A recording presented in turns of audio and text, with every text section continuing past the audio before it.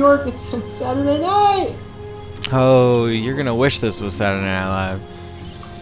I don't know what that means. I don't know what that means. I have no idea what that means. Not even a little bit. Anyways, who's all here? Can you guys hear me okay? You can see me okay? Okay. I'm not seeing you live on Twitch, but maybe there's just a slight delay. There is this delay on Twitch. Yeah, that would be great also if everybody could do me a huge old favor and go on there and follow me whenever it says I'm live. I'm still following you, man. Play it on some device in the background. My brother says, yeah, every time I see you come on, I just turn it on my phone and then put my phone in my pocket. I'm like, cool, okay. Yeah, you can't mute it though. You gotta leave the sound up a little bit. Really? Alright, so anyways, that will, Yeah. You gotta leave the sound up a little bit because it won't count it as viewing if it's muted. Now, if I unmute the stream but mute my computer, does that still count? If you unmute the stream and then mute your computer, that's totally fine. Also, Donald, we can snipe you if we're watching the stream, by the way. Oh yeah, no, you're definitely gonna need to absolutely not do that. Oh, okay, so watch the stream, but don't watch the stream, got it. You're gonna have to turn on the stream? Yeah, what's up, babe?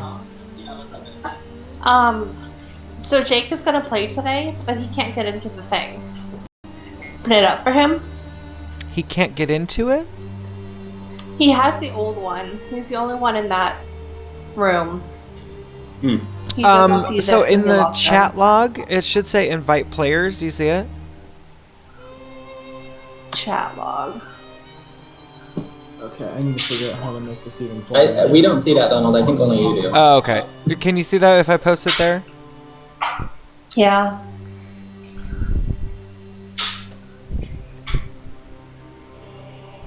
Okay, so I'm gonna have a little bit of an echo, that's fine. I don't know how to send it to him though. Let me send it to him in an email. Hold on a second. And sorry, I don't have camera right now. That's alright. Okay. I just realized that all of the stuff I had open for this stream closed. Let's see. And of course, make sure you're not... Can you send me a photo of you so I know what you look like right now? I can't. Just an idea of like what you're wearing and like, you know. He needs that for full immersion. I'm currently wearing that nice red dress you picked out for me on our trip to... oh gosh, I don't even remember where we went. Tucson last spring? Went to go look at the college. You were gonna take me and pay for my tuition. Oh, it was wearing that nice black thong, the one you like. Oh no, I hate that. I actually hate that. You gotta confuse. Oh, my feet. I'm not wearing any shoes today. Oh. No, I like the burqa. Put the burqa back on. And my, no, my you confused. No picture. Hold on, I'll send you a picture of my feet. Okay, this can't not go up on my stream. Thank you very much. Okay, so I'm gonna have to look up some things here. All right, so here we go. We are going to switch you over to this. Is everybody here? Everybody ready to go? We still waiting for Jake. Okay, give me a moment then. Y'all just make sure you're not watching my stream. I may just take it down. I don't know how well it's running.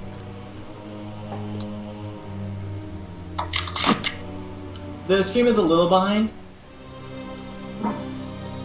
but it seems to be catching up.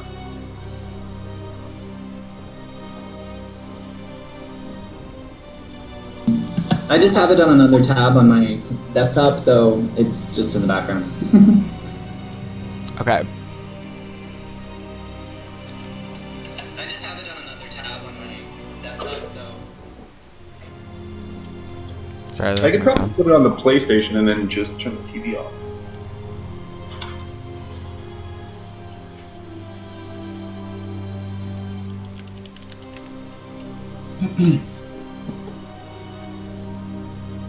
Oh man, so I got my PlayStation controller to start working on my PC today. Nice.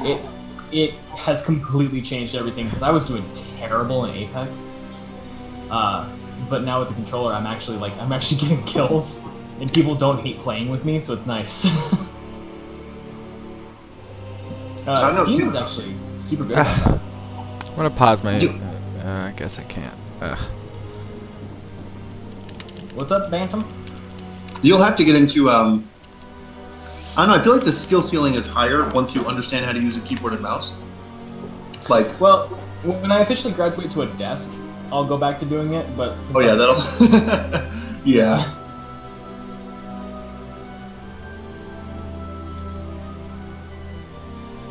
Life could be a dream. Has anybody else seen that video? The video of a woman just saying a handbag. A woman what? She just says a handbag. Here, hold on, I'll post it. Oh good, thank you. Haven't gotten around to that one yet. Yeah, I'll I'm post doing it. it. It's on a must watch. Yeah, it's 3 seconds long. I'll post it. Okay. Guys, did you watch Mortal Kombat? No, not yet. But I've heard bad things about it. There you go. I need you to click that YouTube Roller link. I just coaster? clicked that. It's important for the game today.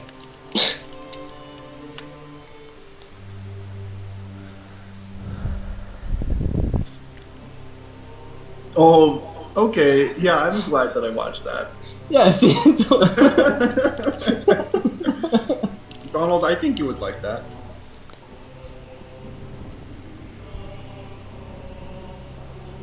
Take a break from tech support and watch that a little bit.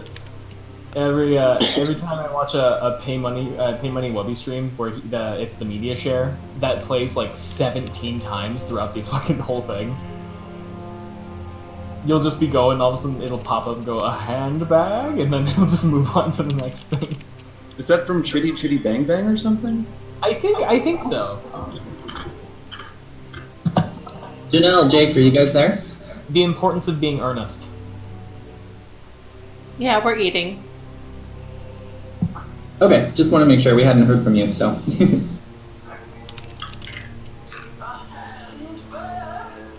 Refresh. I have that issue sometimes too. Just refresh and it should come back. A handbag?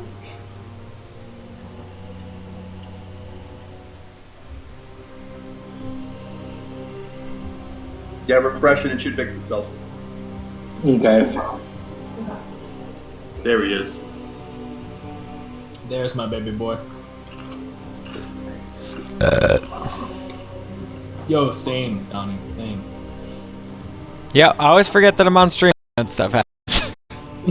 I'm like, I'm not looking at the screen. No one can hear me. Also, if you're watching my stream, I gotta do some crazy crap when I'm doing this. It captures the whole screen while I'm doing it. So if I switch over to the capture screen, it's a mess. Okay. Oh, I should not have looked. Good luck. Player knowledge versus character knowledge. I'm in. For example, your character has no idea how close they are to dying. Okay. Hey. Is everybody present? Is everybody able to hear me? Are we ready to go? Okay. Yeah. Yes. Is Cody here? Yeah, he's there. There he is. All right. All right. So, last we met, the Wizard of Wines was cleared out of the invading druid and blighted kind. The Staff of Legend, the Gothias staff, was recovered from a mad druid. Their dying words a grim reminder that the enemy is seemingly 2 steps ahead of you. On a search for the 3 stolen gems said to give the winery the magic needed to operate, you travel south. Yester Hill, a massive mound, hundreds of feet to the top. Oh yeah, I forgot about that part.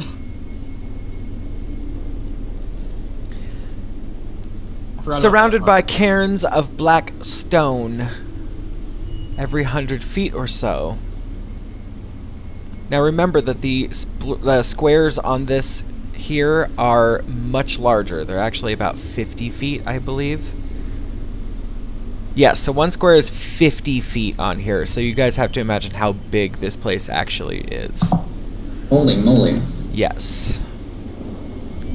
So, atop the hill, you have found a wooden statue in his likeness. One of the stones embedded into the chest. Suddenly from the fog, a royal guest has appeared. So... Hey Donald, I got a question. Yes. Since I missed last week, what's happening with my character? I've just been trailing along. Okay, so I'm like with the party then. Yeah, let me see if I can't get you out here. Everybody on the map. Your character did get really drunk and get a tattoo, though. It was really embarrassing. It was an embarrassing tattoo. Okay. Yeah. So is it of a unicorn? You wish it was of a unicorn, buddy. Oh God. So my character looks at his out of his drunken stupor and looks down and sees. I can't repeat that on my stream. Yeah, no. This. And sees. A big old dick. Guys. Okay, so. Okay. Is it erect or is it flaccid? Girl, you wish it was erect. So it's a flaccid. All right. God, we don't even need a bard in the party. Okay. So, you guys have unsuccessfully taken the gem out of that statue there. Strahd, on the back of his nightmare steed, begins a very slow saunter up the side of the hill here. And as he reaches this first ring around, you hear the cairns all around you start to rumble and shift as if there is something inside of the stone waiting to emerge.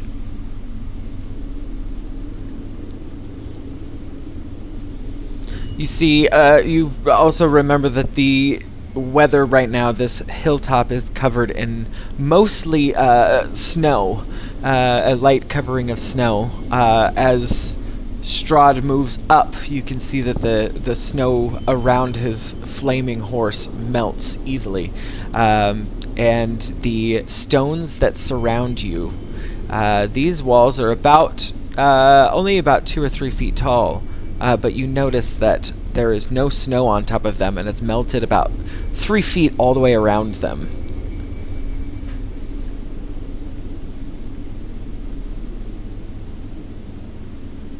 I believe the tree also, or the area over here, began to erupt into these.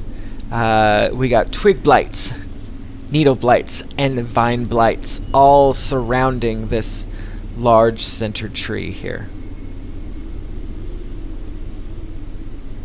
Moment to discuss.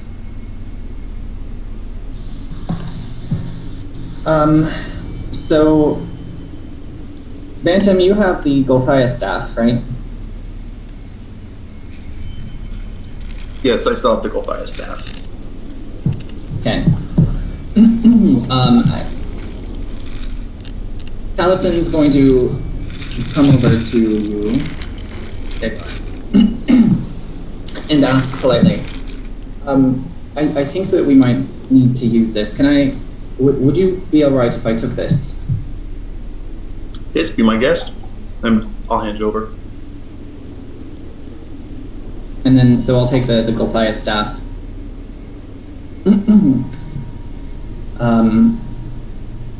With the wizard, with the druid at the vineyard, he used the staff to summon the blights. Maybe there's something we can do with the staff to either hold them off or Quick them with something. question. So the staff imbues knowledge when you go to touch it, correct? Like knowledge of what the staff is capable of. Yes, so you should. I believe I shared the weapon with everybody, Yeah. didn't I? Yeah, you did. Okay, so give that quick old read since you're holding the staff. Yep, I did. Okay, cool. But I'm not. None of us are attuned to it, so. Correct. How do you attune to a weapon? That's a dumb question. Usually a long rest. Shoot. Okay. So I'm gonna go ahead and seeing Strahd and kind of hearing some rumbling behind me. I'm gonna keep my bow at the ready. Put an arrow, like knock an arrow, and a bunch of my bugs kind of unfurl around me, just getting ready for whatever's coming. The second ring of these stone piles begins to shake. They begin to crumble, and you start to see dark figures crawling out of some of them. Strahd makes his way very slowly. You can see his face flickering in the flames coming off of the back of his horse as he gets another step closer. Do you think that he's after this? And I hold up the staff. Probably that, amongst other things we have on us right now. And I kind of pat my pocket that has the page in it. Yeah, I was thinking about that too. Weird. All right. I'm gonna go towards the south where the plants are coming from to see what we can do with this staff. I'm gonna follow. Gonna try and stay away from Strahd as long as I can. You can argue attuned to the staff. Didn't you have it the longest? Or did we not get through a rest with you? I had it during a rest, like during a long rest, but I don't know if it's attuned to me. No. I think you have to put effort into it, right? For something to be attuned to you, you have to find somebody to help you attune it to you. In most cases. Cool. There are other certain things that go into it as well. Okay, Taliesin, as you step down to the south there, where are you positioned as?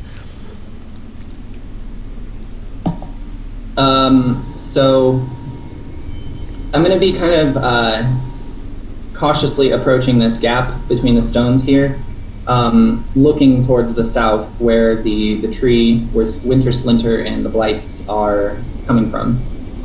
And I'm just kind of holding the staff out, not like too far away from me, but like in a kind of a stance, to suggest that I'm trying to use it. Okay. So yeah, when you lift up the Gulthias staff, pretty much these twig blights. At first you don't notice them, but of course they blend in with the scenery when they're standing still. These twig blights here immediately start to, in a pack, just start rushing towards you. I'm going to need you to also roll a dexterity check for me. Okay.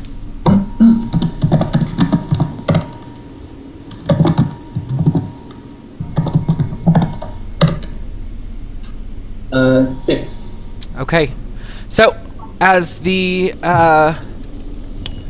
as you hold the staff up and you near the ring of the outside of this area, your staff, you begin to the Gulthias staff, you kind of start to feel a tingle. Your hair stands on edge and before you have a chance to pull yourself away, lightning strikes towards the staff and hits you just in the chest.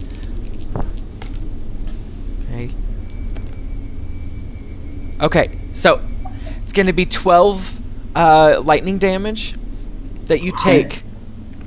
Okay, and it knocks you back 10 feet and prone. You moved me, right? Yeah. Okay. There's a humming coming off of the wall just there. And you notice that you just got too close to this ring on the outside, and you got struck by it. These twig blights move up, and again, just as soon as they stop, they're just indistinguishable from the dead vines and bushes that are growing up through the snow throughout the whole hill. Strahd moves ever closer. Did anything happen to the staff? The staff is still smoking this black, gross kind of smoke out at the top of it. Not a whole hell of a lot, but it's doesn't seem to be affected by the lightning. I'm gonna go up to the rocks and see if I feel any heat on them. Roll a Arcana check.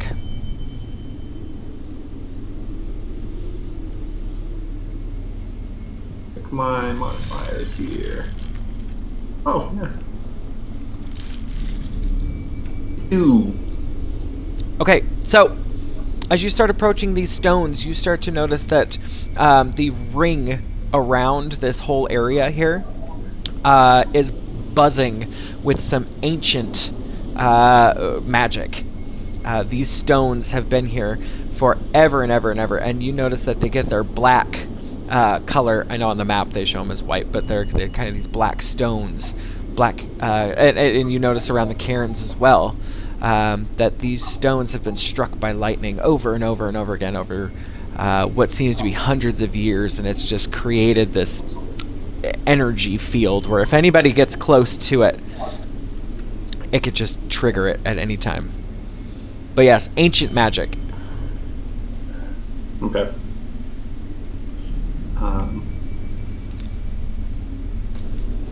Damn.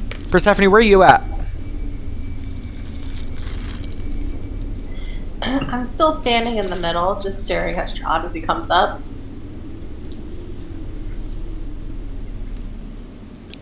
Okay, I think I moved you. Are you guys able to see your characters here? Yep. Okay. All right. So Persephone, you stand. Real quick, roll a Constitution check for me.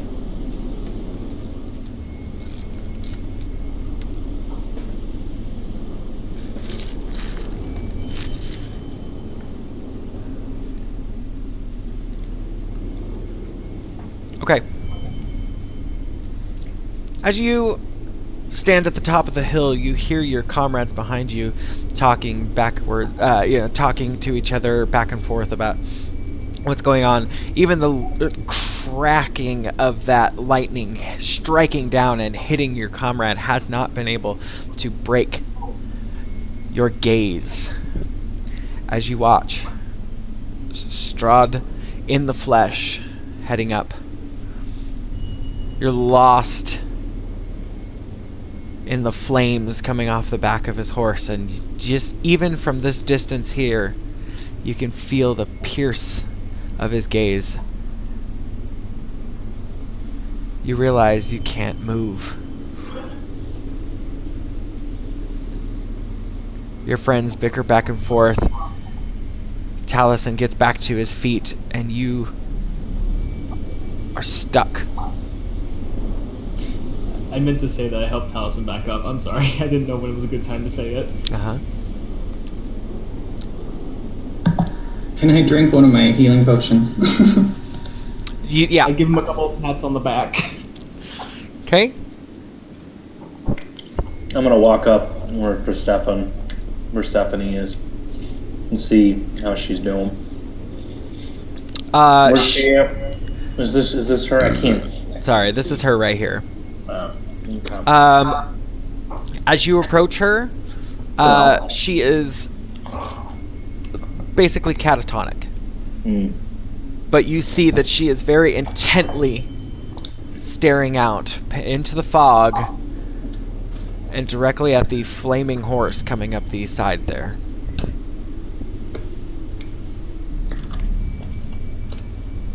Can I telepathically talk to her? Ask her if she's okay? Sure. Ma'am, telepathy. Are you okay? Am I allowed to respond back? Can you hear me? At this moment, Persephone, you do not hear him. Okay. When you go to read her mind, you hear Strahd.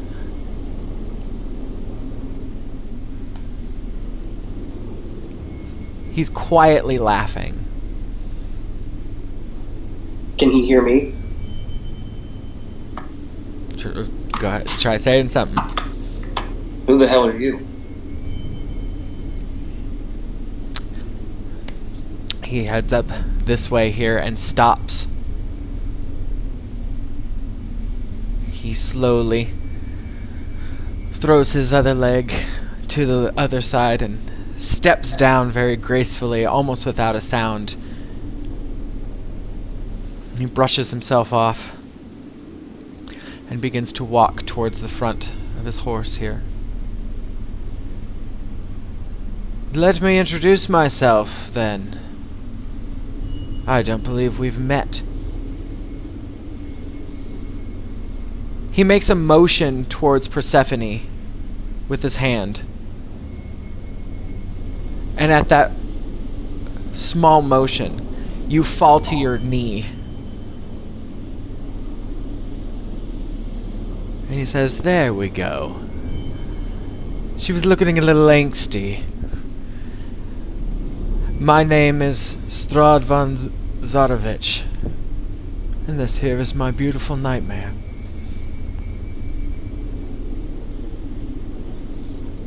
It's nice to finally meet you all in the flesh.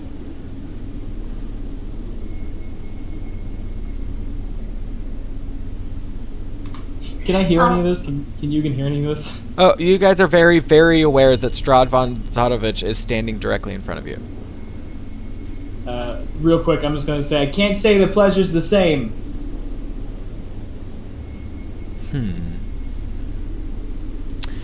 Well, that certainly breaks my heart. And you see him walk to inside of the ring, and two lightning bolts strike both sides of the cairns as he steps in. And he chuckles. What could possibly bring you all the way out here?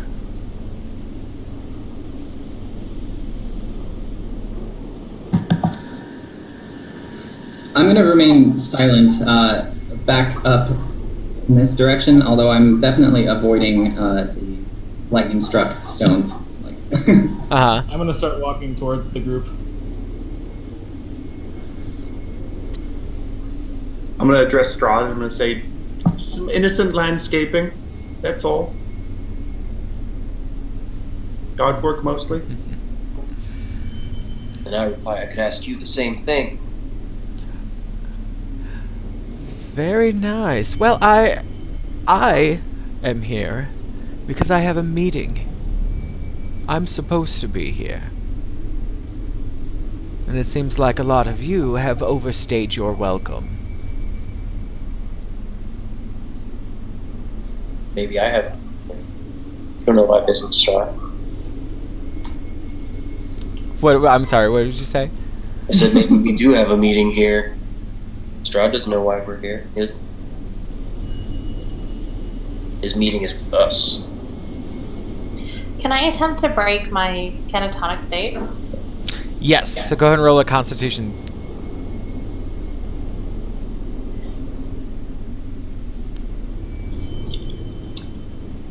I'm sorry. This would be your. This would actually be a Wisdom save. I'm sorry. Oh, okay. That's a lot better.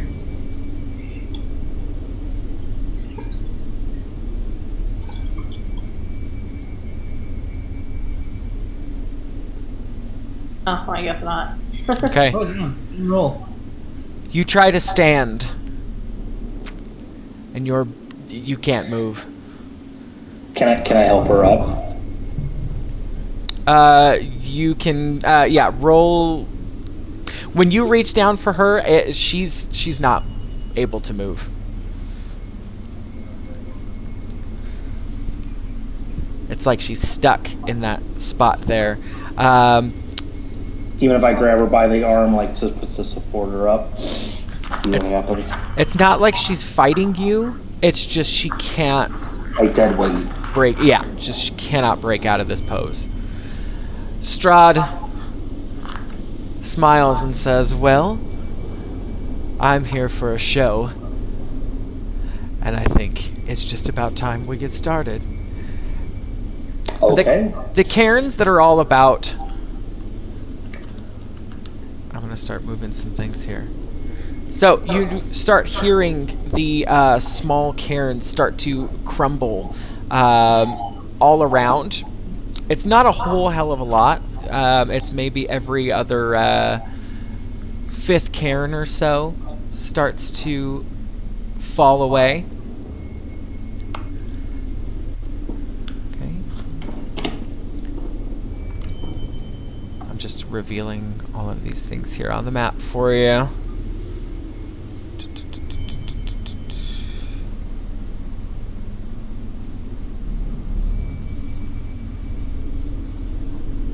God, I was even thinking, like, I wonder if there's D&D campaigns where there's, like, 2 DMs. 2 or 3 DMs, because it's like, this is a lot for one person to do. I think there's such a thing as like an assistant DM that just helps with the characters and keeping track. Ugh, that'd be nice. Okay, so the cairns all around, about 6 on each row kind of pop open, and you hear this chanting begin. And you can't quite, it's not in a language that you understand, but you start to hear this chanting. And at first it sounds kind of dissonant, but you can tell that it's coming from 6 different spots all around you.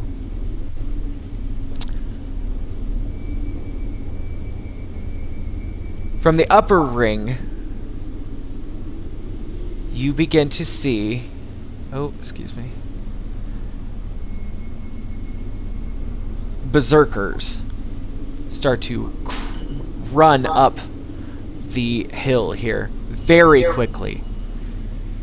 Covered in mud and gunk and gross, the berserkers begin to convulge on your spot there, and these twig blights begin to get close, but not too close, and they are coming after Taliesin. So I'm gonna back up just so that I'm closer to the party. Okay.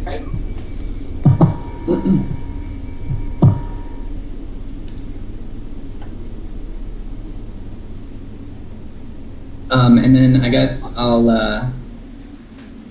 just gonna stand there and watch the twig blights as they approach. Also trying to keep an eye on the things behind me, Strahd and the rest of the party. Yeah, so you can feel that dark energy coming from that staff still in your hand.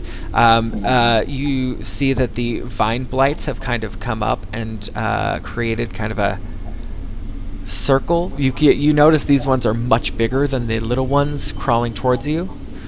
And all throughout the night, or excuse me, all throughout the air around you, throughout the light fog and the lightning strikes, that chanting starts to take over, and you start to feel it vibrating through.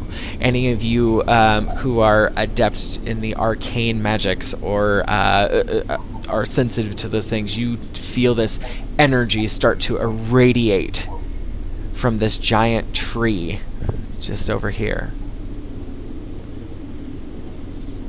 From this distance, you can't quite tell, but it appears that there's something hanging in the tree. So, question quick. Yes. So when that gem that's in there's a gem in the statue, right? Yes. Yes. Did something happen when we touched it? Like, is that when all this nonsense started to go down? Once you started pissing it off, that's when the twig blights kind of started to appear. And you were unable to get it out of there before it started to kind of grow over and pull it back inside. But you can tell that it's still in there, but it's held in real tight. And is this statue, is it made of like wood or like stone? It's a carved statue, but you can tell. Make a perception check for me. Okay. We tried a couple of things to it. If you don't remember, it cannot currently be damaged by us. Can you actually make a nature check? I'm sorry.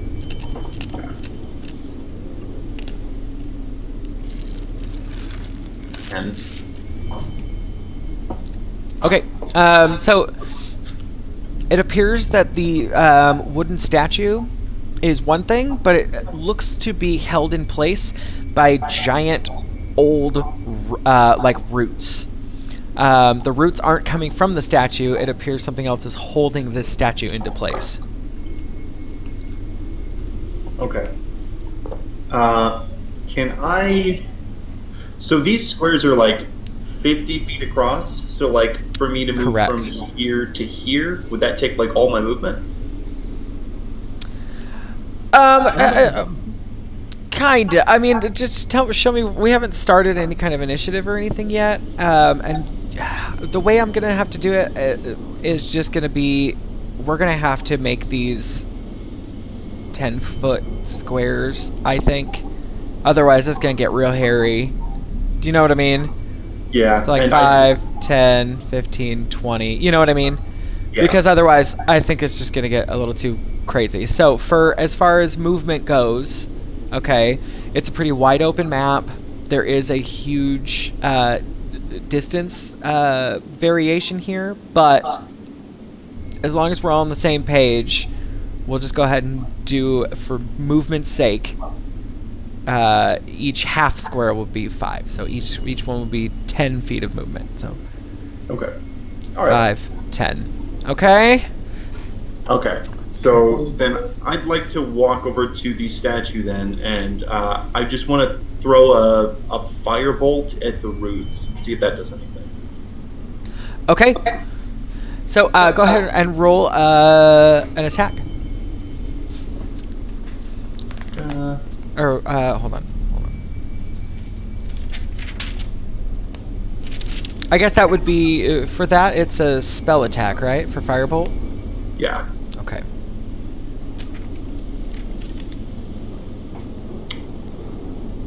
And then, so my modifier at the top says +7 to spell attack. Is that to the attack roll? Yes. Okay. Okay, so, yeah. You walk over and fire a bolt at the roots, and it does, in fact, leave this burning scar. Once you hit that, the root, you hear that chanting that's going on. You hear it grow louder, almost like pang in the echo. There was no denying that you hitting that, something out there felt it. Mm-hmm. Yes. Go ahead and roll damage, actually. Okay. Let's see.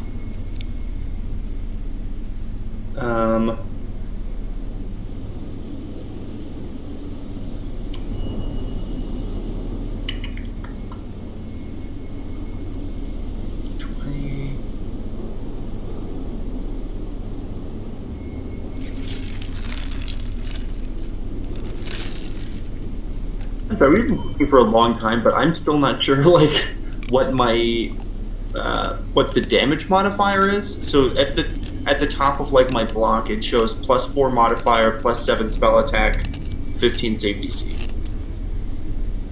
So like, So it should have the damage modifier in the table if you're using D&D Beyond. so so under effect, that's going to be all the damage that is dealt. Mm-hmm. Yes. Okay. All right. 5. Okay. 5.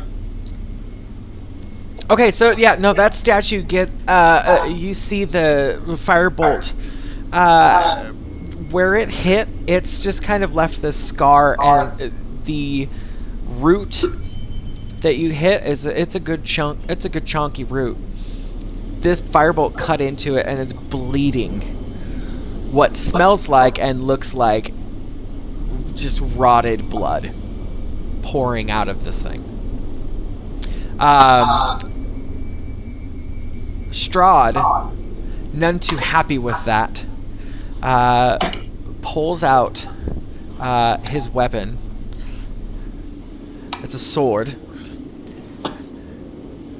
And you all turn just in time to see this very soft face turn into the visage of evil, and the teeth exposed, and the weapon out, and the claws at the ready. Strahd teleports forward as fast as you can even imagine. I need everybody to roll initiative for me. Oh shit.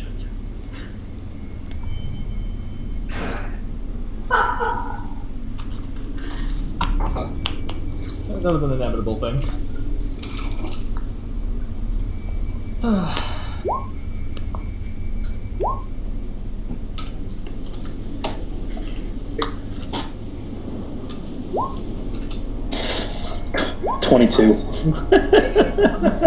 Hey, dude.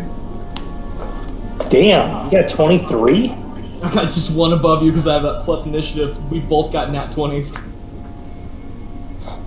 Or wait, then I guess I got 8 because I forgot about my initiative. You guys both got nat 20s, huh? Yeah, that's our one nat 20s. We could sure fucking use those during the fight, but okay, I'll take him for initiative. I bet she will like start rolling like 1s and 2s though. Oh, I'm fucking hoping so. I'm dead anyway, boy. Oh, we got a nat 1 from Heximer. Oh, Hex. Toddler, am I gonna have to break out of the stupor before I do my attack? Yes. So currently you are still stuck in that position, and it is at his will that you are stuck in that position. You can probably go for another wisdom save.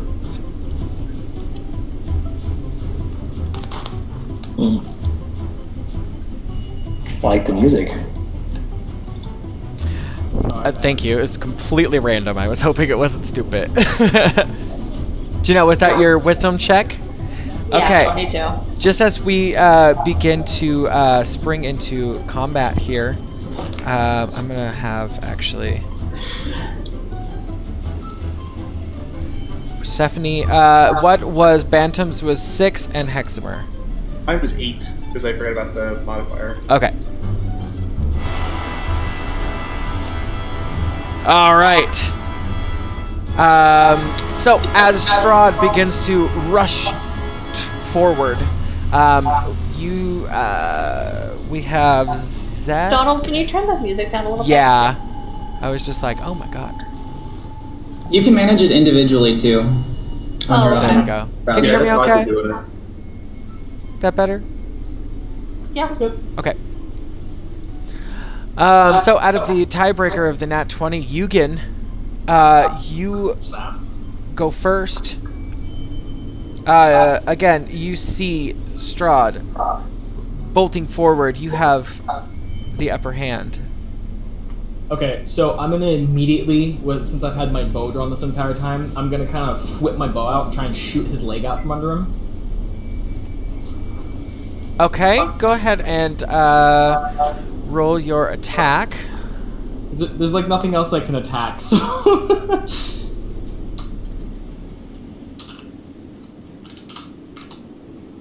You don't want to do bug? I do bug after. Okay. My bug is a reaction. Bonus bug. Okay. Yeah. Plus 8. Oh my god! Oh my god! Yep. We called that one. Yeah. Nat 20, nat So- 1, are you fucking kidding me? Yes. So you make. You have to explain to me. So you tried to shoot out his leg, and Yeah. you managed to fire just in front of his face as he's passing forward. Strahd. I get 2 attacks. Not when you roll a 1. I know.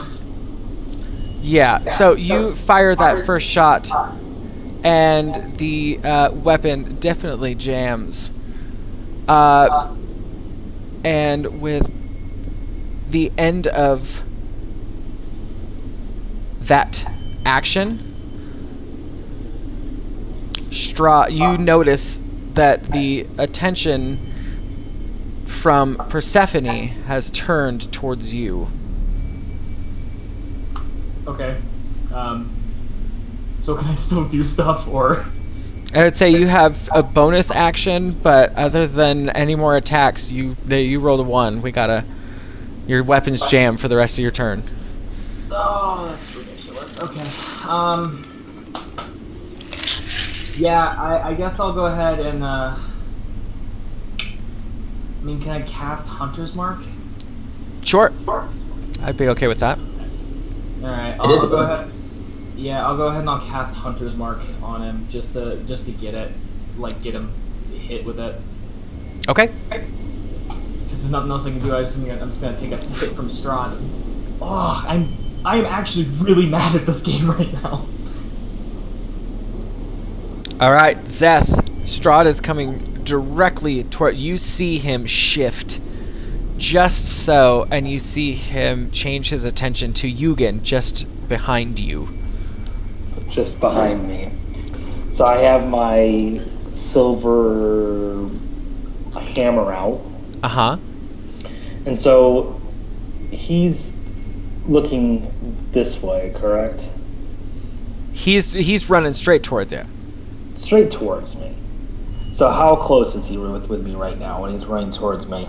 He's about... Like literally right in front of me? Or like that's what I'm confused about. Like, that's what I'm asking. So when you say he's coming towards me.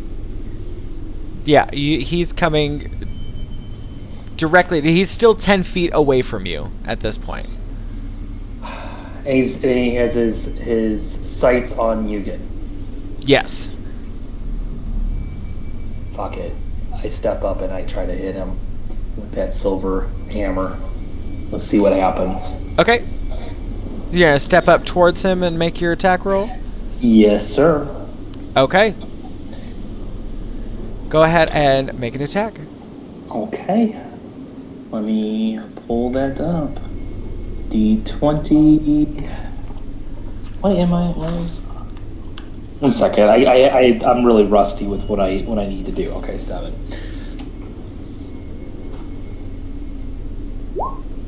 $13. What the hell? 13 does not hit. As, yeah. So you stepped up and you whiffed just as Strahd kind of ducks below your hit, almost with no effort, his cape catching behind him as he ducks under. Strahd, Okay, go ahead. Oh, no. What did you have? I was gonna say, I'm gonna tell Hexamer to attack him with my voice while I'm attacking him and missing at the same time. Okay. Using that commanding shout or whatever? Yes, sir. So we'll use commanding shout, and Hexamer, I'm going to give you your choice of what to use. Okay, so do I just like pick a spell or? You make an attack on pick whatever the target. attack you want. Yes. So Strahd is looking at me. So would he get like advantage or something? Oh no, like that? he's very aware of every single Everything one going of you. on. Okay. Oh yeah, none of you feel safe. The wide open field, and Strahd's just ready for you. Even with him to his back. Strahd's facing all of you. You're right in front of each one. Oh, okay. I get what you're saying. Okay. I'm gonna cast Chromatic Orb at Strahd. Okay, so roll your attack. Is that how that works? Chris, you'll have to back me up on any of the magic, because I don't know. So, Hexamer, is that a spell attack? Yeah. Yeah. Okay. The 25 does a hit. Go ahead and roll your damage.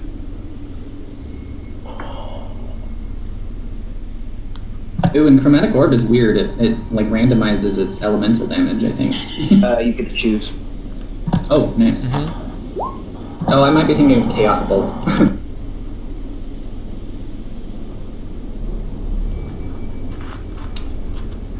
Okay. And then Okay.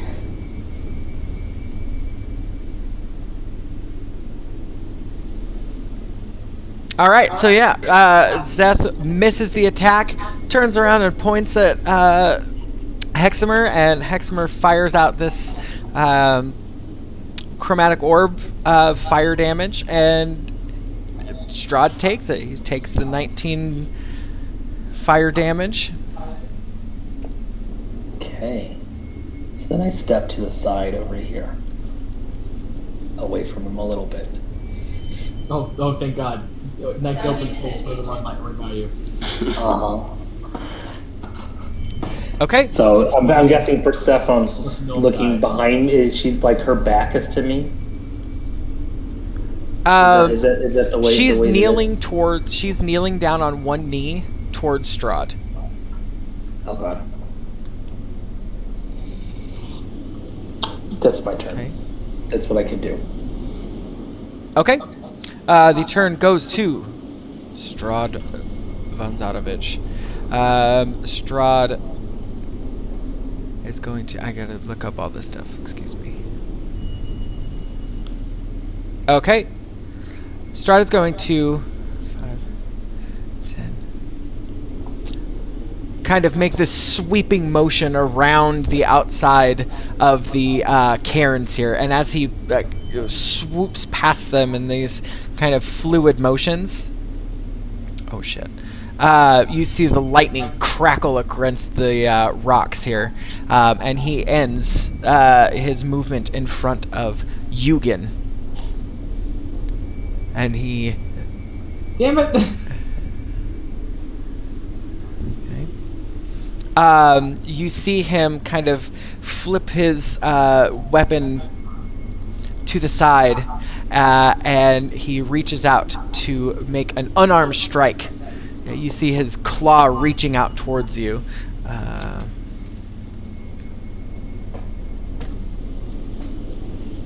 Okay. 21 to attack. Beats your AC. You feel the nails sink in to your shoulder, and he pierces his nails into you. You... Give me a moment.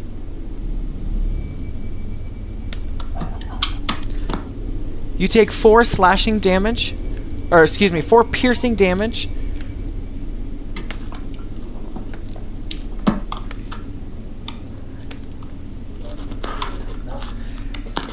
And 12 necrotic damage. His nails sink into your flesh, and you try to pull away, but he has actually grappled you with his claw.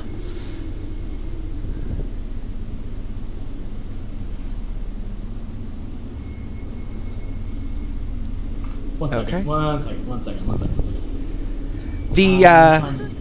As he turns towards Hexamer and gives him this side eye, and you see those bits of char that were on his skin and clothes. You see them start to repair. The clothes themselves even begin to repair. Ash. The turn goes to Persephone. Persephone, you did successfully manage to stand up from your... You rolled for that already. Your wisdom check was...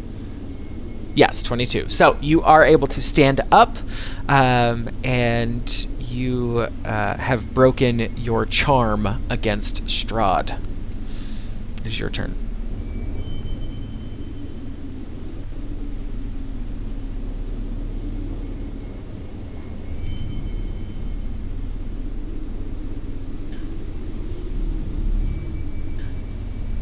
Okay, so I want to stagger up, and I want to take a deep breath, kind of re-secure my hands on my shield and my weapon, and I want to channel divinity.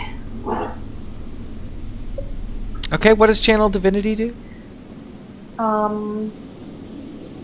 Your oath allows you to channel the divine energy to fuel magical effects. When you use channel divinity, you choose which option to use, and you must finish a short or long rest to use your channel divinity again. And I want to do it for Sacred Weapon. As an action, you can imbue a weapon with positive energy. For 1 minute, the weapon is considered magical, and you add +4 to attack rolls and emits a bright light for 20 feet and dim light for 20 feet beyond that. You can end the effect as part of another action if you no longer are holding a weapon or if you fall unconscious. Okay. Hell yeah.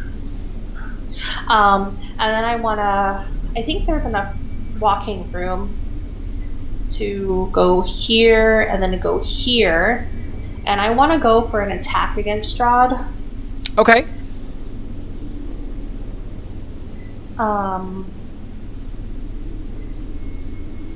Channel that. So my weapon is magical. Was it already magical because it has silver? No. Different things. Two different things. Okay, so yeah, make your attack roll against Strahd. Yes, I'm going to do that right now.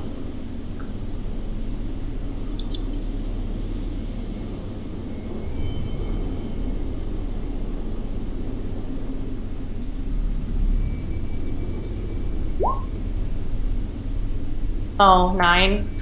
So the first one doesn't hit. Yeah, so you go to swing at him with this bright sword, and he very casually just sidesteps it, and you see him kind of pull Yugen back with him, that he's caught in his hand. And then I rolled a natural 20 for the second attack. Okay. Roll your damage. A crit. Ooh. Very nice. I have to remember I had +4 to attack rolls, so that would have been a 13, but that still wouldn't have hit, right? Correct. Okay. So...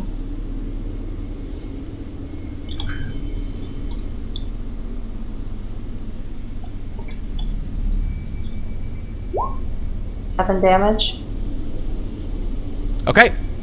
So yeah, the second one strikes, and I'm almost taken by surprise. You managed to miss the first one quite gloriously, and in his kind of showing off, you do manage to stick him in the side, and his eyes grow wide for a moment, and the searing flesh, you can almost smell it as the radiant damage cuts into him. He takes a step back, still kind of shocked at what's just happened. And at the end of your turn, he says, well, that's not very nice of you. He's going to make a legendary action to make a bite attack against his grappled victim, Yugen.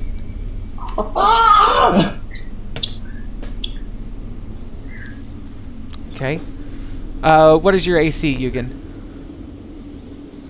We both know it's 16. 16. I'm gonna, before I do that, I'm gonna do a bonus action, and I'm gonna cast Shield of Faith on Yugen and give him +2 for AC for the duration. +2? Yeah. Let me see if that beats it. Hold on.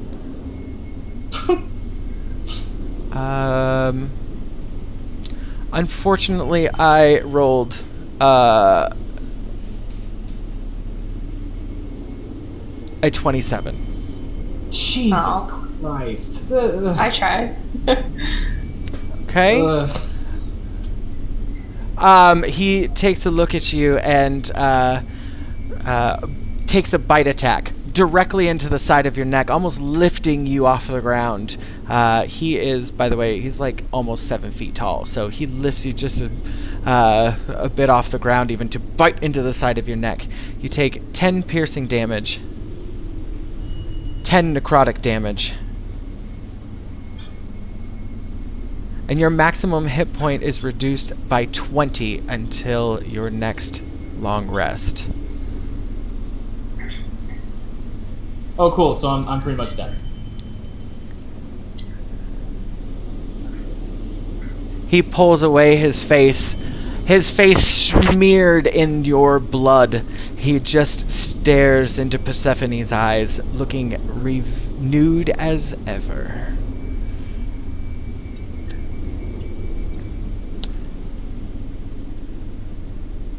Up the side of the mountain, you hear what sounds like almost wild animals, but you realize that it is these men that are covered in this light gray mud, and they rush up to the outside of the circle here.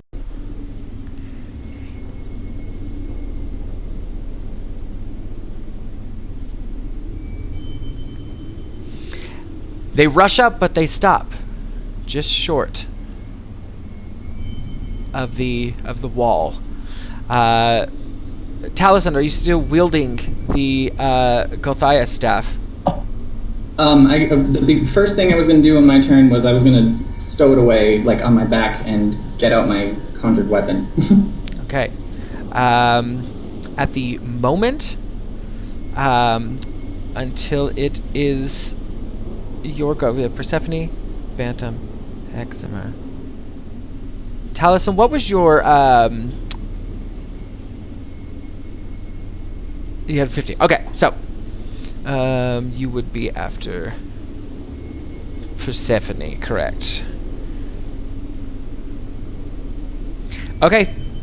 The berserkers move up towards the cairn, and the turn goes to Taliesin. Cool. So, like I said, I stow the Gulthias staff on my back, and I summon my glaive, and I turn to Strahd, and as a bonus action, I cast Branding Smite on my weapon. And so what this does is basically the next time that I hit a creature for a duration of 1 minute, with a weapon attack, I deal 3d6 radiant damage to it. Okay. And they become visible. They shed dim light in a 5-foot radius, and they can't become invisible until the spell ends. Okay. And then with my reach, because I have a reach of 10 feet, I will attack Strahd.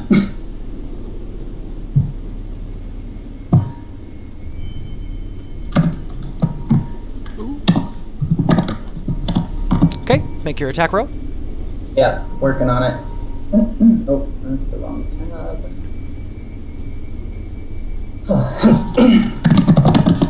And I have 2 attacks per action with my packed weapon. So 19 for the first attack. That does hit. Okay, so I'll roll for damage. 6 plus 3 3d6.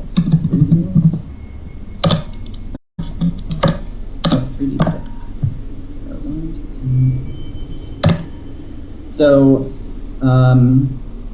I deal, what is that?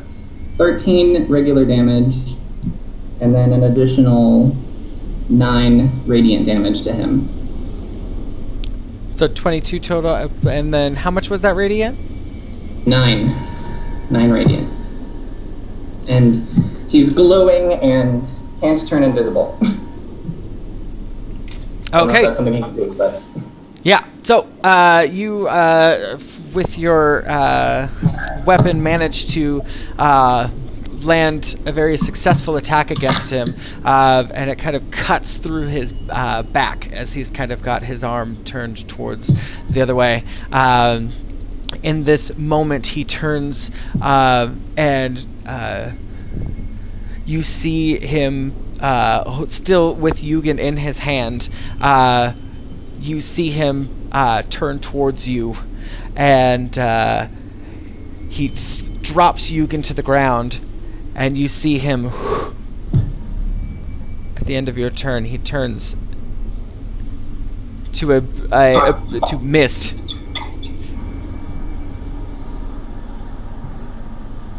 Shining mist. Very shiny mist passes to here. You see, as the mist passes over this here, a lightning crackles down over it, and Strahd appears on the outside of the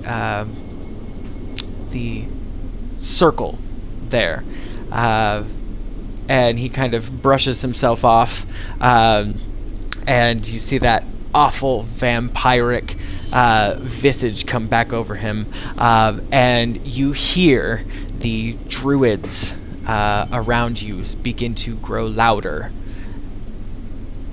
The druids all the way out towards the bottom of the hill. You hear them chanting louder and louder. The twig blights becoming more nervous and skittery, and tempting their fate by getting closer and closer.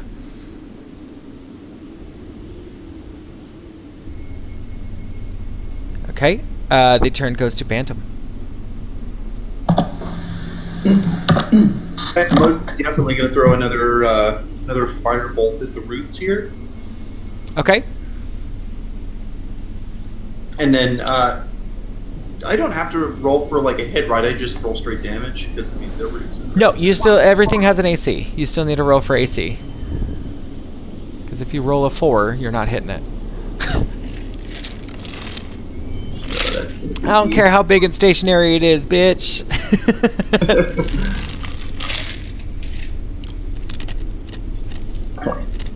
Our natural 20. Go ahead and roll your damage. That feels like a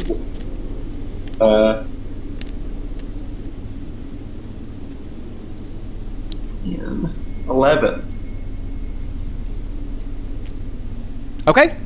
So yeah, you fire another one of these fire bolts into the roots, and this manages to kind of hit into an inner spot, and you see it kind of the flames kind of reaching around from the inside. The blood beginning to pour out kind of instantly puts out the flames, but it does crackle and hiss and whine. And as you do that, the from this side, you hear a loud cracking noise. And it echoes throughout the sky. You see these ravens fly out from the trees all around. And the ravens that flying overhead begin to get ripped out of the sky by these vines whipping up from this tree. And you see them just grabbing the birds out of the air and throwing them down to the ground, and all of the foliage seems to just be crawling towards you. Up through the snow, you just see vines crackling towards this edge here. Okay, Bantam, was that your turn? Yeah, that's it for me. Okay. So, Taliesin. As you have kind of put the staff behind you, you're no longer actively wielding it. You definitely notice by this point the twig blights would be upon you guys, if you will, but it's kind of slowed down a little bit. They kind of seem a little agitated more than they are coming at you. But it seems that they're losing their patience. It's not until these larger ones in the back, these vine blights, have a say in it. 5, 10, 30. One of them gets brave enough to get all the way up to here. Okay. I'm going to roll. Rolling for percentage is so weird, by the way. I hate it.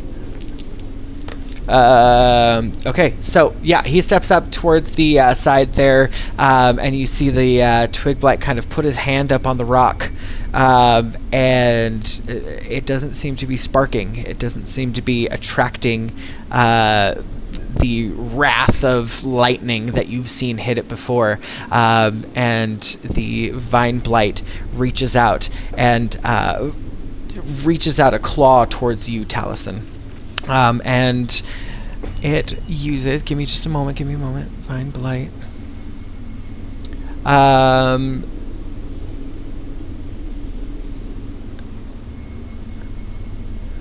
Okay, excuse me.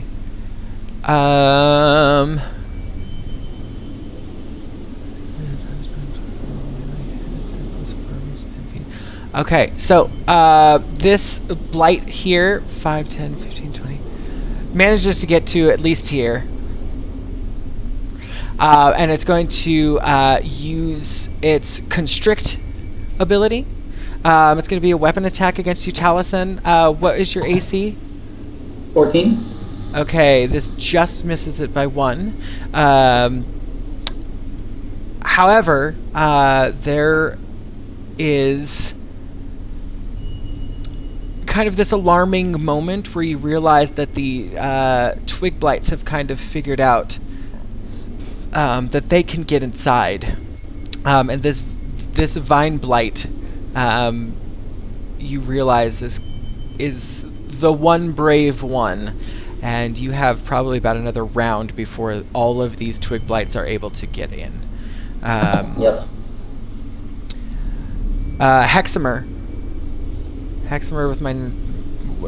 with my nat 1 or whatever. It is your turn, buddy. Oh, goddamn time. So I'm gonna run over here real quick.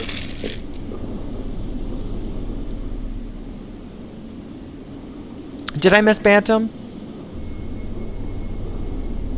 I'll circle back and get you, Bantam. I'm sorry. No, Bantam had his turn. I was just okay. confirming order. Let's see. I'm going to cast Hunger of Hadar. Okay. So I'm going to go ahead and open up a gateway to the dark between the stars, a region infested with unknown horrors. Okay. A 20-foot radius sphere of blackness and bitter cold appears, centered on a point with range and lasting for the duration, which is up to 1 minute.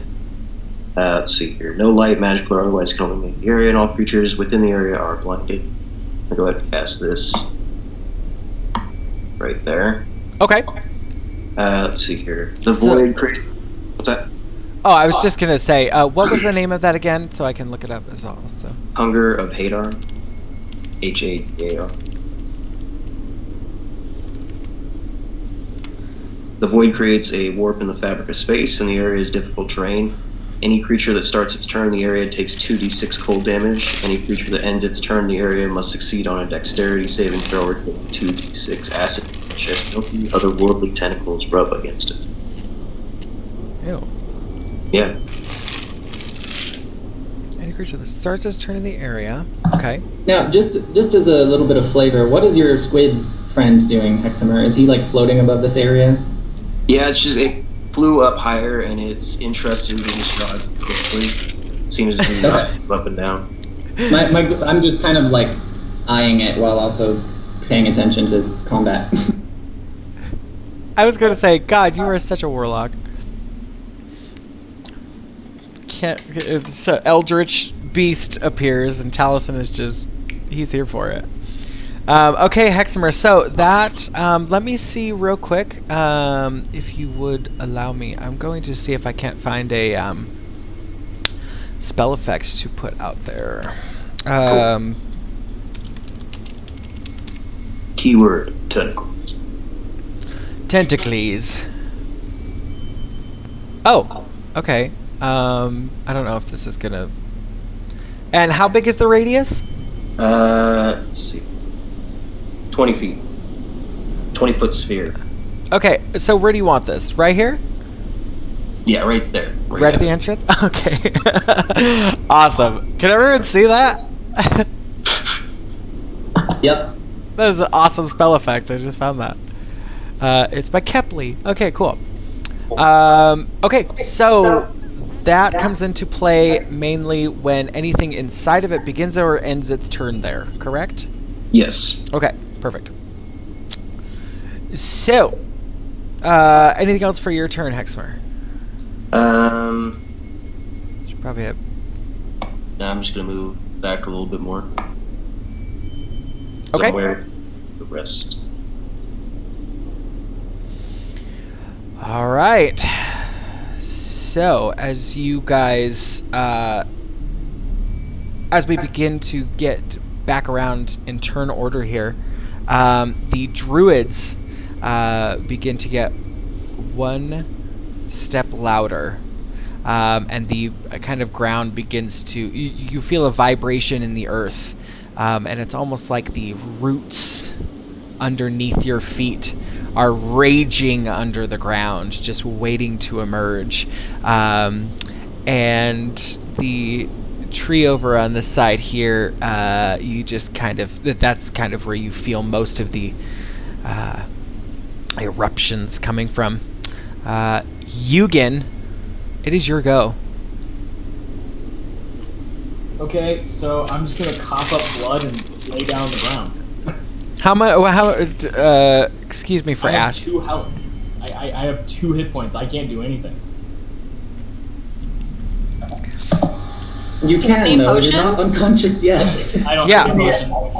This is kind of that moment where you stand up and spit out that tooth that broke out of your mouth and go for it. Oh, that was a horrible sound.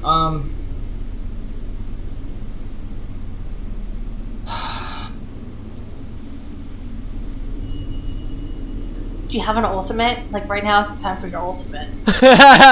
Your Do I have an ultimate power. My ultimate would require me to have health, which I don't have. So I honestly don't know what to do. Can you set a trap? Do you have any traps? Did you slap at these roots with me? So, question. Yeah. Something did happen when we hit that statue, right? Something screamed. Oh yeah, everything on this side over here like went crazy. The tree started lashing out. Crows were flying all over the place. It was yeah. Question to the group, because I feel like there's something that we can't fight our way out of, right? Maybe killing the statue kills everything else. Just throwing that out there. So, from player knowledge, just like looking at the situation, it looks like what's happening is every time we attack the roots, which are connected to this big ass tree down here, I'm thinking. I mean, the last time we attacked it, vines started coming towards us from this tree, so that's the only reason I'm using context clues. So if we were to attack the roots again, I feel like we would just incur more wrath from the tree. I think it's damaging it, though. Yeah, I think it's the heart of the tree, and that's why they're trying to hide it. That's my thought too. Okay.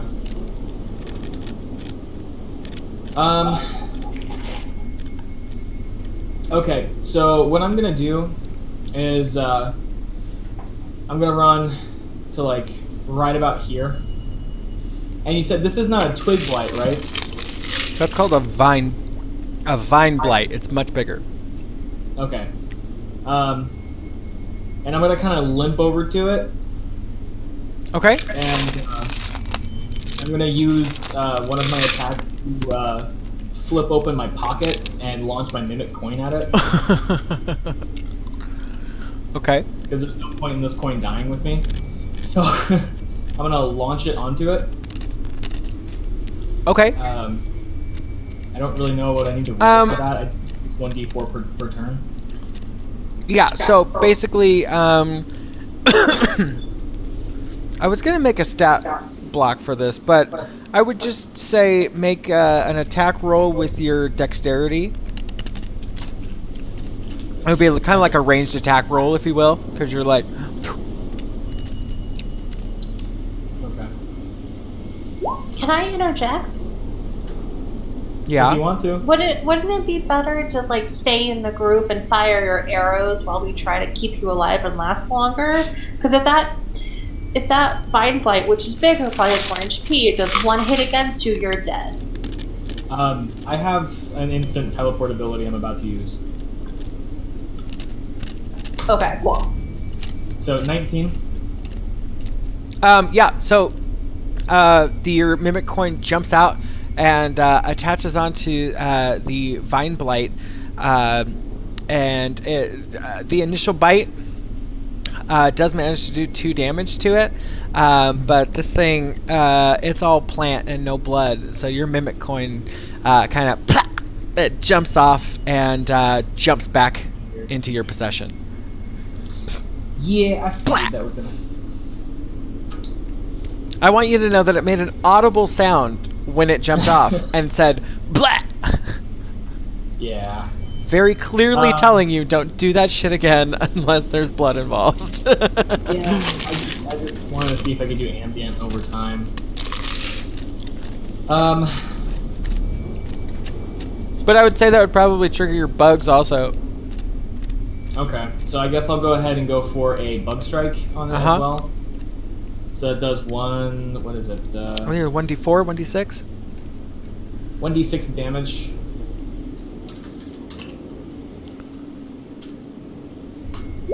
Three.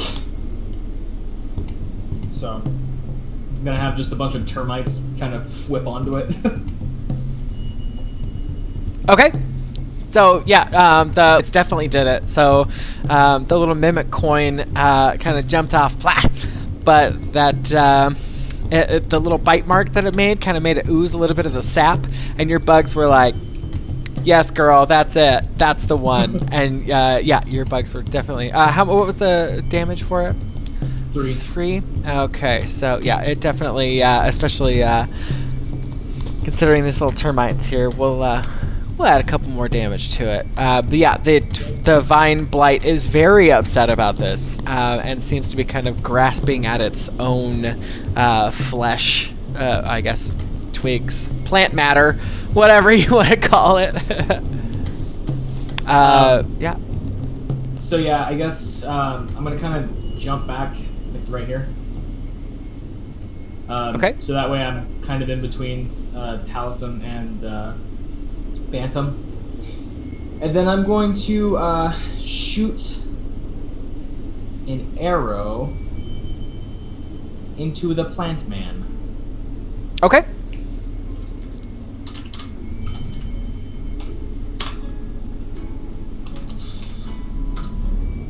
Oh my god. It's okay. It unfortunately does not hit though. But this vine blight is still very upset about what you've done to him, and you can kind of still see him trying to pick out the little termites out of his skin, and his little fingers are reaching inside of himself, and he's very pissed off about the whole thing. Very upset about it. Very cool. Seth, I made him angry. show us what you do, buddy. You just straight pissed him off, honey.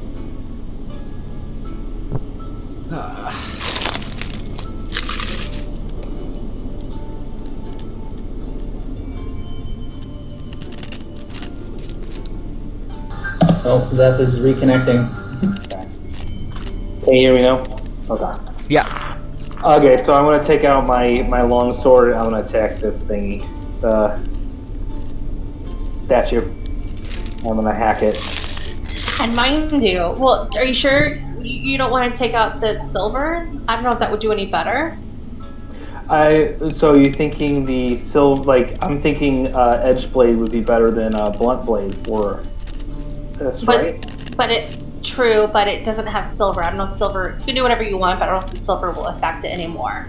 I don't know if silver's doing anything to it, or if silver would do anything to it. To the statue, I don't know for sure, but I would guess that silver would not have much of an effect. Silver's more for undead things. All right, let's take my great sword and I'm gonna hit it as hard as I can. Just let's just see what happens. Okay, roll your attack. Okay.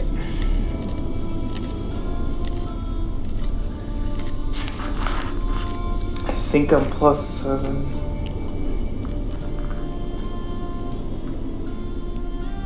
Yeah, it's +7. 18.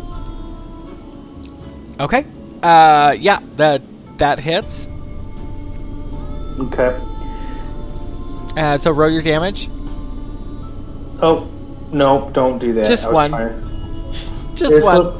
It was supposed to be 2d6, so I guess I'll roll another d6. Just roll 2d6. That's fine. Yeah. 2 + 4. Roll. 15. 15, not bad. Okay. Yeah, so, and you were doing that, excuse me. You are up here, right? Yeah, I'm right here, so I move right next to it, right here. Oh, right. Okay, I'm sorry, I got a little lost there. Okay. So I'm gonna move right next to it, right there. And gotcha. Okay. Yeah, as you attack those roots, the twig blights over on this, all of the blights over on this side, you start to see just how pissed off they're getting. And pretty much all of the blights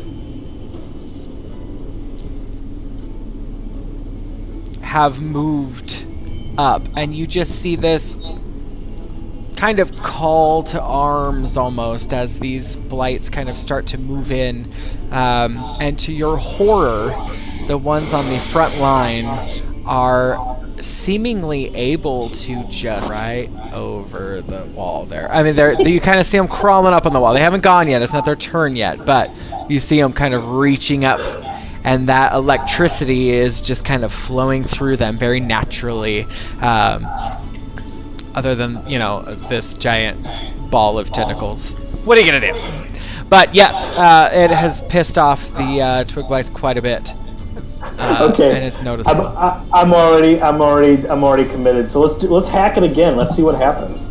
I think it's a good sign, honestly. I'm taking this as a good sign because, to be honest, I don't think we can fight our way out of this if there's not a trick. So let's just try it. Why not? I have an idea. Just okay. What's the idea? While I'm getting ready to hack my second one, what's the idea before I do it? I'm gonna give. I'm gonna tell Bantam to burn the Golthias staff. I'm gonna put it over there in front of the statue so that he can burn it all. Okay, so can Taliesin just throw it on the ground and I tell Bantam to do that with one of my attacks? Can we do that? Is that allowed? So okay, one more time. I'm sorry. You're doing what now? I was going to hit it, but he has a good idea. Why the fuck not? He throws it on the ground, and I use my second one like the direct attack, and I direct Bantam to burn the stick. So you're just commanding strike? Yes, commanding strike on the stick to burn it, just like Taliesin says. Yeah, I would just do. Fuck it, go for it. I don't care. Go for it. All right, so Taliesin throws. So if you want to take that over, because you told me that you got to throw on the ground. And then I'm going to tell Bantam to burn the fucker. Okay, so yeah, make your attack roll with your fire bolt, I guess, right?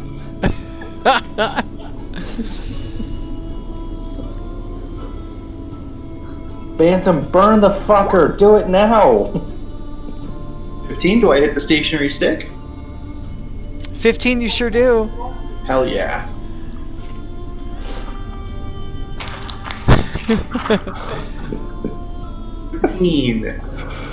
All right. 13. Okay. So, yeah, as you fire this firebolt into it, you start to see it kind of crumble away. The vines that are holding on to the crystal, you see them, you can almost hear them tightening around it, holding on, and the statue has started to smoke quite a bit. The druids out in the outside of the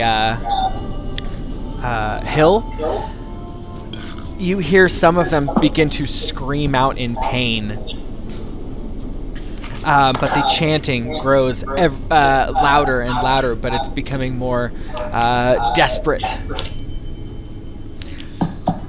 Okay, so it's to attack we got the stick, and now we got to attack the roots, it seems like. I hope they're not summoning Babala Saga. So what happened to the Golthiah staff? The Golthiah staff is just buzzing. You can feel... Yeah, it's almost like you're overly aware of its presence, even though it's on your back, it's tied to your back, it's sealed away. You just kind of feel this draw. You can't get it out of your mind. You are very aware of the fact that you are holding on to this staff. Make a perception check. So, yeah, go ahead. Perception, go ahead. Arcana if you'd like as well, Taliesin. So I think Chris meant to throw the staff down, and Jake meant for me to throw a firebolt at the staff. That's what we were trying to do there. Oh, okay, at the stick. Okay. Yeah. Okay, so, the stick that you threw under the thing is the thing that's burning? Was the Golthiah staff. Okay, so you threw the Golthiah staff underneath the statue and just set the bitch on fire. Okay, Yeah. So for up until this point, it did kind of just burn. This smoke bellowing out from underneath the statue kind of made it hard to kind of stand next to it. Zeth, even if you wanted to, you could even take a step back away from it because of the smoke. And it's a mixture of that black smoke that was coming out of it, that just pure hatred coming out of the top of it, and just the white smoke of a burning wood. And the snow around you, what little snow there is, begins to melt away. And the Golthiah staff,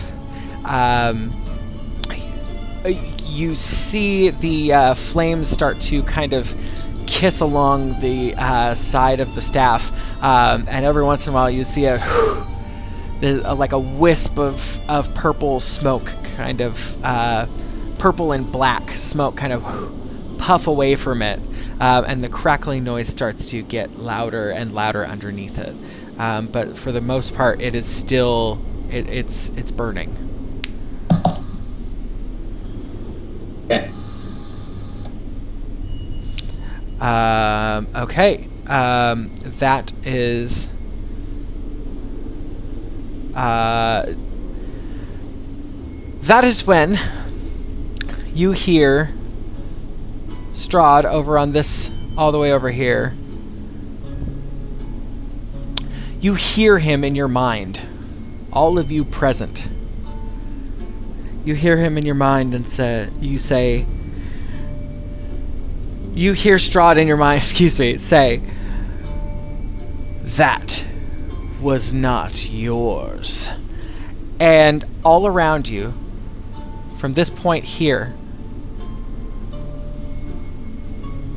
you almost don't even hear it coming, but a large fireball engulfs this area here, catching the 5 of you within it.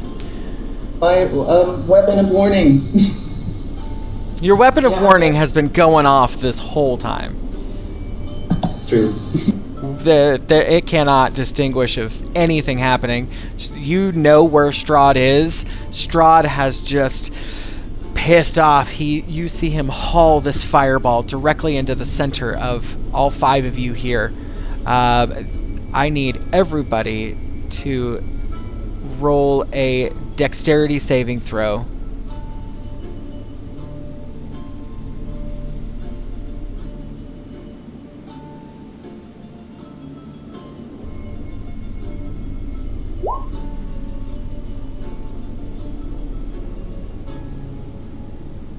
Okay, I'm just gonna lay down on the ground and just let it kill me.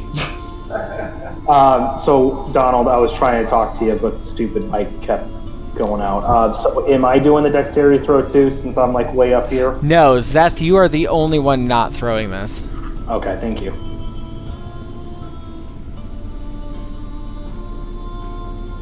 Okay.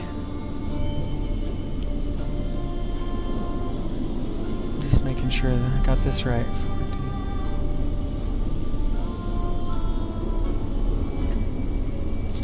Okay, so looks like we have 13, 10, 7, 4, and 14.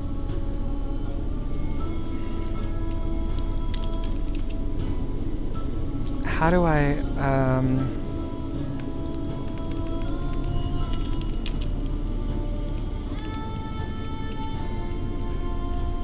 Sorry, hold on. He's writing that it was a 20, and it's critical hit, and we're all dead. You Fireball's wish. a high-level spell. I think we are all dead.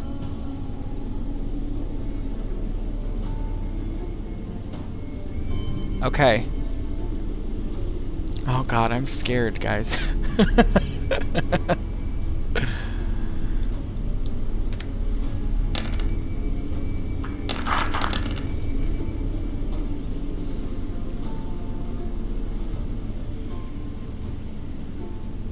That's going to be 33 fire damage. Erupting from this middle point here. To each of us? To each of you in this area. Okay, well, I'm that's dead. that. Yeah. Yep, I'm dead. Yep. Who's So- been downed? I'm unconscious. Yeah. I almost made. I have 6 life left. So Persephone's the only one that's conscious. Okay. So the turn is actually Strahd makes his attack with the fireball. Okay. And with his bonus action, he will Misty Step to here. Gonna kill me. And he stares you directly in the eyes, your teammates lying around you in flames, you batting off the smoke and flames off of you, and he looks you in the eyes. Persephone, it's your turn.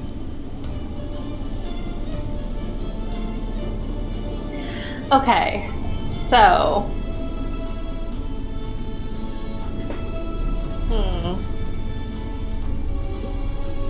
What does inspiration do again? Because I've had inspiration forever. Inspiration, you can use it to, I guess, re-roll a d20. Oh, okay, so not like a bonus action or anything? No, I mean, we haven't used them in so long. I mean, I've always just let it re-roll a d20. Okay. Huh. So in a swift motion, there's this large explosion. All around you, your party is laying on the ground unconscious. And you are face to face with Strahd. What is your action? Let me look and see what I got here real quick. Let me see what some special stuff I haven't used before.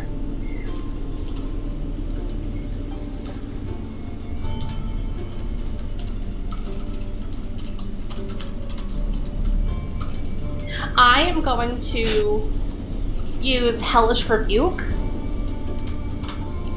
Is Hellish Rebuke Okay, so at the end of his turn, you'd like to do a reaction? A reaction, and then I'd like to proceed with whatever I'm doing. Okay, so I will say at the end of his action, him getting into your combat zone, you can use your Hellish Rebuke. Is that what you said? Yeah, I'm gonna just. I'm assuming Am I on the ground? Am I prone, or have I got staff or something? I mean, you got hit pretty hard. You definitely fell to the ground, but you just barely managed to stand up in a panic. Persephone is looking over the field of her fallen friends. Not one, but 4 people have just fallen in front of you. Yeah, so I'm gonna now would be a time to use your inspiration, yes. Yeah, in an outrage, I'm gonna be overcome by my devilish ancestry and just kind of scream and see what I can do for the Hellish Rebuke. Okay. So he needs to make a dexterity saving throw of 15. Strahd's dexterity. 10. So, he Fails takes, okay, 3d10 fire damage. Beautiful, go ahead.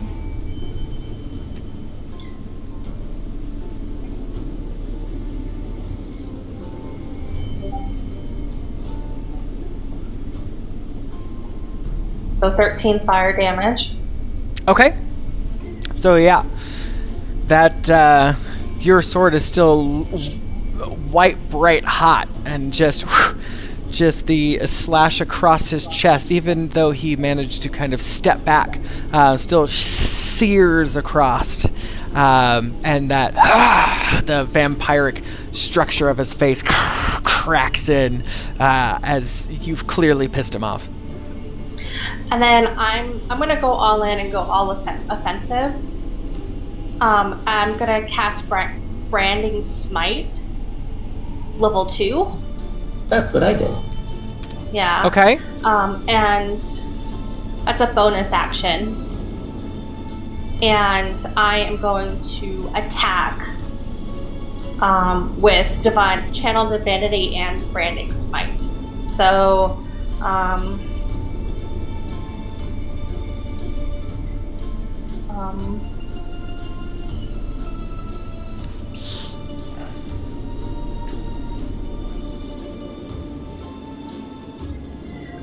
sorry, I'm getting confused here, but sorry.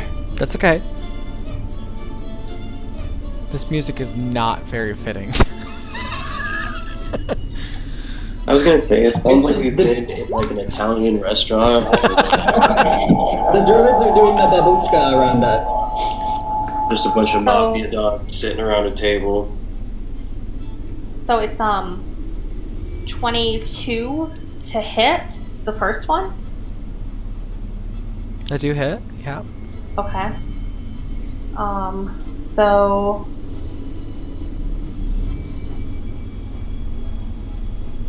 let me spells. Where is it? So it's. So let me do the attack first.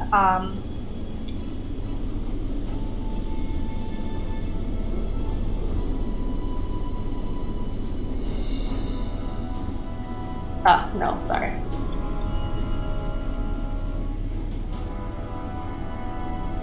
So 11 for that, but then the Branding Smite is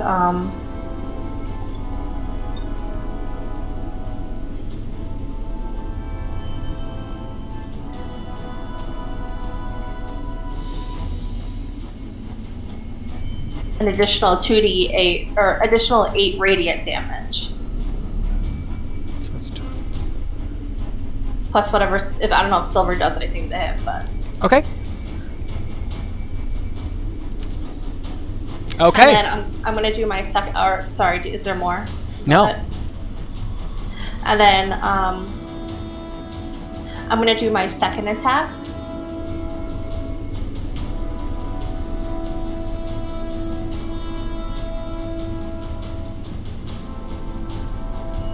So I do a soft 20 for That the hits. hit.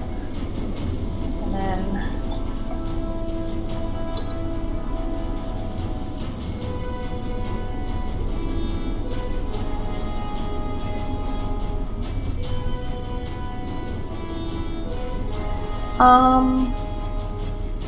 that's 1d8 to hit, for basic weapon damage. And then,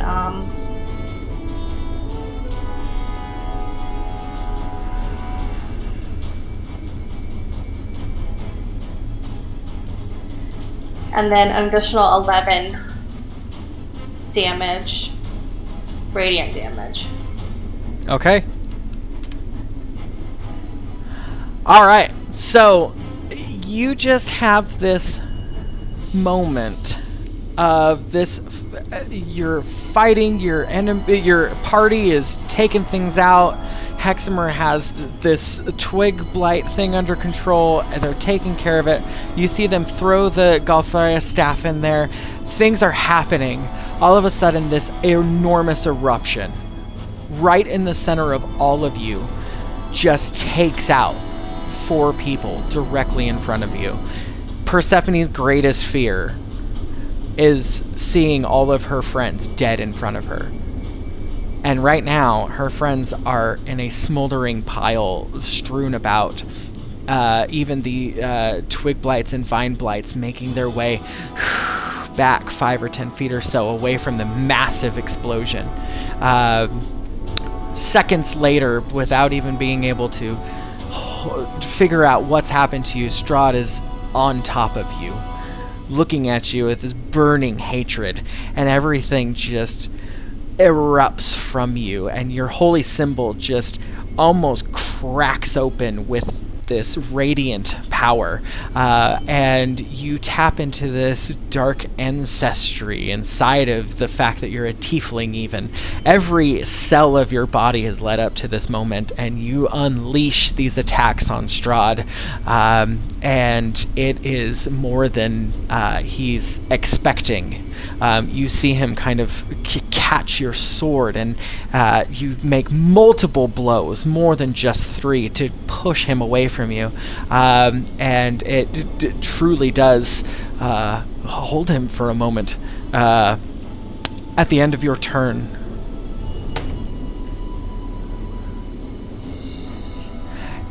what is your AC?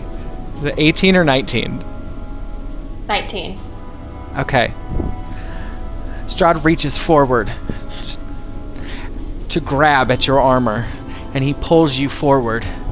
And as his teeth reach out towards your neck, you manage to just barely give him a good uppercut. That ring of the ram still on your hand. Even though you're not pulling it's still enough to catch him off balance. And you see him take a step back. He takes 1 step back. You have an opportunity attack. I would like to use it. Of course you will.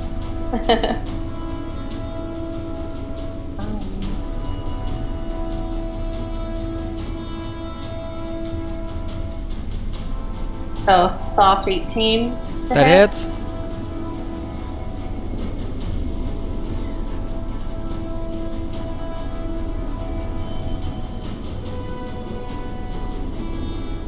Roll So your 1d8. I'm gonna re-roll that 1. No, I'm not. So 5 additional damage. Yeah, Okay. and then I'm gonna do the radiant damage. Gotcha.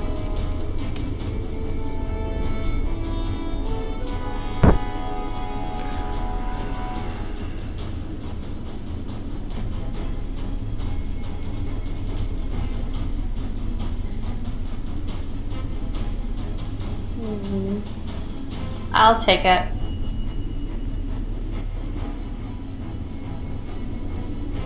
So opportunity attack of 11. 11 damage. Okay. All right.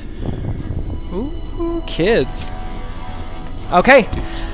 Even as he takes a step back, you take an opportunity, even at the slightest misstep. You manage to catch him across the face with your shining blade, and this look comes over his face that says, he stares at you for a moment. You hear the galloping of his horse, Nightmare. You see the flames of its mane cutting through the fog, and Strahd steps up with a with little ease, steps up onto the cairns where the lightning is striking, and he says, "You will never survive this. Remember that. You're worthless to me now." And you see him throw another fire spell from his hand, and it passes right past you and hits the statue. And you see the Gulthias staff catch once again and erupt into this purple smoke. The twig blights over on this side here begin to scream, and they try to get away. This ball of tentacles, still ever present, reaching out and throwing these twigs and smashing them in together. You see as the twigs blights try to crawl away, they are just kind of crumbling into the ground. Strahd makes his way back onto Bucephalus. Bucephalus? Bucephalus? Bucephalus. Bucephalus, yeah. He takes a step off of the wall, landing on top of Bucephalus as Bucephalus takes off into the air, flying into the fog. And you hear Strahd laughing. The druids begin to scream as the effigy that's just here holds on. For the roots on fire, it holds on yet still. The berserkers that are outside begin to fall to their knees and fall to the ground, screaming and writhing.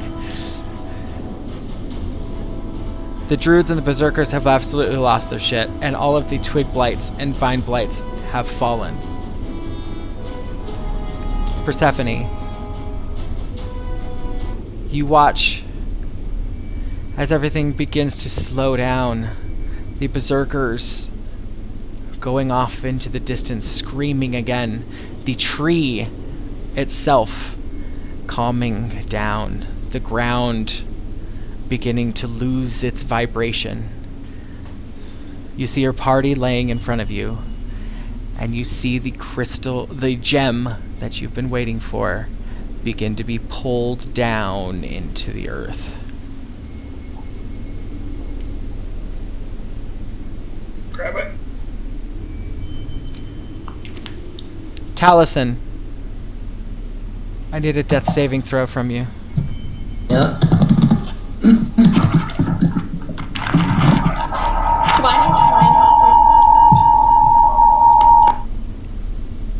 Do I have time to just do spare the dying on everybody, or it's just like immediately? No, okay. not quite. Taliesin, 11. You saved. Okay, you have one save. Bantam, are you downed?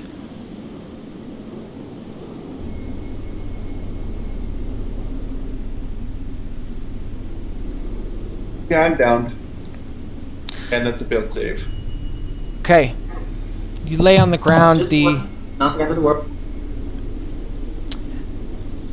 Bantam's body seems to be smoking, and as around everybody else, there seems to be blood and signs of trauma. Bantam, for the most part, seems unharmed but unconscious. Hexamer, are you downed?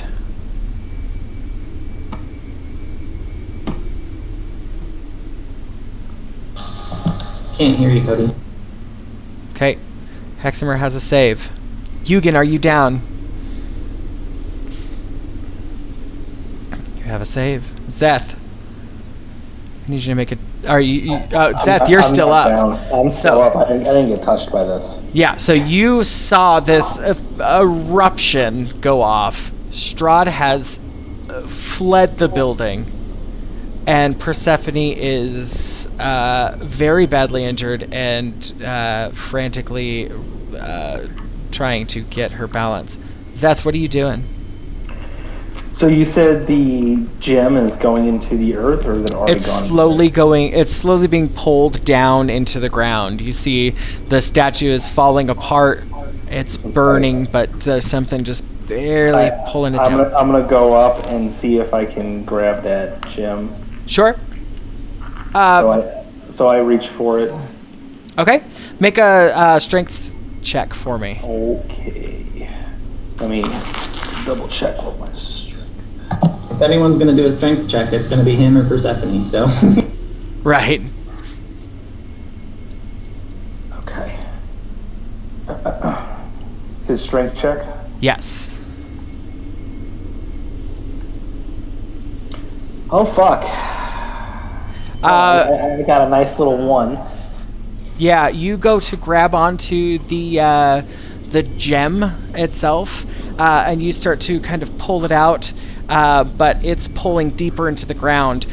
You start to feel some the hairs on your arms raise up, and through the roots, you get electrocuted. Oh, someone's lagging. You take 7 points of electric damage as you feel this electric surge come out, and the gem begins to pull underground. If you would like, you have one more attempt at pulling the stone free before it gets pulled underground. Oh yeah. I mean, I can't. You mean like for next turn, right? For right now. Like, if you have an extra action or anything, I would use it now. I have that extra action. I just didn't know if you were going to let me use it, because I did get a 1. It's all you. Oh, let's do this again. You took 7 damage for it. I think that's enough. Let's see what happens. 16. Okay, so, yes, 16 is enough to pry the gem out of this dying statue.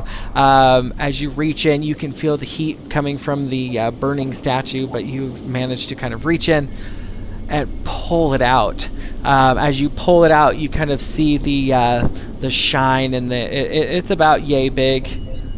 If you're looking on camera, it's a good size crystal, and you kind of pull it free. You see the magic kind of just dissipate. It's almost like the light on the inside just kind of faded out. You can feel the warm buzzing of kind of this ancient magic. It's almost like a vibration that you can only feel with your soul. And as you pull it out into your hands, the berserkers around the outside begin to crawl back to their cairns, and the druids on the outside kind of fade back into the fog, and the tree becomes quiet. I hold the gem up and I yell, you can't see me, above my head. Is that because our things are so close? Oh, wait, I thought I meant you were. You're all muted. Okay, go. Hold on my head and just yell. I'm like, yay. Okay. You yell out. Yay! You yell out into the night air, or into the... I keep saying night air. It's not nighttime. Does anybody actually... Honest to God question, does anybody even remember what time it actually is? Because you guys did the Wizards of Wines. Noon? I was picturing dusk early in the morning. Yeah, it's like late afternoon, right? Yeah, we came here in the early morning. It took us a few hours to get here, so it's probably noon, 1, 2, somewhere around. Yeah. Okay. So, and of course in Barovia here, that over the clouds and everything over don't really lend to a lot of sunlight peeking through. So you see that sunlight sensitivity, it may or may not be triggered so much around here. So the druids and the berserkers kind of fall away, and there is quiet there for a moment. Persephone, it is your go, and we're going to go through these death saving throws, or turn the dead if you are able to. Yeah, so I'm gonna do Bantam first because he failed one. I'm gonna go up to him, and these are cantrips, so they don't require anything. I'm gonna touch him, and the creature becomes stable. So okay, so you use this turn to stabilize Bantam? Yeah. I think she called you a creature, bro. Oh, living creature. Yeah, I guess I did, huh? You dirty animal. Was it like 1 health or like what? I think it's like 1 health, yeah. Yeah, you return to 1 HP. Okay. 1 HP. Okay. Taliesin, I need a death saving throw from you.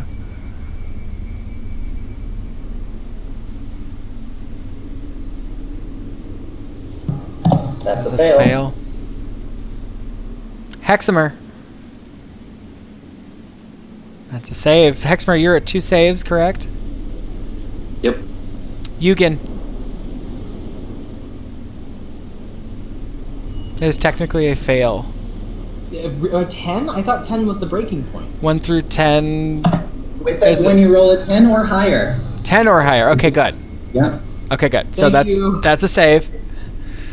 Zeth, you're still alive. Zeth, are you going to... if you have a medicine kit or a something like that, you would be able to help somebody? Nope. Okay. Nothing that I have. So I think that the help action can be used to help stabilize someone, can't they? Like it counts as like 1 save or something. I think you'd need like a medicine kit or some kind of kit to help stabilize What if someone. I pass fine to him? Pass your kit to him? I have a healer's kit, I believe. I don't know if that's how that works, but I think the trouble is that he wouldn't know how to use it. Like, you'd have to have some basic kind of like medical knowledge to be able to like actually help somebody. It's Right. like if like I was like bleeding out on the ground, Janelle, and like you as a person, you walked up, like, Right. If you had CPR training, you'd be like, I think I can do something about this. I just want to... This might be a bit of a Emergency stretch. tracheotomy. If he's used to not war always or the combat, end. I feel like he would have combat medicine training. maybe he has a bonus in medicine? You could Zeth, try do you have rolling... any- If you want to roll for medicine on somebody, we will determine whether or not you are able to help them, give them an advantage on their roll. If he rolls bad, does he make it worse? roll for Yeah. medicine? Yeah, I think that I could kill somebody. That's the thing. I don't even know. Is there a thing for medicine? Medicine isn't necessarily like putting together ibuprofen. Medicine is like, how are you going to treat a wound on the field? Or if you find an animal, like a horse, for example, and it's got something wrong with it, you could technically use medicine to see whether or not it's salvageable, or if the horse is going to live, or that kind of thing. It's more of just like health, I guess, if you will. Okay, so I don't... Oh, okay. I'm +1 on medicine. Okay, so roll a d20 plus 1. It's better than none. And who are you going to help up? Where is Union at? Where is it? Is this Union right there? That's you again, yep. I have Okay. saved twice, by the way, and Taliesin has failed once. Where's Taliesin down here? Mhm. Okay. Well, let's just go down here. Roll a medicine check plus 1. All right.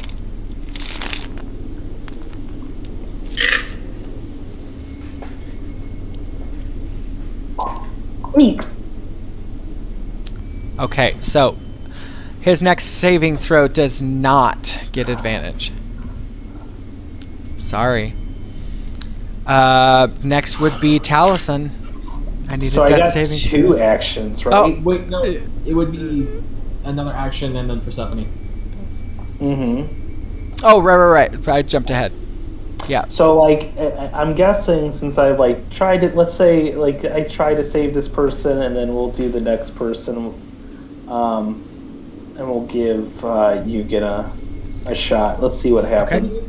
Can you order Persephone to use her ability instead? That would not be Of an trying to attack, butcher my neck unfortunately, wound?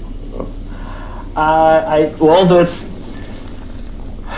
Commanding shout would be for an attack only. Yeah, that's what I was thinking. Okay, I was just wondering.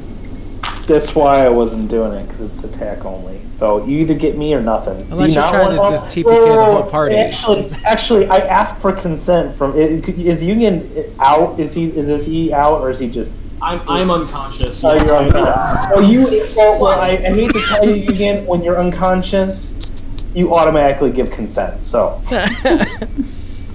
I've seen it twice, so go ahead and I'm streaming this on Twitch. I don't think that's how that works at all. That works even a little bit. Actually, he's talking about CPR. Is he? Do you know that? So when someone is unconscious, you automatically give consent. How much do we know about I this? don't want to talk about this. Just fucking try and help me. All right, 16. go. Okay, 16 will help them on their next saving throw for advantage. Persephone.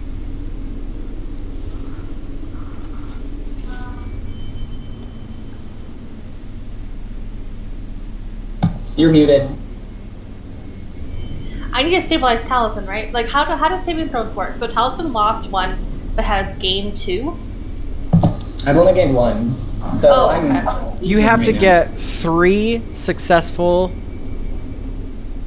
to stabilize yourself. Okay. I guess I will stabilize Taliesin. Okay.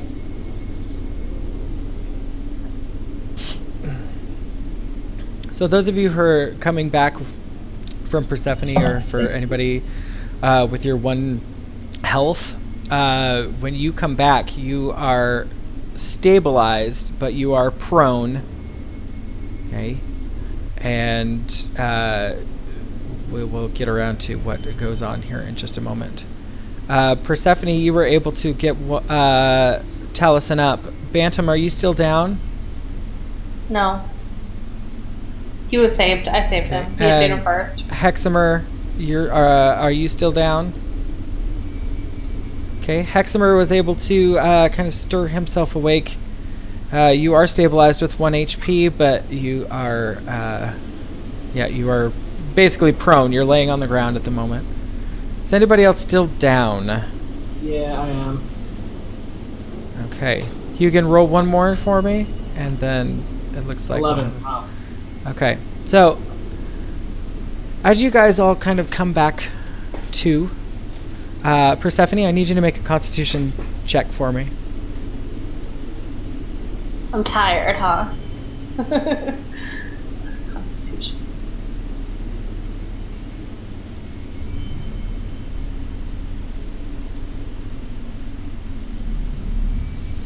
Okay.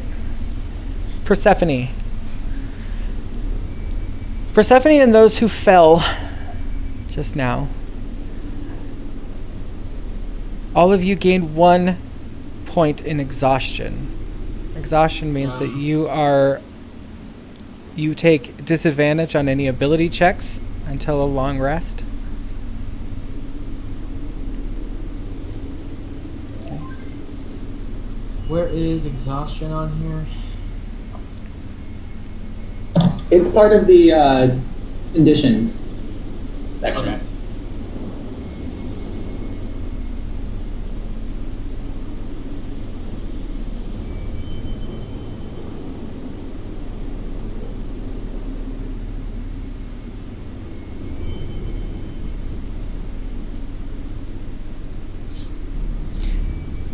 Before any of you can even gather yourself together, you begin to hear and see flocks of bats start to fly over your location.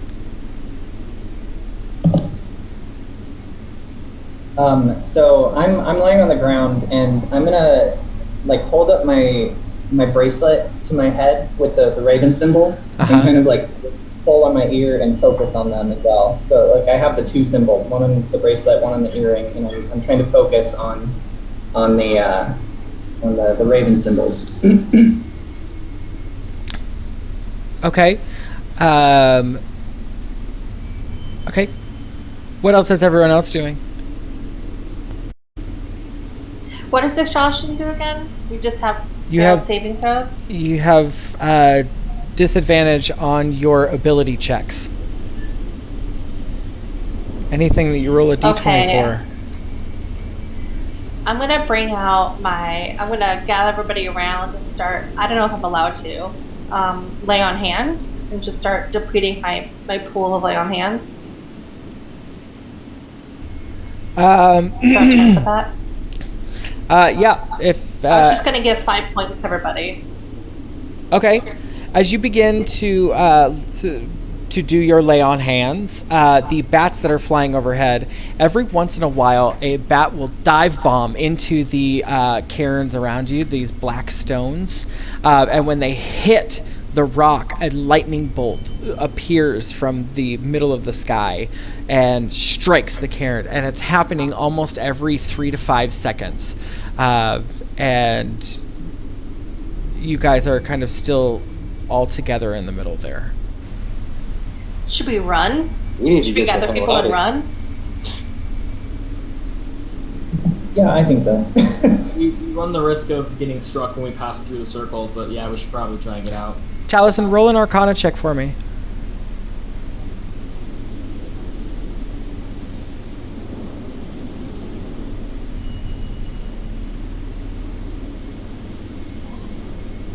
$16. Okay, so as you sit there and concentrate on your raven symbols, give me just a moment here.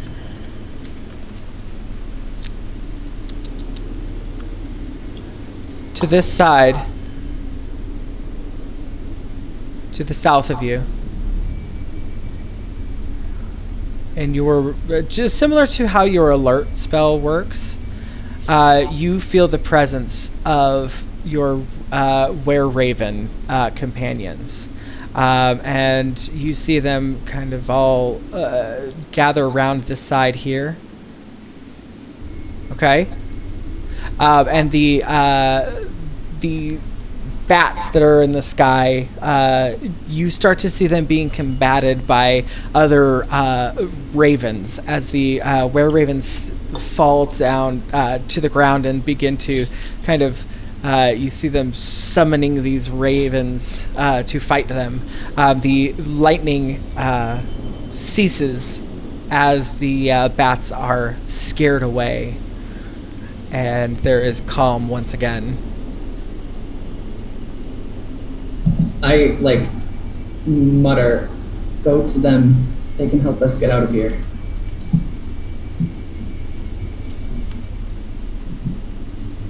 Do I still give people 5 points of health? Sure. Except for death? Yes. Oh, thank you. So 1, 2, 5, 10, 15, 20, 25. I have no more lay on hands, so. Okay. He's still kind of just on the ground. His eyes are not open. He's not really awake. Mm-hmm. So right now it's very possible for those of you who were severely injured, it does seem to be a little bit quiet, but you see Davian Mardukov here, and he's kind of pulling your attention towards this side. And you see one of the were-ravens go and kind of land on the corner of this here, and you see that the magic has been kind of depleted. It seems that it would be safe to pass through.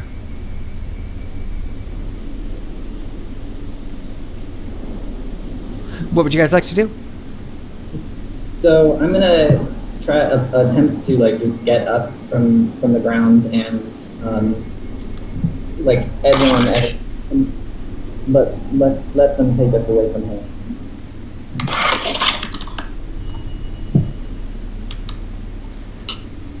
And I'm gonna start just slowly walking that way.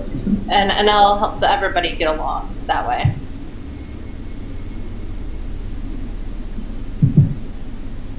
Okay. So as you guys start to trying to get something for you guys here. I did find a much cooler picture of a were-raven if you guys would like to see it. Yeah. Ooh, that's awesome. A way cooler representation. That's a tango. No, just kidding. A kinku, first of all. A tango. Tango. What's a tangu? Tango is the Japanese raven demon thing. Okay. Well, they're much cooler than I thought. And that's in their were-raven form. Of course, they can become ravens also, or humans. Anyways, as Davian Mardukov comes out and kind of pulls you over, he says, "Oh, I'm terribly sorry we weren't able to get in sooner. The skies were filled with lightning. That cursed Strahd wouldn't let us anywhere near. Is everybody okay?" I look around, look back, and I say back to Davian, "Well, we're all technically alive still, so I think that counts." Well, I thank you. It seems that we've stopped what was going on here. I look around a little confounded because I was unconscious when this happened, and I look to see where the gem is. Zeth is in possession of the gem. And then, so I'll turn back to Davian and I'll say, "Looks like we found one at least." One will do us okay. 3 will do us perfect, but if 1 is what we have now... Alright. I'm worried, though. I think there's something you should see. Not to overshadow this victory, if you could call it that, but... Well, you are all familiar with Valakai, correct? Of course. Tendai. Davian begins to slowly walk you towards the giant tree that's in the distance. The tree is twisted and scarred. It seems to be deforming and cracking under its own evil, to where the bark itself is giving way and bleeding this awful, viscous, almost human-like blood.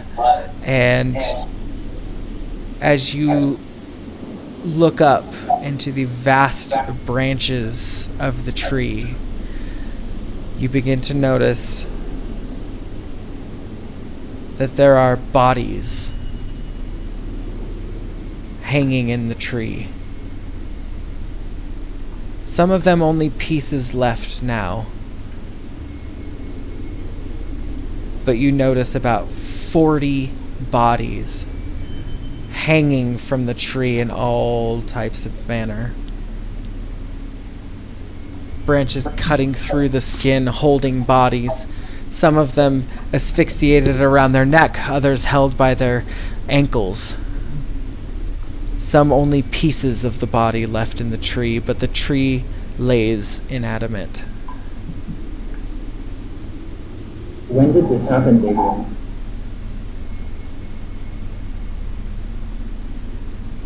Some of these bodies look like they've been up here for about a year now.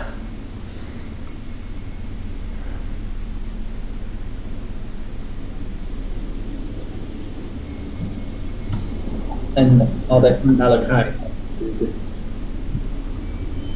that what you mentioned about Valakai? I kept my business away from Valakai, I'm not sure. I look up, trying to not look at the tree too much, but I just try to catch a glance if I can see any familiar faces for what is left of the people that are recognizable. Yeah, you'll need to make a perception check.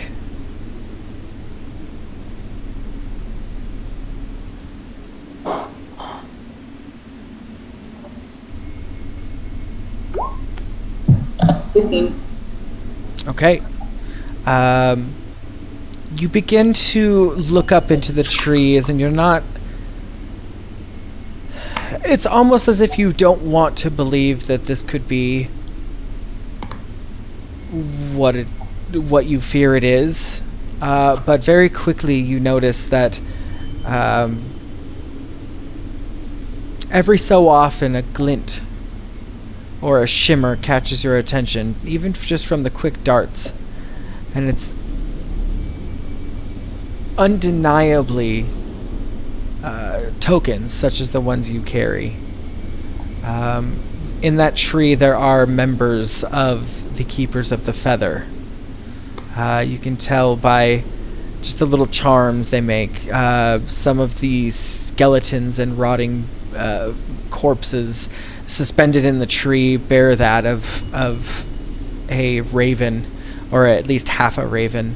And unfortunately you do notice that there are people of all ages and sexes, and they all seem to be... Whatever clothes are left hanging on the rotted bits left behind seem to be commoner clothing. I kind of like stumble and put my hand on Davian's shoulder, and I say, when I saw the tree awaken and it pulled the ravens out of the air, I feel that this may have been the case. I'm so sorry. Well, this kind of thing happens around here all the time. We can't stop everything. And he kind of stomps away, kind of upset, clearly upset with himself. The other were ravens kind of fly into the trees around you and just kind of look down as you all kind of gather yourselves underneath this tree of corpses that seem to be of Valakai origin. Of the bodies that are there, are they still preserved? Like, are they identifiable? Many of them are not. It's mostly whatever hasn't decayed and fallen to the ground. At the base of this tree is a skeleton, and it seems to be much older.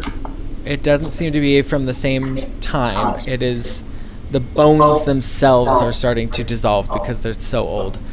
But I need to make a perception check on the tree. I was going to ask if I could find any evidence of Milavage or his family or his weapon. Yeah, go ahead and make a perception check. What's Milavage? He was one of the villagers from Valakai, before the Exodus, before the coup.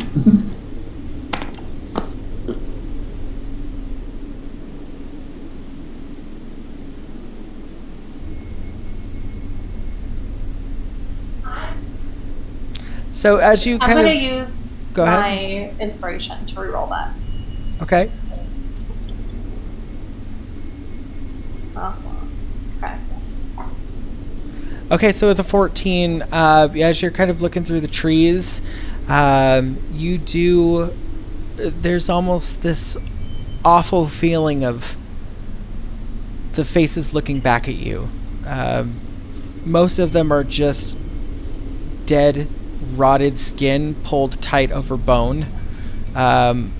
There's all of the bodies that still have heads. The eyes have been pecked out by all manner of nature, and you see scars from the blights, and they're really torn apart. Every so often, as you're looking up, you could swear that you could see one of the faces kind of turn and look at you. But unfortunately, you don't recognize anybody that you know. I get angry looking upon this devastation, and I take out a bottle of holy water, one of my vials, and I throw it against the tree. Okay. So yeah, you take it out and you splatter it on the tree. The holy water hits the tree and kind of hisses, but the bark kind of just cracks a little bit, and underneath you don't see that red crimson coming out. It's just kind of more tree bark underneath, and it seems very fragile. As the holy water kind of cracks away, something on the other side of the large tree, you hear it fall onto the ground. Thunk. I go and check out what had maybe fallen. Okay. And I'll follow. What was that, Hexmer? Oh, I was going to say I'll follow Persephone. Okay. On the other side of the tree there, you find on the ground an axe. It's got a very ornate look to it. The blade itself looks almost like a rose petal, and the handle is like a gnarled wooden handle with rose vines adorned around the side of it. And I take a look at it with my Eldritch Sight to see if I can see anything magical coming from it. Yeah, it's got a little bit of a sparkle to it. That's a magical weapon, Persephone. I pick up the weapon Okay. to examine it further. So, when you go to pick up the weapon on the ground, you see that the handle has thorns all over it. However, as you go to put your hand on the handle, the thorns kind of retract away. And you go to pick up this rather kind of large axe, and you pick it up with ease. You notice that it's about half of the weight of a weapon this size. And you kind of get this feeling. You swing out towards a smaller tree nearby, and you feel the blade slip right through it. And you take the blade and you turn around and you try to use it on a large rock that's nearby, and it doesn't seem to do much. But this battle axe that you found seems to slip right through plant-based material or plant-based enemies, but it doesn't seem to be able to cut much of anything else. That's handy for any blights. Yes. Cutting down bodies from this decrepit, evil tree.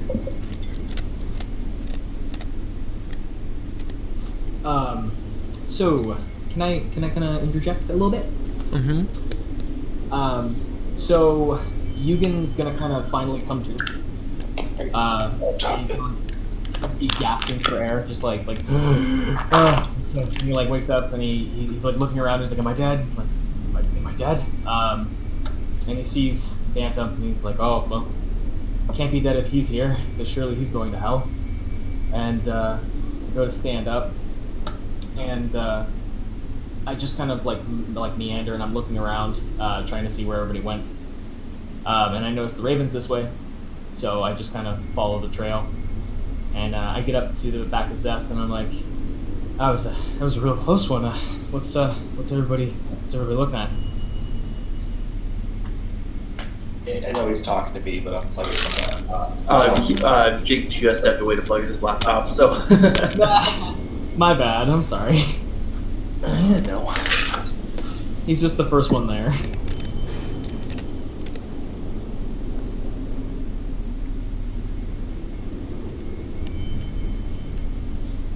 Kid, don't reply. Just keep walking. Easy. You could probably ask Janelle. Janelle's there. Or Hexamer. I'm gonna walk by Zeph, who is strangely silent, looking upon the tree. Absolute stunned horror. I'm gonna kind of wander up to Persephone and be like, "What am I looking at here?" I chime in and I say, I think these are the people that left Valakai. Yugen, it kind of has, like, he's heard descriptions of them. He's, like, tried to gather information to find out where they went. So I'm gonna try and see if I can, like, pick out any of them that I would recognize. Sure. Just for the sake of it. I just got there, so. Go ahead and roll for it. Just a perception? Mm-hmm. Okay. Perception or investigation? I know you use both. I do. One of them is way higher. Yeah, use whatever. I don't care.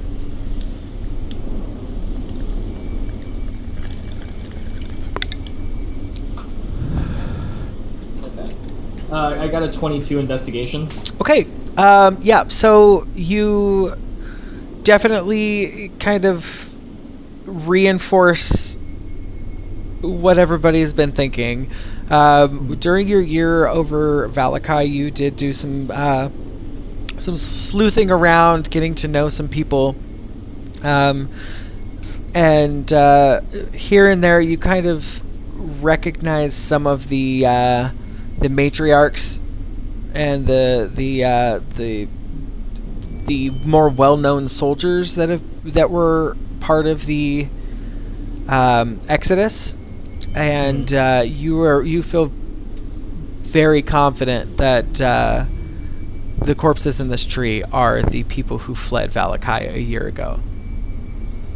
I kind of stare up at the tree and, like, tears fill my eyes, and I fall to my knees. And I just kind of say, we need to burn this thing. We need to destroy this hellish thing.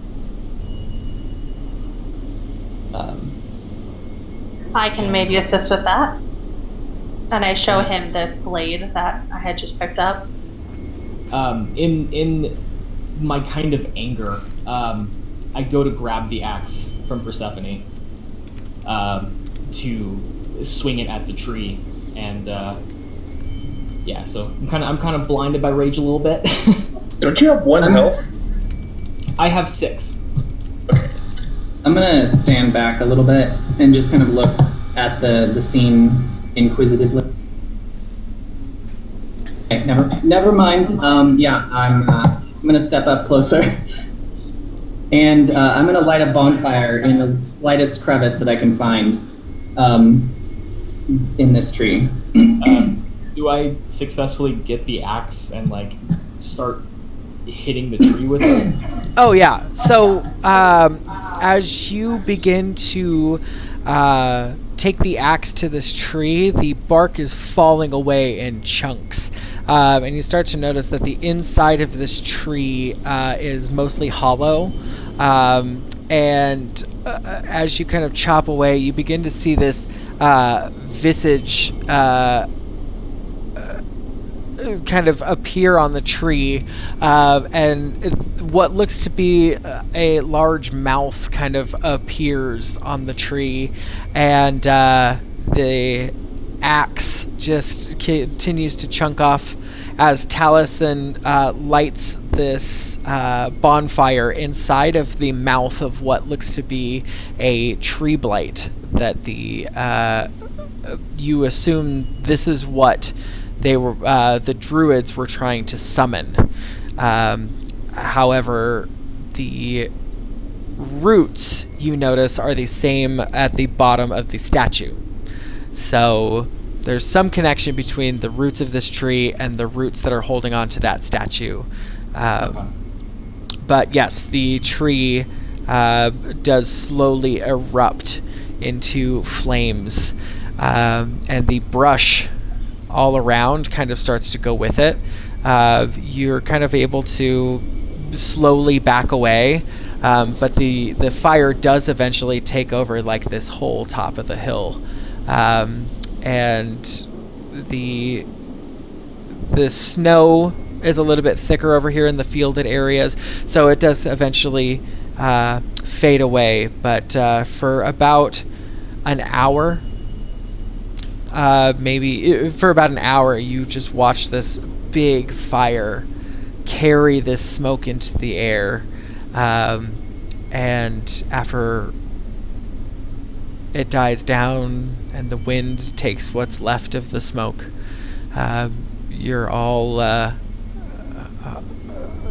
left on the top of Yester Hill in the silence as the sun begins to go down. Are the bodies all charred and like turned to ash? Yeah, so the whole area has gone up. The bodies are bone, if anything, left. Okay. I'm gonna cast Cure Wounds on me, and then I'm gonna do a prayer. Because I've learned. Okay. I don't want to die here. Let's go ahead and do your spell, and then make me a religion check, and then we're actually going to take a break real quick, because I need to go pee.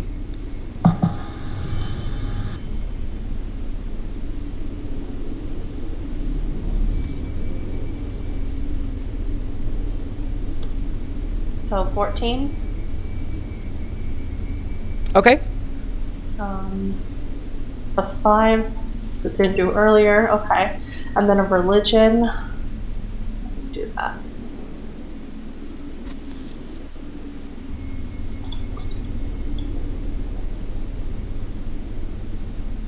$18. Okay. So you go and you... I want to do this like Yuna. I want to do a summoning. I was just about to... Damn it, Janelle. Yeah, so I want you to go ahead and tell us what you do here. Okay, so I stand before the charred remains of the tree and the people, and I take out, so I have a whole bunch of vials of holy water. I take out some holy water, and I dip my hands in it, and I walk around the charred remains and sprinkle holy water while kind of muttering to myself in prayer, asking for deliverance and for guidance for the lost souls that have been consumed by this evil tree. And so I make it around, hopefully, the tree, and I come back, and I hold my holy symbol, and take a knee, and finish my prayer and stand up. Okay.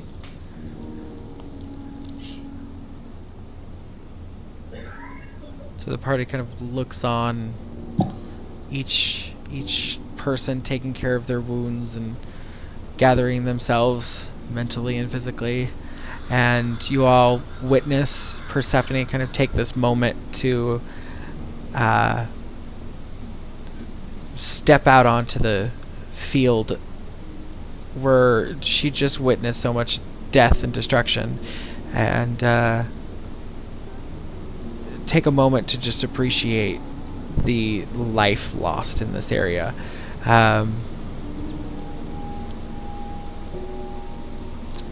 After having one of the greatest fears, come to fruition right in front of her, she's taken this as a moment of strength to kind of feel lucky for what Persephone has. And this is her doing this for these people that didn't necessarily ask for it is still something that Persephone feels good about. But it also feels good for you. Because while you're doing this, nobody, as you're out there, performing these rites, you can kind of take a moment to yourself, because no one will judge you for crying while you do this. And you definitely take that moment to release a lot of your anger and your fear.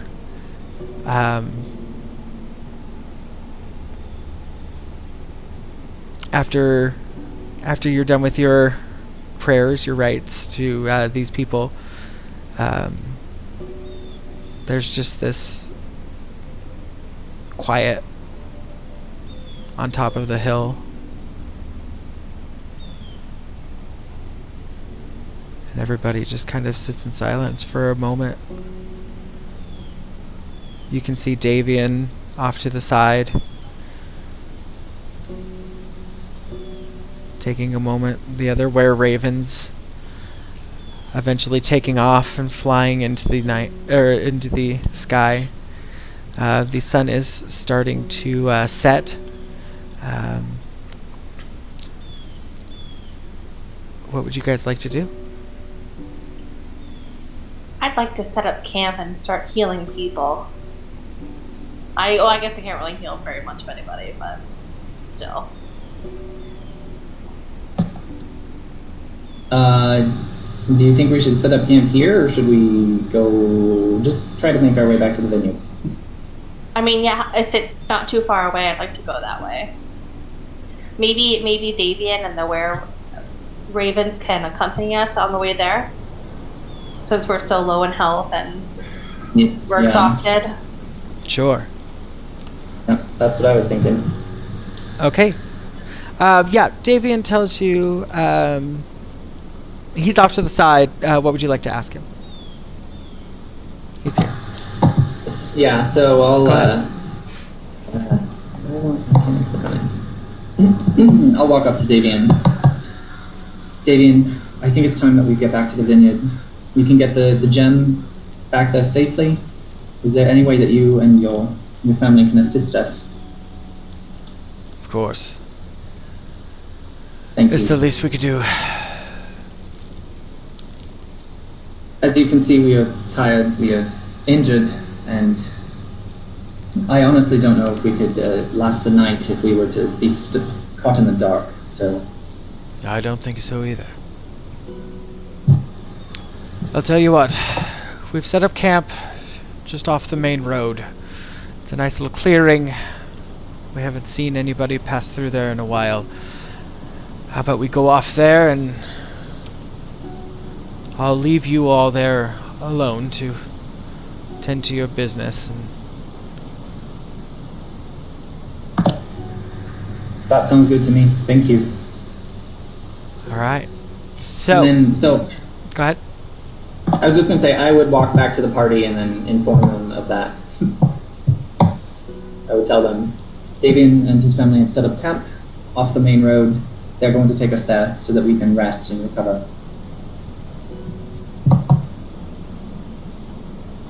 Very well. Yugen doesn't say anything. He just kind of keeps his eyes on the ground. Okay. So, the party very quietly gathers their things up. You meet down at the bottom of the hill. There's this moment where you're afraid almost to look ahead of you, because this was the very road that Strahd took when he found you in the first place. But it seems that your cart is still there. Your horses are untouched.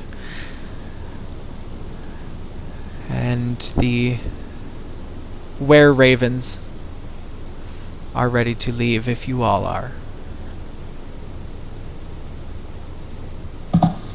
I am. Okay.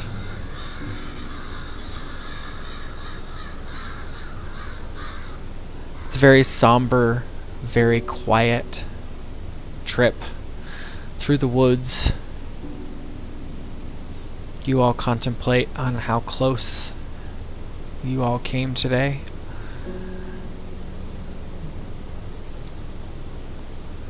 And eventually, you find yourself to the camp. So I've set up this little camp area for you guys here. Cool.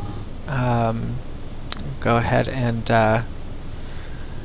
place your characters on there. This is going to be your resting area. Of course, they are ginormous icons. Apologize, but yeah, you guys managed to get the gem,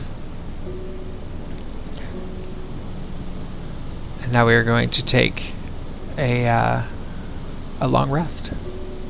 By the time you get here and camp is all set up and everything, you guys do have a little bit of downtime. And honestly, I'm going to go ahead and open it up for breaks if anybody needs to go to the bathroom. I know I need to. I'm dying. I need to go to the bathroom. I need to refill up my margarita. But yeah. Good job, guys. We'll be right back. I'm going to take a quick bathroom break, but then Bantam, did you think that Taliesin and Bantam could have a chat now?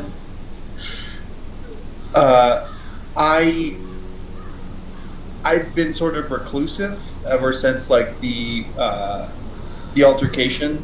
So while I, as a person, really want my character to speak with your character, I'm also trying to like hang back and be a little bit secluded at the moment. Okay, we'll treat it as a character thing, but I think I'll still try to approach you, but we can get to that. So. Okay. When we come back, we can roll for some persuasion and shit and figure it out. Okay, everybody. Be right back. Ready, break.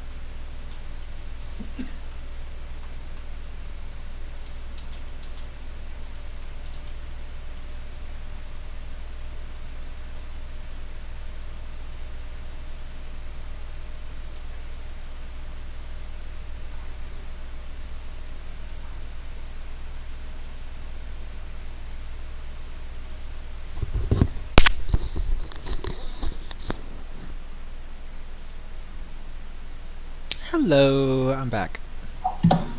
Hi. I just. Oh.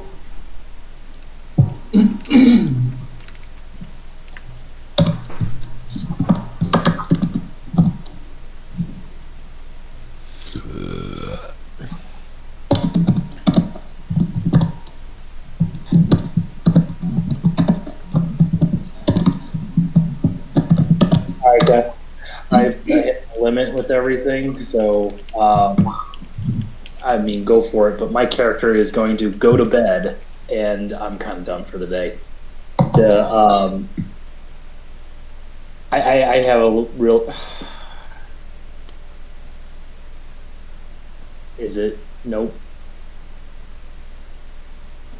We were able to hear you, Jake. Okay, could you? Okay. Yep. Yeah. So yeah, like because of work, I'm on the computer all day talking all the time. It just makes me feel like work. So I have a really short thing with doing it on the computer. So my character's gonna go to bed, and I'm gonna be done. But it was fun. Thank you very much, Donald. I appreciate it. And No problem. I just wanted to let everyone know. So I'm just gonna mute my character, and he's gonna go to bed. Okay, that's all right. Thank you for joining us. Of course. Mm. Is that sleeping with the gem? Yeah, he's gonna give it to Taliesin so he can do whatever he wants with it. So Taliesin looks like he wants it. So Zeth looks at him really tiredly and goes, "You look like you want it. Do you want this?" I hold the gem out. I'll take it for the vineyard. And I shove it in his hands, and I stumble into my tent. All right. And no tattoos. Yeah, that's fine. None from me, none that are real anyway. Who are we still waiting for? I'm Good here. test. I'm here. I'm here, sorry. I just saw a video. I'm back. Cool. Okay. Is Hexamer back? Hexamer is back, yeah. Okay. Okay, so you've hunkered down for the night. Would anybody like to take this time to brush up on any of their skills, chat with each other? Yeah, so I wanted to chat. So I'll go looking around for Bantam, and I'll approach him. As Taliesin walks by, Eugen's given Taliesin like the death glare, just glaring down Taliesin. Okay. And I'm gonna say, "Oh, Bantam, there you are. How are you doing? I was thinking about when you fell out of the abbey. Are you doing all right after that?"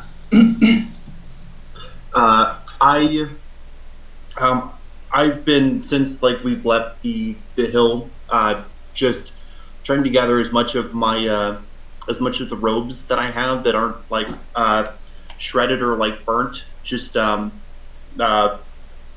like covering myself as much as possible, and I'm just gonna like hurriedly say like I'm fine. I'm feeling all right. I appreciate the concern. And then I'm just gonna kind of like hunker more towards like the tree line. Well, that's good to hear. I thought that you wanted to talk about magic. I figured now that we have some time, it might be a good chance.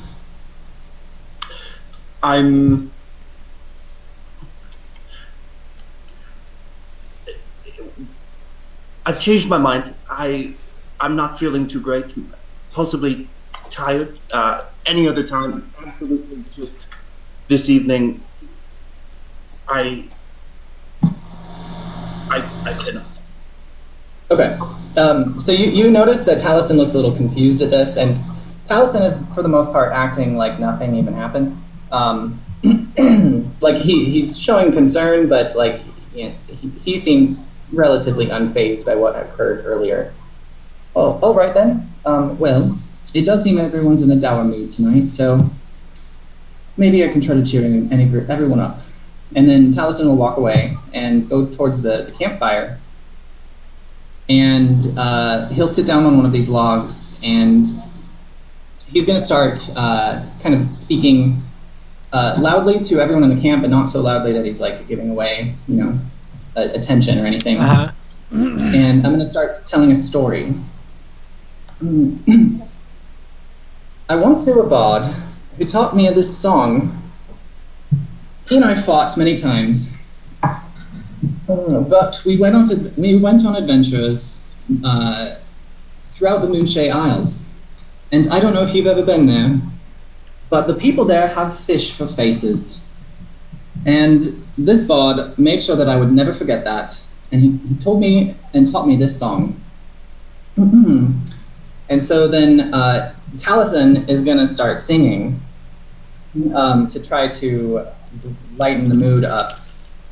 And I don't know if you guys have ever actually even heard Taliesin sing before.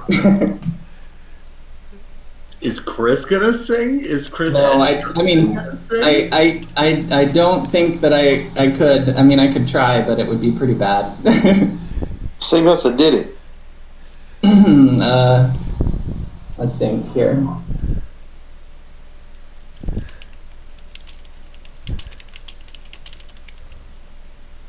The bard and I were going through the aisles in the Moonshade, where there's quite not much style, and they have people who live there with fish that are everywhere.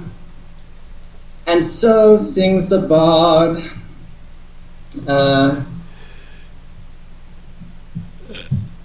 Yeah, I'm gonna stop there. And he just kind of starts to hum, and he says, you'd never believe what these fish people looked like, and you can see that Taliesin's kind of laughing to himself, and he's just trying to project this, but he's not really directing it at anyone. So I notice the singing, and I go up next to Taliesin. I'm like, Taliesin, are you feeling okay? You're not tired? I mean, you almost had a near-death experience. Shouldn't you take some rest like the rest of us? We're not dead, so that means that we're doing fine. Ismark interrupts you with a strum on his lute, and he's got these super fuzzy looking shoes on.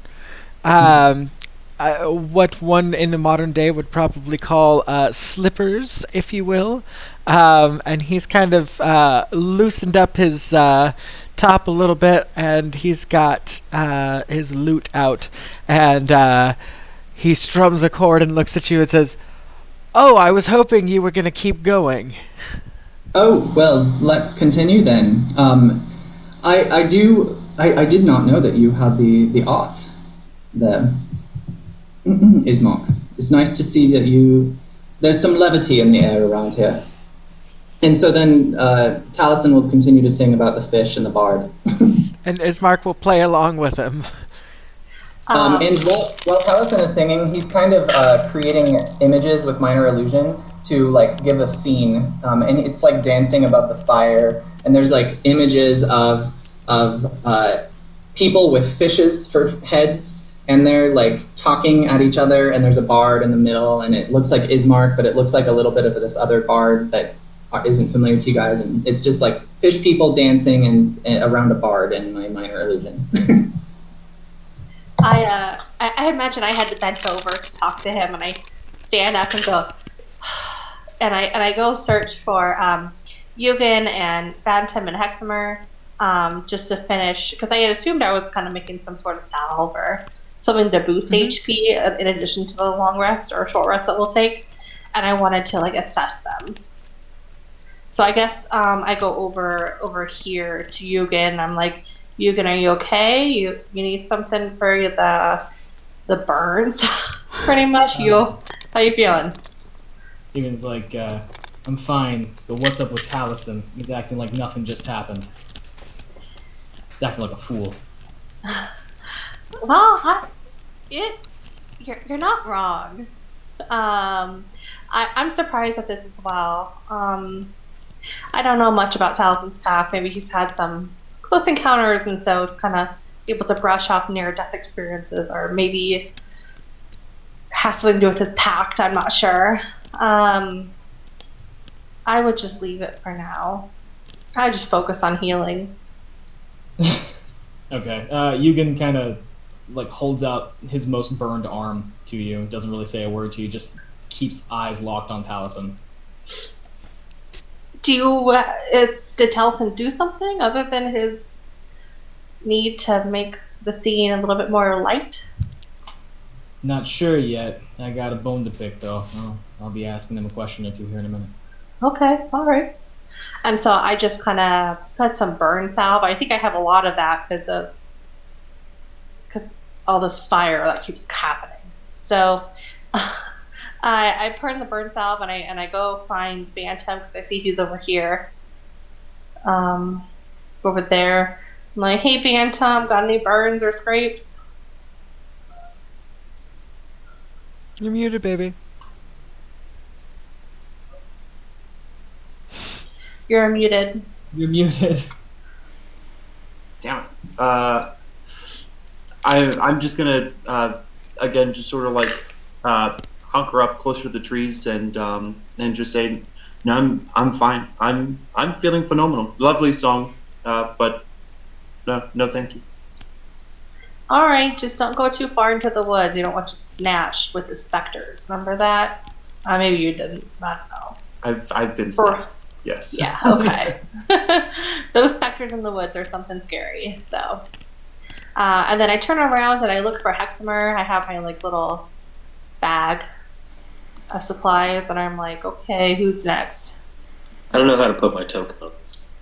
Oh, sorry. You just drag it from your notebook. Up in the top right, you have a tab that says notebook. It's the little newspaper icon. You click that, and then you drag your name from there onto the screen. Did you get it?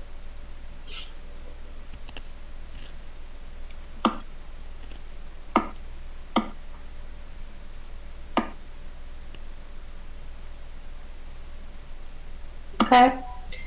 Oh god. Oh god. Oh, there's two All of you.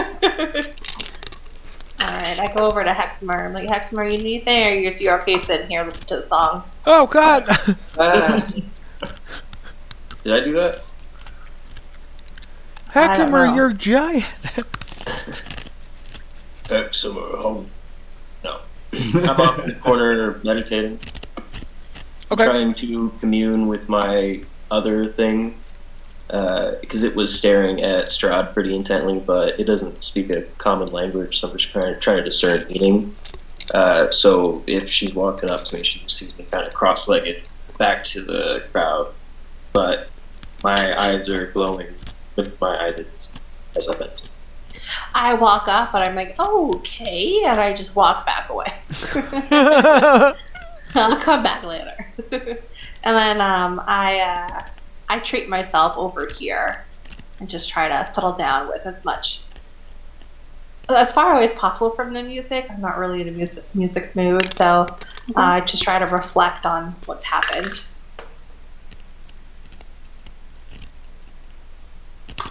Okay. So Yugen is finally going to kind of move in on Taliesin.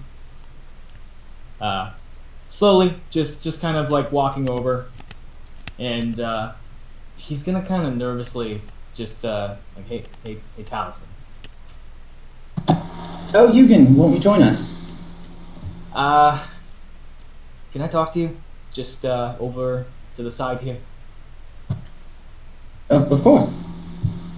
And then I look back to Irina, Ismark, and Davian. And are there any of the other Keepers of the Feather around here, or is it just them? Right now it's just them. Okay. Excuse me for a moment. I'll be right back. And then I walk over with Eugen. So, do you want us to have this conversation out in the open, or do you want to actually do a private talk? Like, I'm talking about meta stuff, because I don't know, like, if we should actually do private conversations or if we should leave it out in the open for player knowledge. So yeah, this is actually an interesting question, because I've been wondering about this, like, because there are some things that like individual characters might want to keep secret from the group, and even if we as players tell ourselves that the characters don't have the knowledge, we're gonna have it regardless. So I was thinking that it might be interesting to do breakout conversations that only a couple of characters have, or even your character and the DM. We've done that before. Have we? I've done that with people before. Okay. I'm okay with that. Is it possible to do that here? Yeah, can we do that here? Let me see. I'm trying to think. Because we could just use the Habeaus Corvus Discord real quick. That is true. Yep. Let me pop it open real quick and then we'll figure that out. That's not a bad idea. If you have the stream going, though, maybe mute it. Oh yeah, all of you should have the stream up and all of you should have it muted. I've had consistently 5 viewers for 2 hours now. Well, 3 hours. Thank you.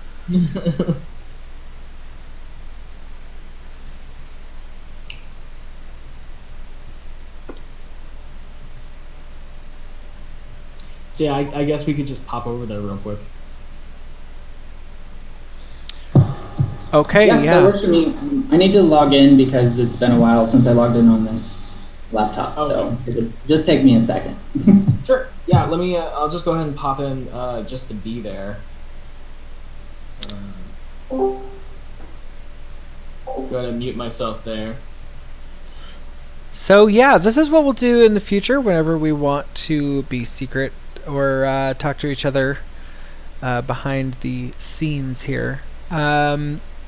Whenever you guys want to do this, we'll just kind of invoke the Discord, and then I will mute myself on Roll20. The 2 people who want to chat will mute themselves on Roll20, and everybody else will just wait a minute. Oh, so you're going to be with them, problem? Oh yeah. Okay. He needs to be, yeah. Yeah. Well, I was just wondering Well, if... Never mind, I'll save it. Never mind, go ahead. I want to make sure they ain't doing nothing crazy. Okay, I'm about to switch over. I got logged in, so... Okay, I'll switch now. Okay, I'm going to go ahead and switch over, guys. I will be right back. Oh my goodness.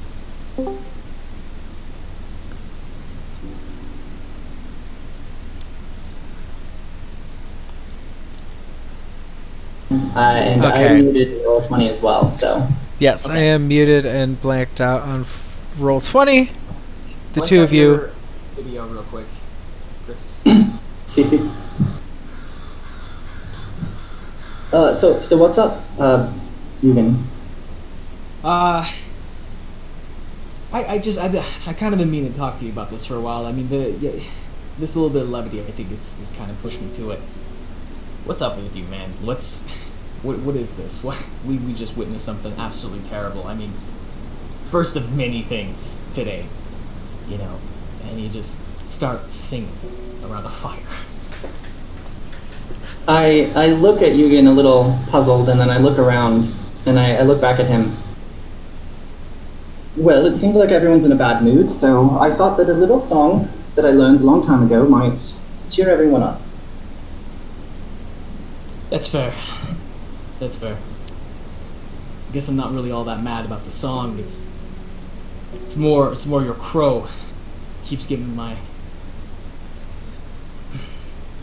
Do you remember at the bar about a year ago we talked about kind of where I come from? I can't hear you. Yes, of course. Remember how? I mean, you probably already know this, but because you with your magic eyes. But my daughter died in that attack. She's kind of with me all the time. If that. So I guess I look around, like thinking that what he said is true and that I would be able to see her. Does he perceive her? Because I can definitely see her. He does not. Oh. Okay. I look confusedly back at you. Where is she in relation to me right now? Just to ask. Kind of hiding nearby. Okay.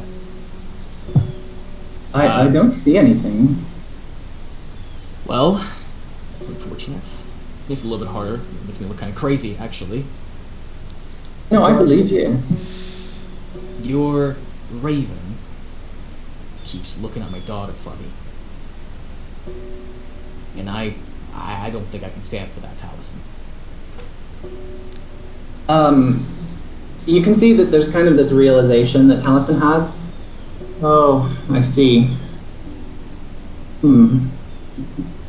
Have you seen Corvus then? You know I can't see things like that. I'm not that way, but she does. She can see all those things. She's, I guess, my connection to this kind of stuff, and I mean, I do my best to try and protect her. God, she's just. See, so you see this kind of soft look on Talison's face, and he approaches you cautiously, and he's like reaching his hand out, and he wants to put his hand on your shoulder. Will you allow it? I kind of flinch at first, but then I resign myself to it. You can. I think I know. I think I know what your sister's telling you. It was your sister, right? Daughter, sorry. I think I know what your daughter is telling you. Corvus assists souls who have passed on. And it is my duty and Corvus's duty to make sure that they pass on to the proper place. I don't think that you should be afraid for her. I kind of I look down at my feet, and you can see my fists my hands ball up into fists, and I knock your hand away from me, and I say, "You're trying to take her away from me? You're trying to take the only thing I have left away from me in this hellish place?" I am not. And you can, like, Talison's still speaking softly, but you can hear there's kind of resolve in his voice. And Corvus is not either. It is just what is natural. It is what happens. There's no use in fighting it. I'm gonna... Yugen kind of shoves Taliesin and just says, "You stay the fuck away from me and her." And I just kind of, like, storm off away from him, and I just kind of go off and I make my own little camp, and I eye Taliesin every so often. You can see that Talison's dejected by that. He kind of shrugs and gives a very big sigh, and then he walks back over towards the campfire. Okay. Cool. Sorry for being mean. I feel bad. No, this was a good story moment, I think. Yeah. Okay. I just feel bad at kind I say mean things to your character. So Donald, are you going to like recount what the other players would have seen? Yes. So we're gonna go ahead and join them back again right now. Okay. Cool. Good job, guys. I like the system a lot. So. Yes. Yeah. Very cool. Perfect.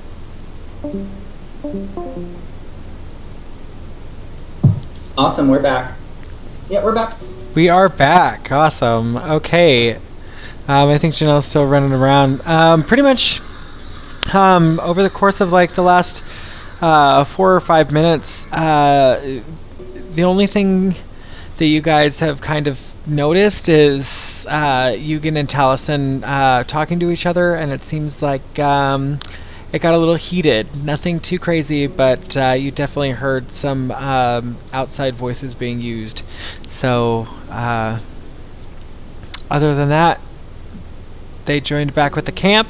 Ismark and Irina are sitting, eating some rations with Davian, and talking about, not really talking about much. Irina seems quite shaken. You can see that the fire is kind of starting to smolder down, and it's starting to get kind of cold outside. The sun by now has gone down, and Irina stands up, and you see her go over, and she feeds her horse and says, Persephone, she walks over to the side here, says, Persephone, any more of that burn cream by chance? Yeah, come in. You can sit with me. I'll apply some for you. Okay. She basically just confides in you and says, this cold weather chaps my skin so bad that sometimes it'll break right open and I'll just start bleeding. And she kind of pulls down her blouse, unbuttons it a couple buttons, and you see that burn that's all over her face and all over her scar. The tight skin is cracking underneath the dry, cold air. I start applying the cream, and I tell her, just let me know. Like, it doesn't have to get to the point where it bleeds, Let me know, or I could leave some with you, or, whatever you like. Maybe when we get back to Kresk or Valakai, wherever we go, we could see about getting you some more suitable clothing to kind of insulate your skin. So I just feel bad for you having to chafe and bleed, and that's not fun. Well, it's kind of the alternative to being exposed to the elements. Look, between you and me, I kind of just want to go to Kresk and see why Father Lucian wanted me there so badly. He said I could be safe there. I don't feel any safer today than I did yesterday. Well, around you guys I do, but you know what I mean. Yeah. Something's going on in Kresk. I don't know what it is. I have a bad feeling about it, but we'll make it through. So it's a good idea to have a bad feeling about pretty much everything around here. Yeah, my spidey sense. That's not very canon. Your natural instinct. My senses to evil are constantly blaring, and it's become a low, numb, burning sensation. Just rattles me all the time. You think I'd get used to it by now, but it stings all the same. Right. But today was a close one. I was happy you weren't there for it. I know you wanted to fight, but I'm happy you stayed out of the way of combat. Yeah, well, I didn't mean to, but I kind of just hid away. I've been training this whole year, and I wanted to be more help, but me and Ismark just hid that whole fight. There's nothing shameful about that. I mean, you weren't there for it, but I was petrified. When I saw Strahd ride up, that's become a haunting nightmare of mine. I I don't know. It's just a constant lingering in my mind. Is it going to be now? Is it going to happen?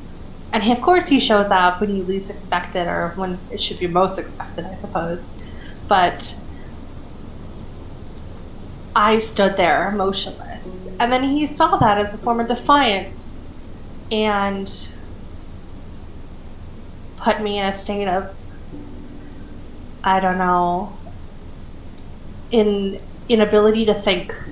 All that surrounded me was his laughter, his mocking laugh. And I came to on my knees with him in the middle of our fight. It was scary. And there's nothing wrong with hiding.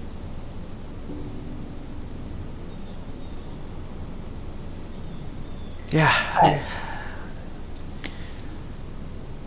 Look, I'm glad you guys are here with us. But truthfully, I'm glad I'm here too. I could have wasted away back outside of Barovia. I would have been lost, I think. This has really given me a calling, a purpose. You know, kind of being watching out for you and the people. I don't know if I'll make it through this entire venture, but I'm happy I'm here regardless. Irina just kind of gives you a nod as Ismark comes up from behind. Irina dips into her little tent area here. Ismark comes over and gives you a firm pat on the shoulder. He says, "Are you all right, Persephone? Truly." Yeah, watch the shoulder, but yeah. As fast as I can be, given the circumstances. I guess Taliesin is right, we are alive, so have to be grateful and happy about that. Very true. Well, tomorrow morning then, we'll decide where we're going and head out as fast as we can. Very well. I'll leave you to it then. Have a good night, you two. Thank you. Anybody would like to do anything else before the night starts to close? I figure... Actually. Okay, go ahead. Sorry, you can go and finish. I'm sorry. Oh, I was just going to say, so we'll finish out the night, and then we'll have everybody wake up tomorrow morning, and we'll decide where we want to go from there so I can better prepare our next session. Yeah, we'll just kind of go on for about probably another half an hour, and then we'll stop around 7, if that's all right. Okay. Okay, go ahead. So, Eugen, I am gonna, wander over here, keep my distance from Taliesin, and come up to Bantam. And just gonna kind of look at Bantam, kind of mess around with his robes and scramble around, and I'm just gonna kind of say, "Hey, how you holding up? Seem just as dejected as I am."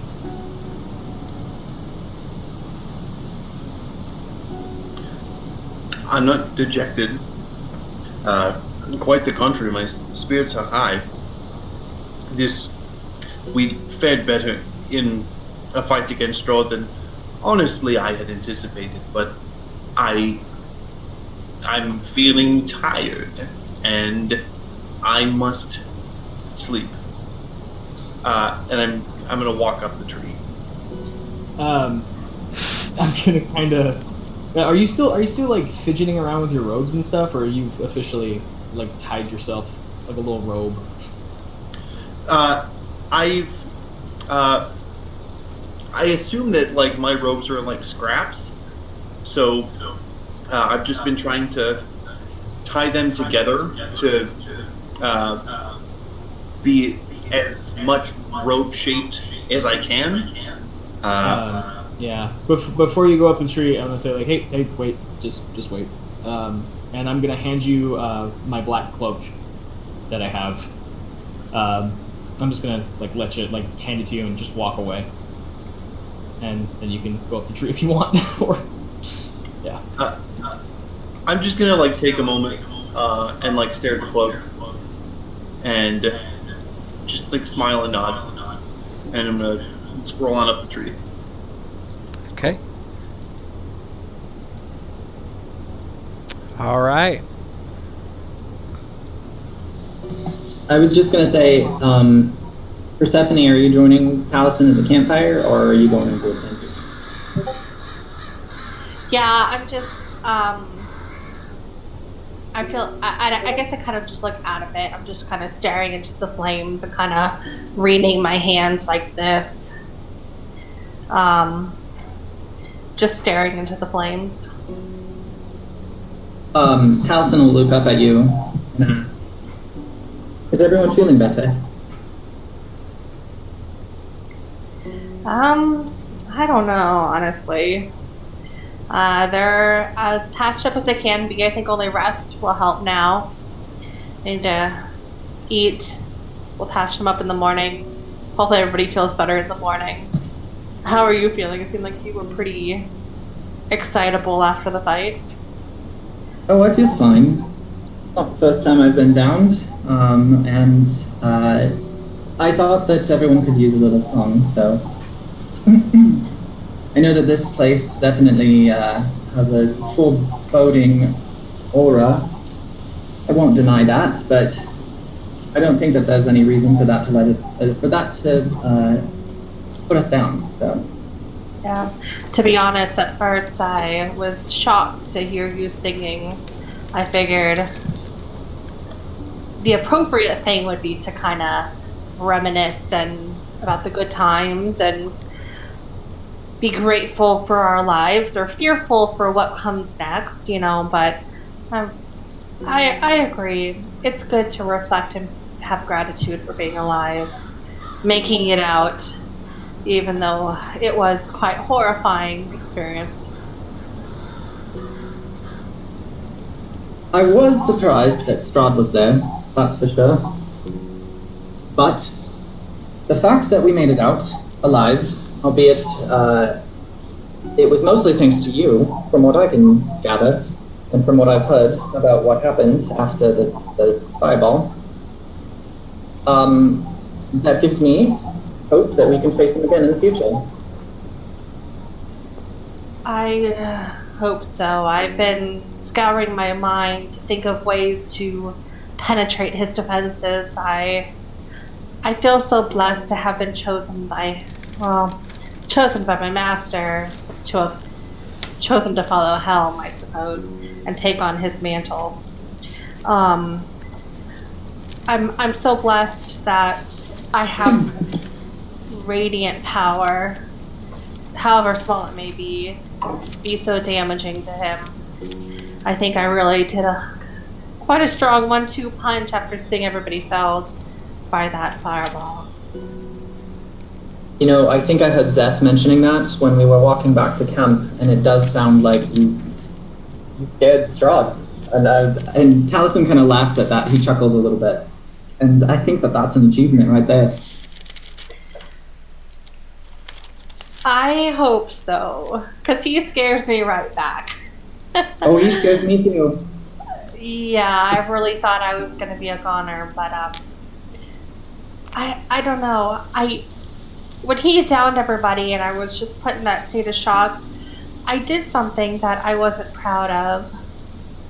I tried so hard to keep it away, and I'm still coming to terms with it, but I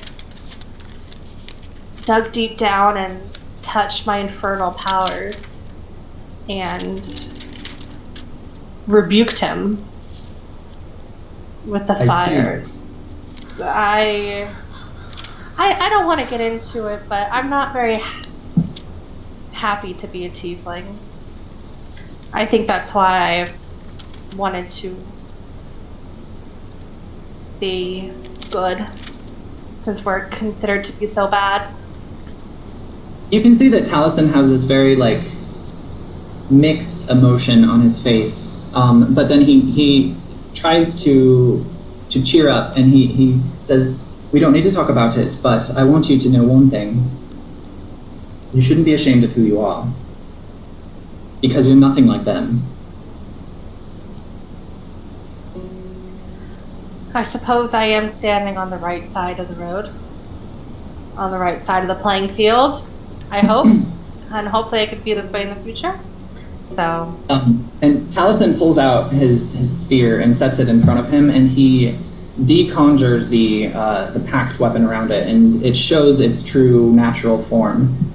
And you can see that it is demonic in nature. The wood is blood red, and it has these runes carved in it that are in abyssal, the language. And the spear itself is sharp and thorny and very evil looking, very like demonic looking.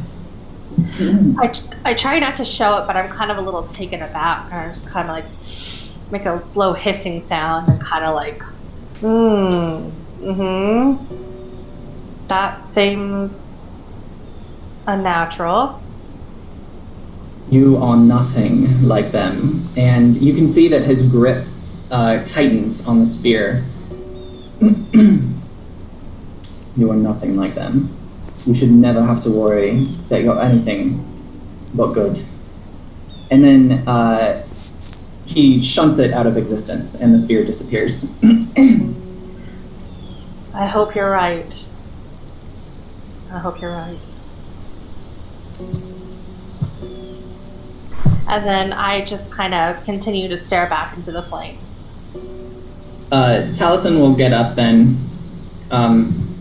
He'll walk by Persephone and just kind of tap her on the shoulder. And then he's just going to kind of patrol around, keeping watch. Okay. So, as the night starts to come to a close, you go about the night without incident. There's a couple cracks and creaks in the woods, but nothing that makes anybody feel alarmed or terrified. Okay. In the morning, you guys wake up to a familiar sound. It's quite early. Is it Granny? Is it Granny?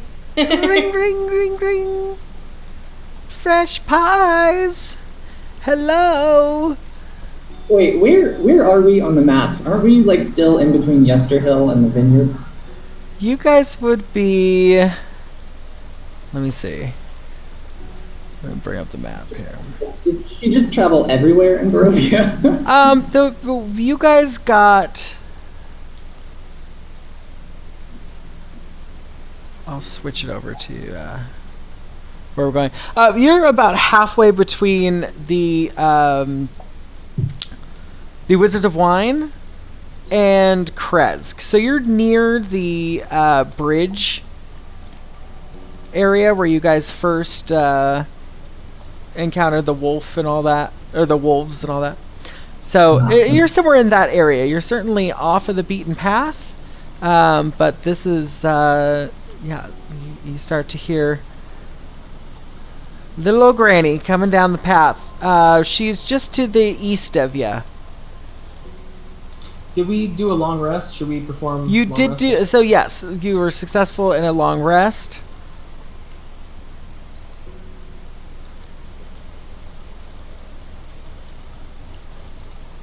She's nice and healed up, ready to go. Did we lose our exhaustion, or? Yes. Yes. Are we gonna? Okay. All right. Your exhaustion goes away with a full rest, at least for one.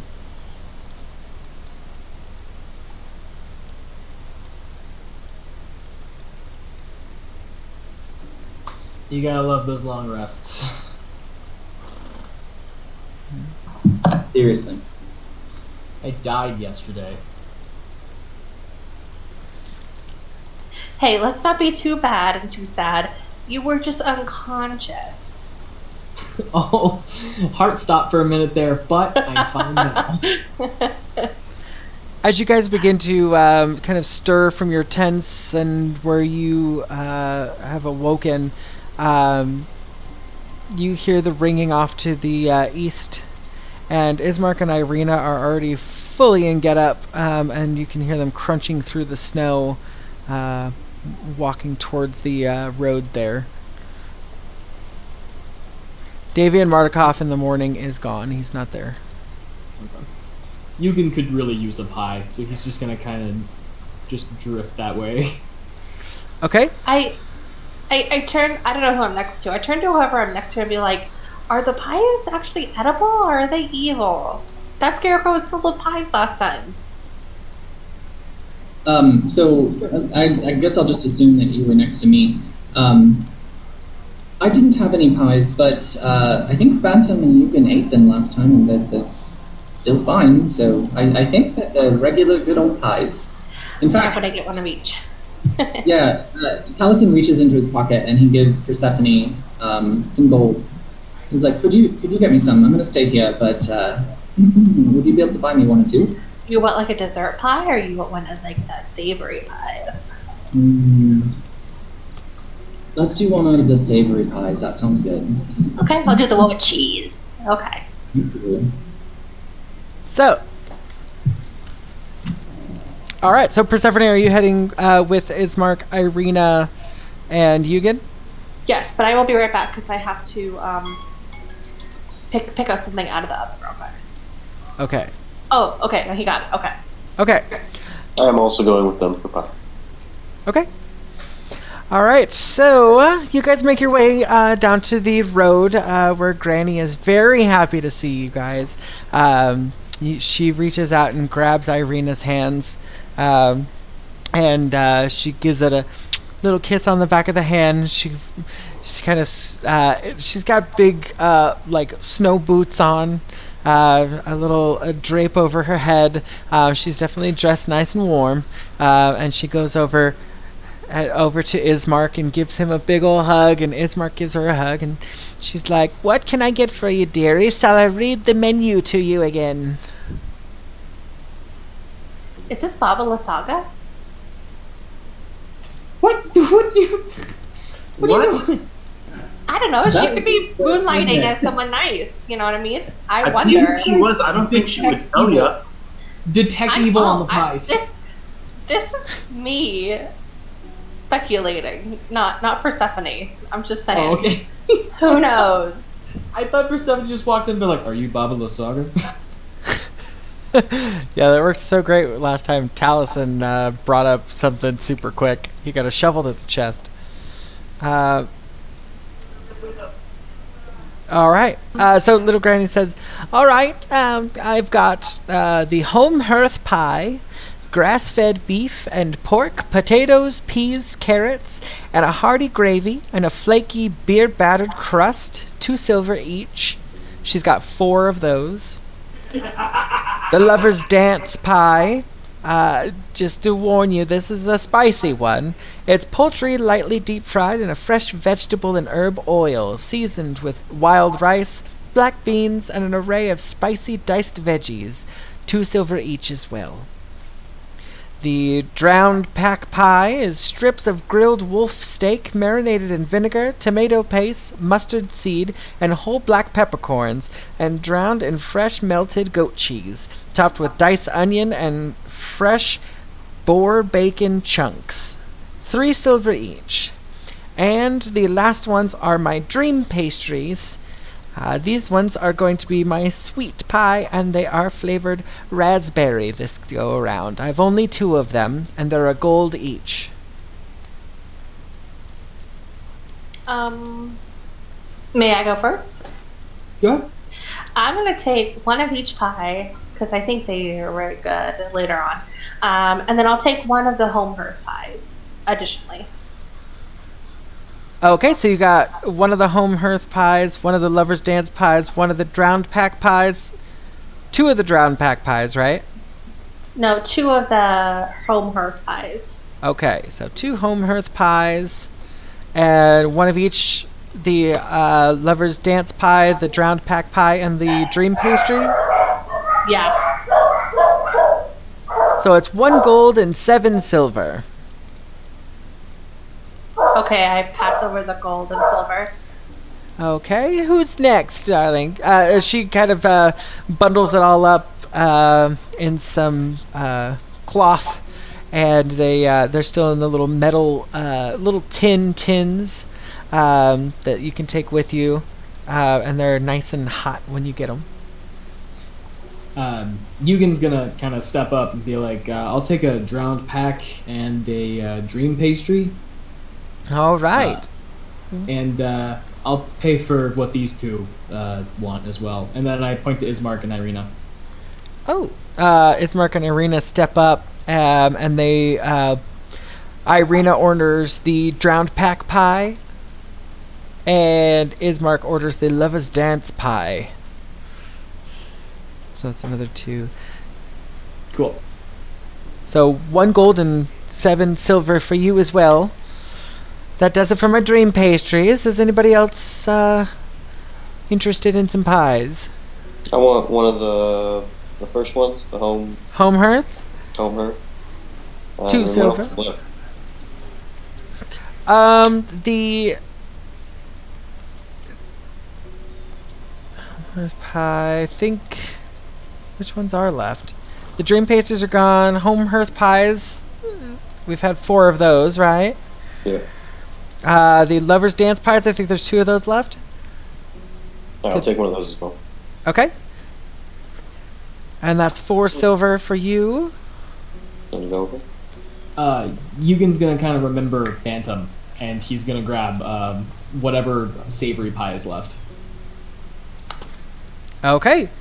So, yeah, she tells you, well, it looks like you guys have pretty much bought me out here. What are you kids doing all the way out here anyway? Don't really want to talk about it, that's okay with you. The pies are delicious, but it's been a rough night. Well, it's none of my business then, darling. Don't worry. I'm just here to sell my pies.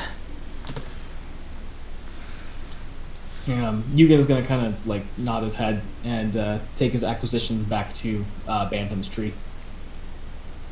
The little old lady, you see her kind of walk over to her cart, and she pulls out a small lockbox and drops her coins in, and sets it underneath.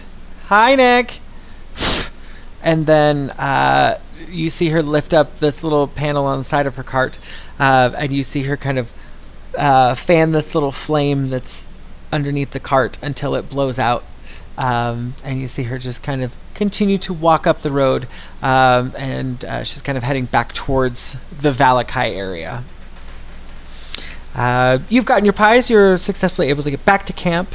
And Ismark and Irina go ahead and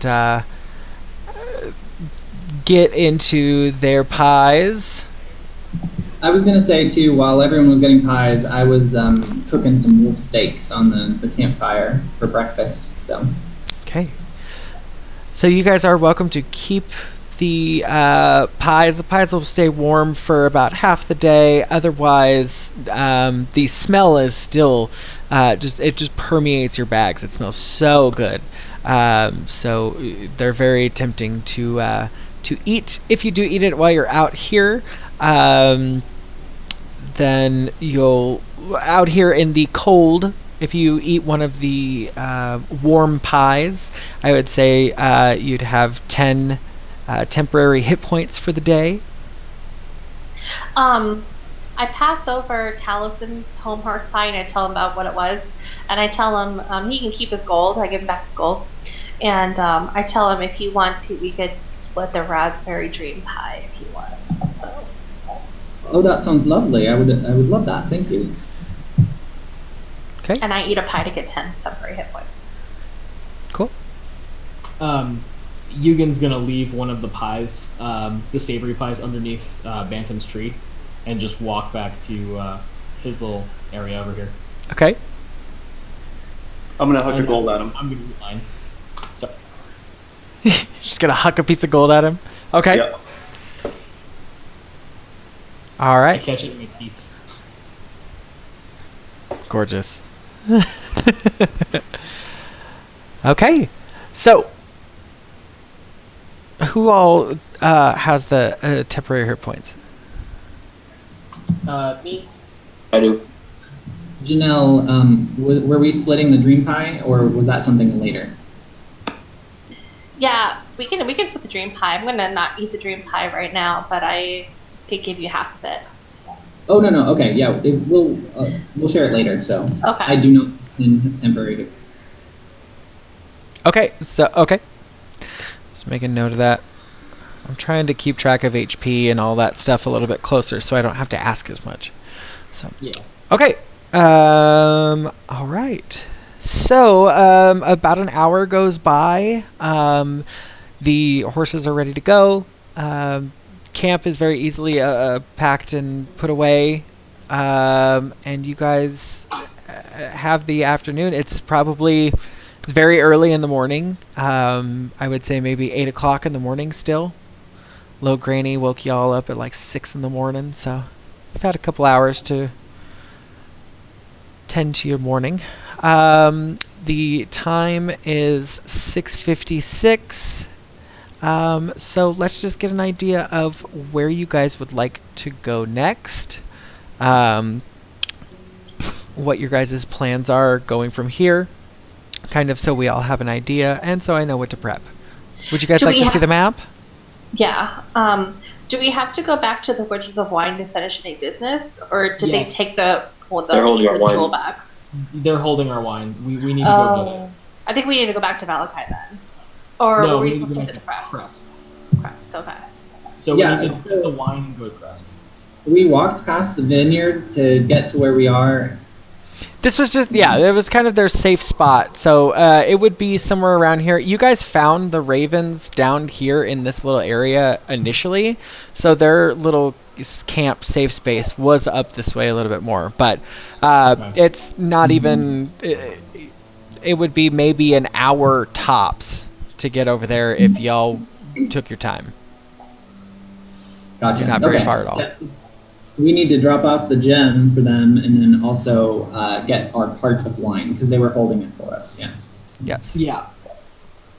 So I think the general plan is to go to Wizards of Wine, get our cart, head to Kresk, and begin investigating the cathedral. Yep. And then after that, do we have to get? Do we plan on getting all the gems? I think so, yes, but I think we're probably gonna have to wait for the two others because they're with the Baba Lysaga. Okay, yeah, that's true. Yeah. Then wine and Kresk sounds like the perfect next plan. We just gotta. I think we gotta start hitting some objectives because I think. I mean, I have a running theory. This is meta knowledge. But, like, I have a running theory that because we have a page of Strahd's diary, our encounters are actually a lot more difficult than they need to be. Possibly, because I know every time it gets revealed to the light, something happens.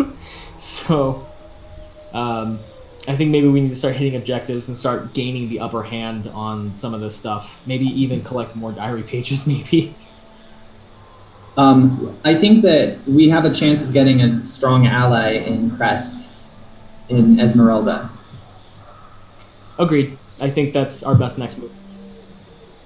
So that we have a lot of stuff to hit in Kresk, I think. There's the whole thing with Irina, there's the Abbey, and then there's Esmeralda. So I think I want to say that those will hopefully kind of fall into place together. So I think we got a general idea. Is there anything in particular anybody wants to accomplish while they're in Kresk? Anything they want to try and find or objectives they want to accomplish for themselves?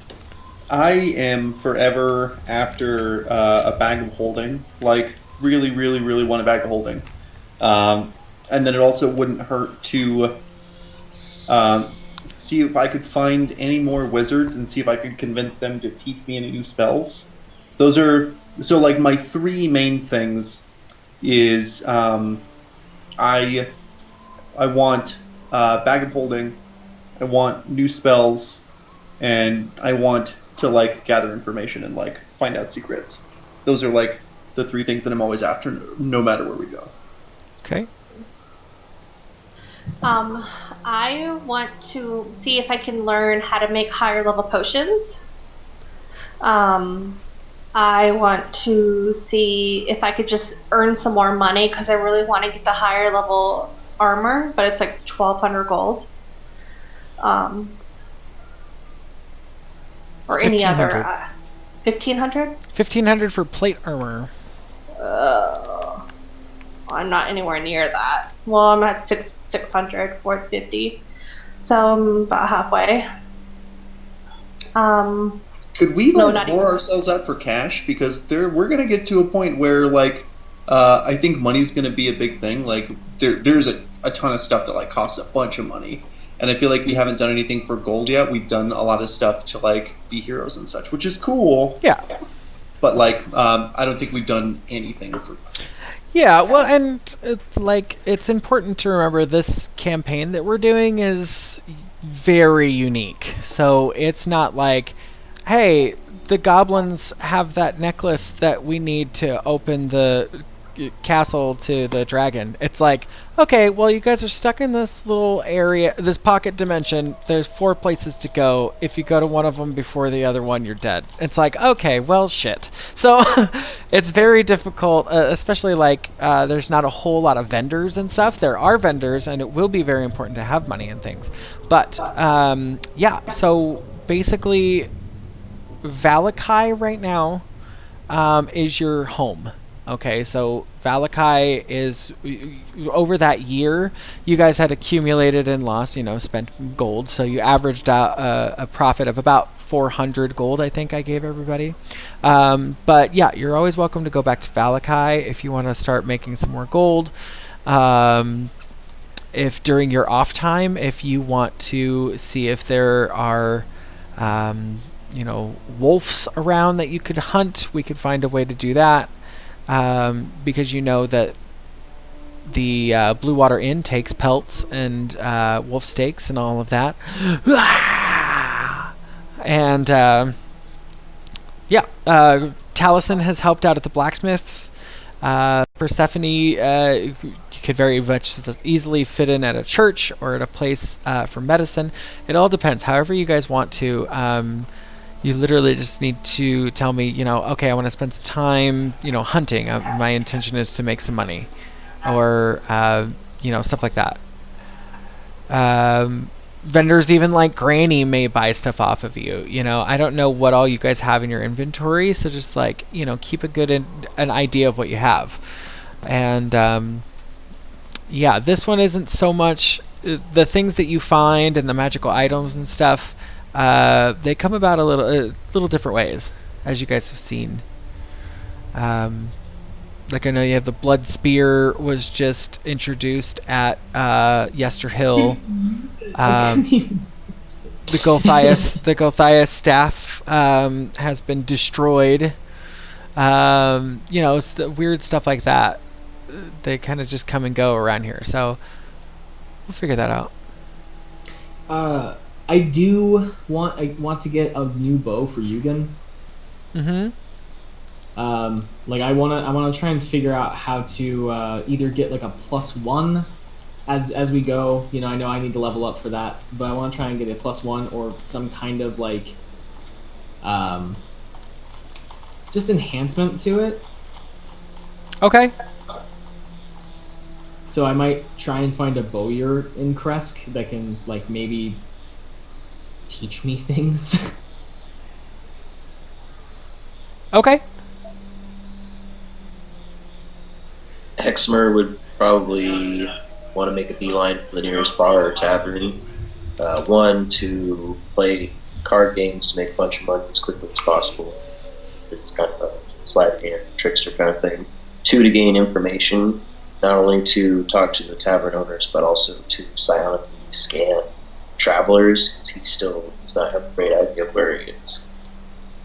Okay.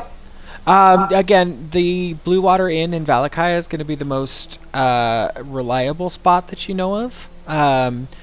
You've never heard about any taverns or anything like that in Kresk, but you guys are delivering wine, so there may be one there. And just people you meet along the way, you're more than welcome to barter with them or, challenge them to games or whatnot. You can also gamble with your fellow players if they are down for it. And there are gambling games that we can play on Dungeons & Dragons.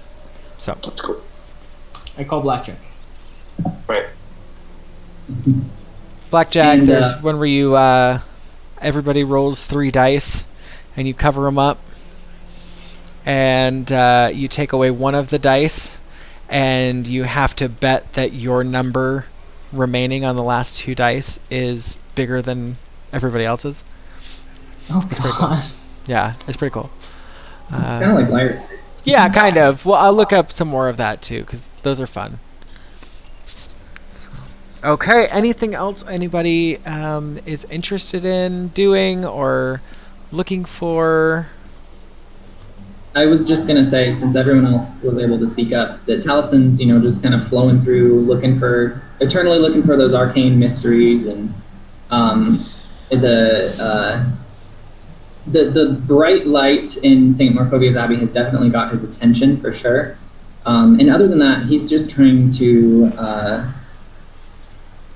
guess, keep everyone together and safe. Like, that's his internal objective, but like his driving force is just wander and discover. So Okay.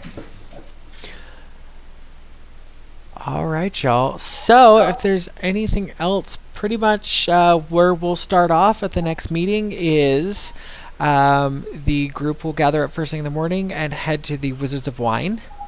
I will. So basically, it'll start off. You'll appear at the Wizards of Wine.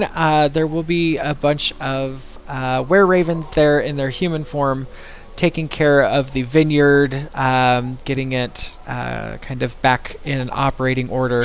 And they have the cart ready for you, ready and waiting. And a couple of them have offered to escort you to where you want to go. The next place you guys are planning to go is Kresk with the wine, correct? Yep. Okay. So yeah, we will start off. Party.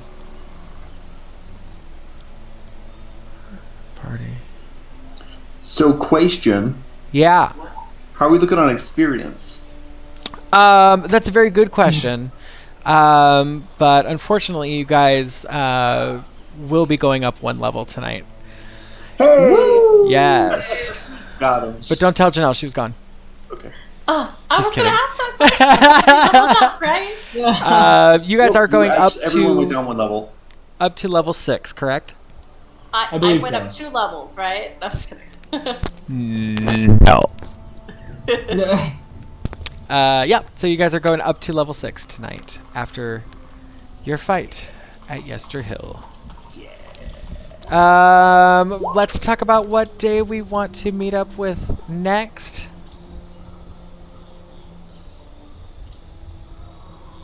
Yes. Yes. How's everybody looking on vaccinations? I'm still getting my second one in the middle of next month. I just got my first one last week. My second one's tomorrow. My second one is Tuesday. Yeah, my second one's Tuesday. I had to reschedule mine so it doesn't interfere with work if I get side effects. So I'm gonna attempt to reschedule that tonight. So we're still a little ways out for meeting in person, which is fine because this D&D thing on the Roll20 that Chris got me is fantastic. It takes me almost nothing. So Well, and even when we meet up in person, we can still use Roll20 for just the mapping features if we wanted to. So. yeah, that's Yeah. true. Because Dustin also lives in another city now, so he's probably Very not going to be true. able to make it down every time we do a session.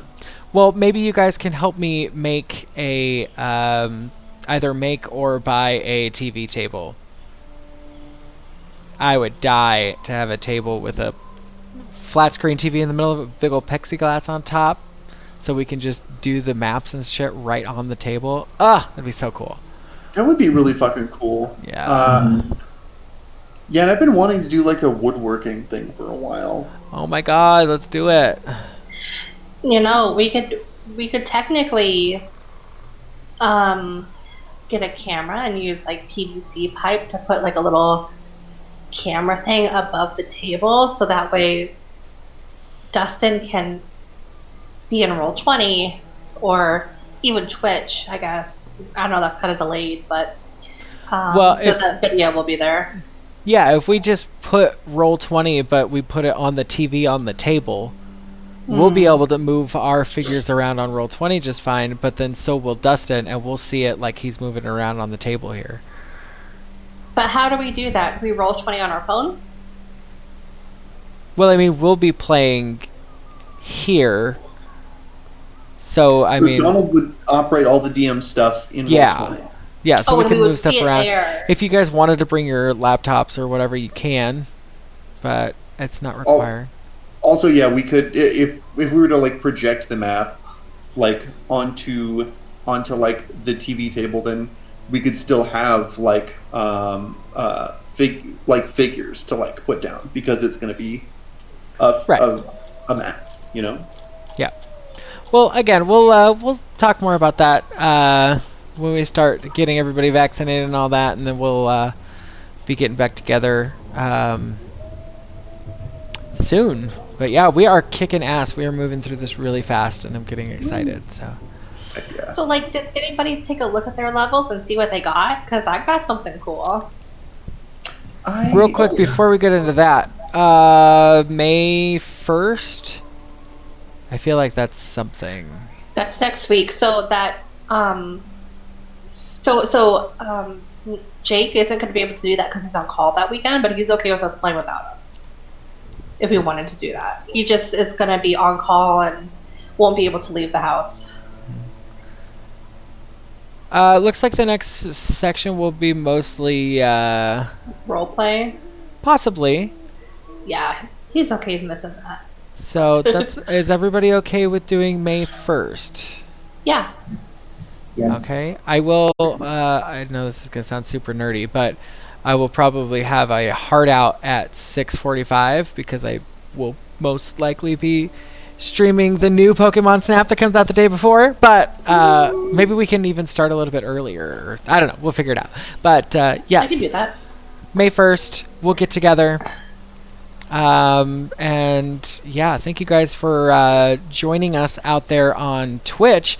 There was about, I think, 8 people watching us in total at the most. Anybody say anything in the chat? It didn't look like it. I keep logging in and out of the chat though. Let me see. When I click on it, the screen goes crazy. Whoa! Whoa! Good luck on your campaign. Hope you all get lots of loots. It was from Nate. Oh, wow. So. Wow, yeah, it does go crazy. Yeah. But. Anyways, thank you all. And again, I'm going to try to maybe download this and put some highlights up on my YouTube channel, maybe. I don't know. We'll see. But. That's it until May 1st. Good job on not dying. Yay! Yeah. I didn't do too well on not dying. Yeah, you almost died. Yeah. All of you almost died. I have Fireball 6 would health be That points, was, but yeah, Zach for was real. chilling. Now you Fine. get the destruction of Fireball. Oh, you can get Fireball, Manta? No. No, that's what you got hit by. The destruction of Fireball, because Jesus Christ. Yeah, I can't wait till you get Fireball. I wonder what level it is. I don't know. I'm going to tell you Strahd, guys like level 15, I don't know. the Fireball that hit you. Yeah. Very low damage for what it could have been. Okay, Yeah, well, I that could have been figured. a total party KTO or whatever they call it, or A TPK. TPK, yeah. It was cast at 9th level. Wow. Maybe Wait, don't. really? Yes. It was cast at 9th level and we still survived? You Kind of? guys hardly survived. I would not Yeah. call what you did surviving. But You were set up just right for it. Seriously, That's if it wasn't for what Stephanie happened. rolling super hard towards the end there, I don't know if we would have made it out of that. when I think a lot of people forget that Strahd is a wizard also. Yeah. So I think of him as a vampire, so I'm expecting more physical. yeah. Well, he does other stuff too, I guess. Yeah. Yeah. About the candy Yeah, he was a wizard first. So. Okay, so can I say what I got now? Say A what level you- 6? Oh yeah. I got Aura of Protection. So starting at 6th level, whenever you or a friendly creature within 10 feet of you must make a saving throw, the creature gains a bonus of the saving throw equal to your Charisma modifier, with a minimum bonus of +1. I must be conscious, and at level 18, it increases to 30 feet. Well, that's super cool, because let me just pull up my character sheet. My modifier for that is +4. So Nice. you're welcome. We get +4. That's great for me. So That's those fantastic. dexterity saving throws are going to be rough. Are we just gonna go around and kind of talk about what we got then? I'd like to know. I don't know what any of you guys know what to do. I don't know any of your spells. Okay. So I gained 2 new favored enemies, werewolves and were-rats, and I have a new language, the Primordial. I don't know how much this is gonna help, but I took it. Cool. And then I gained a new natural explorer area in the forest. So that means if we're going through the forest, difficult terrain doesn't slow us down. We can't become lost except by magical means. While traveling, such as foraging, you remain alert to danger. When you forage, you find twice as much food as you normally would. When tracking other creatures, you also learn the exact number, sizes, and how long they pass through the area. So yeah, I all saves and stuff against werewolves, I now have advantage. Nice. That's great. Very Awesome. cool. And we definitely encounter those were-rats, for sure. How do I like go about leveling up so that D&D Beyond will coach me as to like what's happening? You go Click your to. character portrait. Sorry. Oh no, you go ahead and explain because I actually don't really know. Okay, I don't make just- characters. I just kill them. Click your character portrait and go to manage levels. Uh-huh. And then you would, you know where it says level and then it says 5, you just click it and hit 6, and that whole little bar thing should tell you what you unlocked. It should glow blue. So that just takes me into my character builder. Yeah, it does. That's how you manage your levels. Yep, That's because that's where you add spells and stuff. You do all of it from there. Okay. This is the equivalent of like a pencil, basically. All right. So, I got one new spell, not a spell slot, but just another spell. And I did get another feature, but I'm gonna have to hide it from you guys for now. So, That's fine. Hexamer got resistance to psychic damage. Nice. Yeah. That's nice to have, isn't it, Janelle? Yes. Just thinking too hard in this land can hurt you. I was really thinking that I was going to get smited again.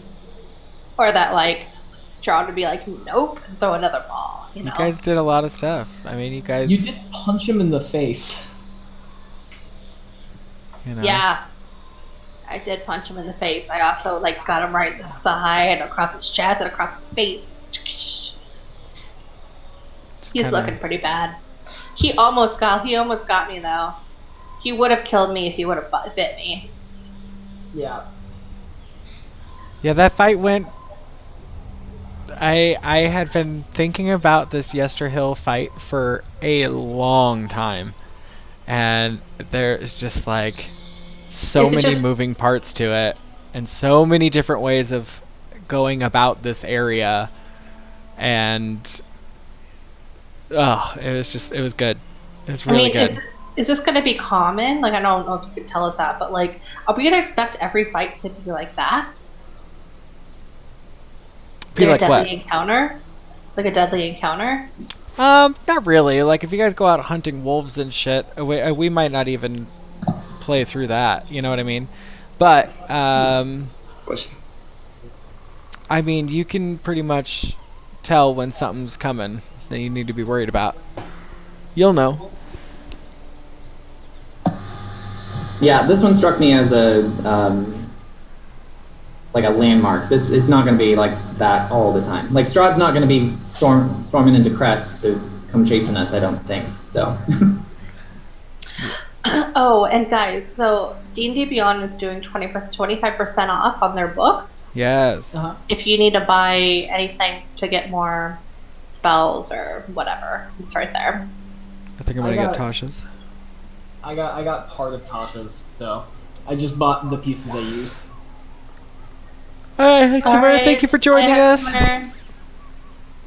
Bye, Cody.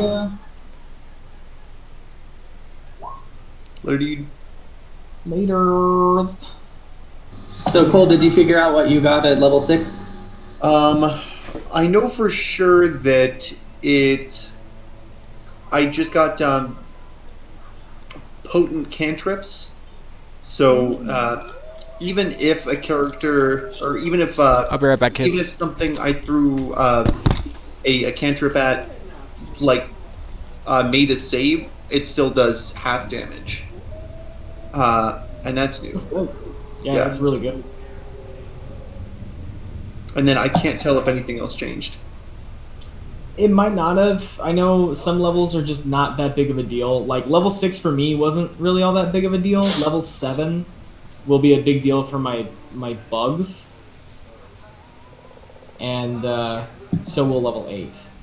So looking at the wizard table, Cole, it looks like you get an arcane tradition feature, which I'm guessing is the potent cantrips, right?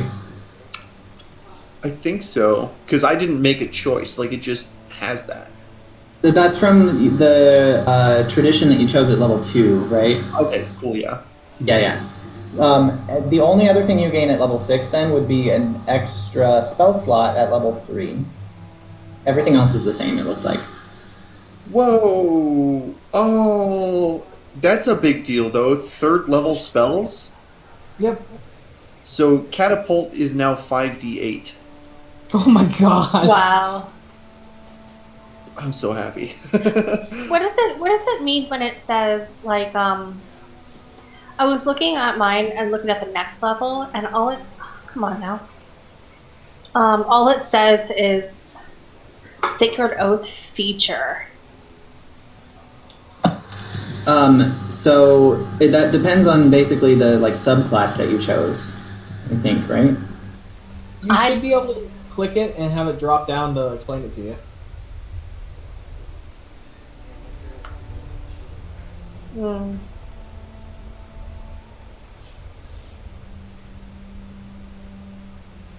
Yeah, because at level 6, I get a Hexblade, or I get a Pact feature, but that's the thing that I'm keeping secret from you guys for right now. Yeah. Just because there's some story pieces that Donald and I have to work out on it, so. I found it. It's Aura of Devotion. Friendly creatures within 10 feet can't be charmed when I'm conscious. Gotcha. Well, that's a good ability. I can't wait until level 20 where I get Holy Nimbus. Watch out, Strahd. I mean, I think we're going to be facing Strahd, I don't know, level 11 or 12. Yeah, I know, but I like to imagine, Yeah. I don't know. I'm figuring you guys will probably fight him around level 8. I'm just kidding. Okay. I mean, we did just fight him at level 5, kind of, so. Yeah. Well, that encounter was interesting, too, because there was so many moving parts to it. I can't wait till you guys see that. Like, after we're done, I want to go through the book and show you guys all the crazy shit I had to deal with. All of that was within 2 pages. Oh god. Oh, yeah. And it's basically just like, here's the setup. If this happens, this happens. If this happens, this happens. This happens, this triggers this happens. It's like 2 pages of that, and it's like, good luck. It's like, holy shit.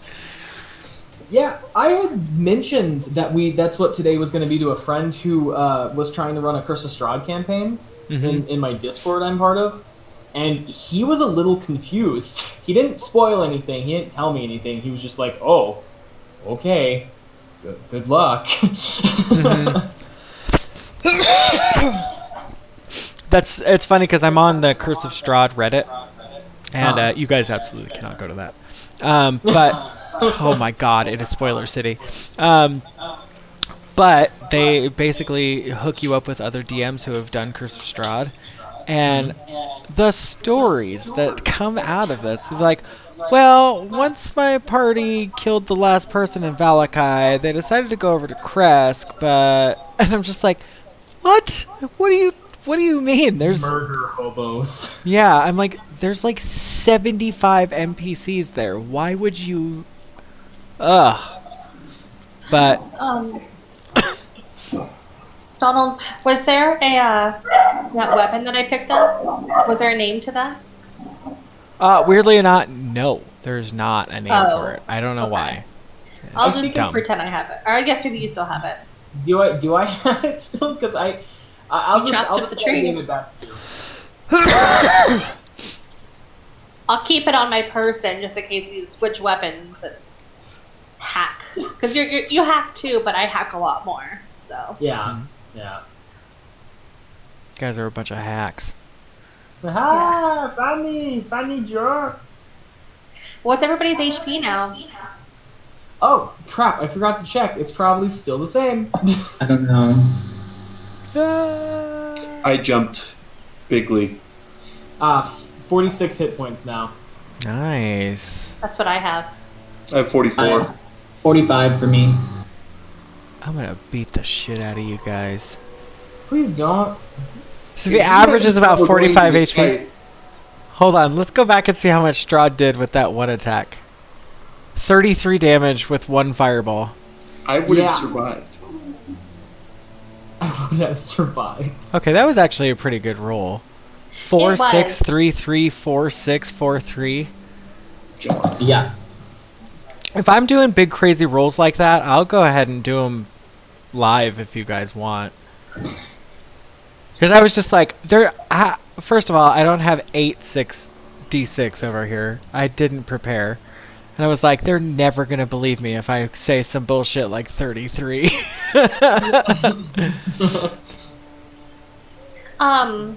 It was interesting because it's good that we didn't do it because it really helped with our metagaming. But like, I heard that there was this DM who actually rolls for everybody else's life saving throws, or life throws, or whatever they're called when they fall. No, I want. Yeah, so nobody ever knows if they're going to be close to death or not. So it really changes how do you continue attacking the main guy? Do you stop and go heal? You know, it takes away that, or it causes that mystery. No thanks. Interesting. Yeah. Yeah. So, interesting. Holy shit. Pardon. Alright, but I'll let you guys go. I gotta go. Alright, y'all. Yeah, again, thank you so much. I'm going to go ahead and end the Twitch stream right now. Whoa. Thank you all. Bye.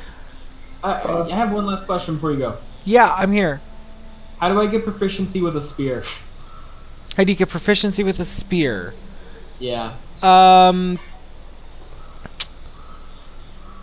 I have no idea. Chris, help me out here. Next session. Help me. You would have to train with someone. So you could train with Taliesin, or you could find a spearmaster in Valakai or Kresk or something like that. Okay, I mean, that might be difficult, but I can figure it out. Because Taliesin is definitely proficient with a spear. But yeah, I think it takes whatever Donald decides. But it's like, doing your long rests, or during downtime if we have other periods of downtime. That's what you would do, is train. Yeah. Gotcha. Yeah, that's how I would do it. We did just have a huge time skip where that was kind of an option. But if you want to do that, it would just be practicing it on your downtime. start using it in some of the fights that aren't as like crazy. So like if you do want to make some gold and we just want to get on one night, I'll even put this out there. If there's ever a night that you guys just want to go out and like kind of do an arena style thing where we just fight some wolves and we mess around, like maybe even Persephone, maybe, you know, Janelle can run a one shot where it's your characters fighting some wolves and stuff. So she just gets an idea of like how a monster stat block works. You know, there wouldn't be any role playing involved, but we're all here to learn. You know, this is my first campaign. This is all your guys' first campaigns as players. So if we do little one-shots here and there where you guys get to, you know, DM the monsters or something, that would be great, because then you guys would get an idea of, like, you know, how crazy some of these monsters get and kind of how that all works. That would be fun.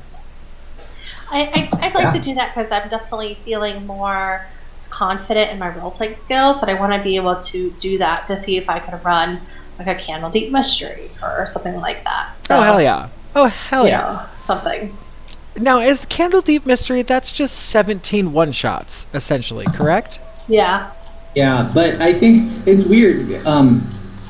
Right after we did Murder in Twilight, they announced Candledeep Mystery. Yes. And I was like, this is weird. Because when I was reading about it, it was like all of the one-shots are independent and, you know, they're spaced out from level 1 to 12 or something. Maybe it's like 1 to 17 or something. Mm-hmm. But it's like, but they could also be played like together. And I was like, but that's what I've been doing with my one-shots. Yeah, exactly. Isn't it? I noticed that, what do you call it? Coincidence. I noticed that right away. Because it was right after we did that, all of a sudden, you have Candledeep Mysteries coming out, and I was just like, "This is kind of, Chris has already been doing this for like 2 months. What the hell?" I noticed. I wanted to call dibs if I was to run a campaign on Descent into Avernus. Oh, okay. Good luck, girl. You go for it. Is that hard? Is that a hard one? No, It just looks really cool. There's some really cool stuff in there. I'm trying to think. Descent into Avernus has a mutation chart. So somewhere in that campaign, there is something that mutates your character. And they have it where it's like you roll on this table and it's like depending on how long you were infected or yada yada yada, I don't know all the details, but you like can grow like an extra limb and like your skin can turn to scales and all this crazy shit. It's so cool. Yeah. I was also looking into Ghosts of Saltmarsh. Yeah. I wish there was more fantasy ones, but they're not. I still really want to run Icewind Dale. I think it would be so much fun. I'm excited. I keep seeing some cool art from that. Like I have a lot of cool ideas for it. So Zia's just had the Icewind Dale dice set. Oh, nice. And yeah, it was like $30 though. And I was like, well, I can't afford that. So. Yeah. I want to do a one shot too, so we'll have to figure it out. Yeah, very cool. You know, it'd be really cool is if we got the what is it, Shadow or what the hell is the name of the book we were just talking about? Van Richten's Guide to Ravenloft. Well, yes, I'm definitely gonna get that one, and I was telling Janelle, I probably might have already told you guys, but if I get that book, I probably will not integrate a lot of it into the campaign because we're already dealing with a lot going on. But I think it might touch on some stuff that this campaign doesn't, that I would like to maybe possibly explore. So, like cosmic horror? Like it dives into the different realms of horror each. Yeah. So there is a cosmic horror one shot in there. There's all kinds of cool shit. They're all domains of terror. And what I was reading about the Von Richten thing is there's going to be kind of, you can do them out of order or you can do them all together, but there's like these domains of terror and you create a character at a certain level and you go in and you have to basically play along with the different domains, and I'm just like, oh god, it looks so cool. That sounds like fun. But it'd be very ambitious to get the Candle Deep Mysteries book and try to stream every single one of them. Make a YouTube series out of it. So I do have to say that I prepared a character on the off chance that we died tonight. so I Pretty have a damn backup close. character. Yeah, I have a backup character, and I really do want to play him. So the next time I get a chance to play a different character, I'm playing him. So Yes. Gotcha. I've also made a new character. I need to prepare the next class I'm going to play is Bard. I really, really want to play a Bard. You would be a good bard. The more I Two hear about him, characters. Yeah. like the no matter what character I play, like I try to do snide remarks. I don't try. It's natural. I naturally do snide remarks, and like that's the entire point of a Bard. I think I do really well as a Bard. So that's You could next kill a time. level 1 wizard with a yo mama joke. Vicious mockery. I still think Dead. I still think of when I played Whisper, and Janelle told me after the session how she hated him. Yeah, she sure did. She sure did. I really liked him though. He's another character that I like. Oh my god, that's so funny. Yeah, Chris, that was the first. How did you feel? I don't think we ever really talked about that, but like during our Halloween one shot that we did, for those of you still watching, there's still a lot of people watching us. For those of you who don't know, Chris had a character get killed during our Halloween one shot, and it was a fairy. How did that make you feel? Because it happened so fast. Dying? Yeah. The funny thing is, like, it didn't really shock me too much because I was a tiny character. I was a sorcerer, I think, and so like I had no defense or health or anything. And to make everything worse, I of course flew up on top of a roof where no one else could get to me. Oh, that's right. The only pretty much person what who did could it. get to you was the golem, unfortunately. Yeah, but I do like to think that my actions at least helped the party manage the golem better because his attention was on me for a while. That's until true. he killed me, so. And your little body got torn apart and carried away by bats. Yeah, but then I did get to play my very first created character, Ventress, that ranger that flashes in and out of existence. Yeah, so I got to play him, which was fun. So. Yeah, he would literally roll a d20, and it would determine whether or not he was on the same plane of existence as we were for that turn. So that was interesting. Huh. Okay. So then I think we got a decent idea of how to move forward. Yeah, so on the road to Kresk, I think is the next area. I still have 7 viewers right now. That's so fantastic. Thank you all out there for watching us. Everybody say hi. There's 7 people watching us. I'm pretty sure 5 of them are on stream right now, but you know what? Whatever. It sucks because you have to have an average viewer of over 3 to hit affiliate. The only problem is I've had maybe 4 or 5 streams over the last month where I had 1 to 0 followers, and they count. So, you know, even if I only stream for like 15 minutes, that still counts as one of my streams, and it counts towards my average. So I just streamed tonight for like 4.5 hours almost, and my viewer count I don't think ever dropped below 7. I don't think I've ever seen it below 7. So that's gonna help me out tonight so much, and we get it recorded so we can go back and watch it. Fucking if you stream while I'm at work or something, if you don't see me, just shoot me a text and I'll open something up, because I'm just not on socials often enough to know when you're streaming. You know what I mean? Oh, I know. And sitting there watching somebody play video games sometimes is not always that fun. But yeah, weirdly enough, my most successful streams out of everything have been the 2 times I did Animal Crossing just for the shits and gigs, and my Dungeons and Dragons streams.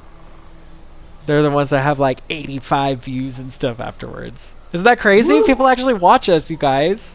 There's somebody out there watching us right now. It makes me uncomfortable. Yeah. I'm Put fine a top with it. on It's you, just like slut. high school, being on stage. Yep. Then we gotta amp up the drama, guys.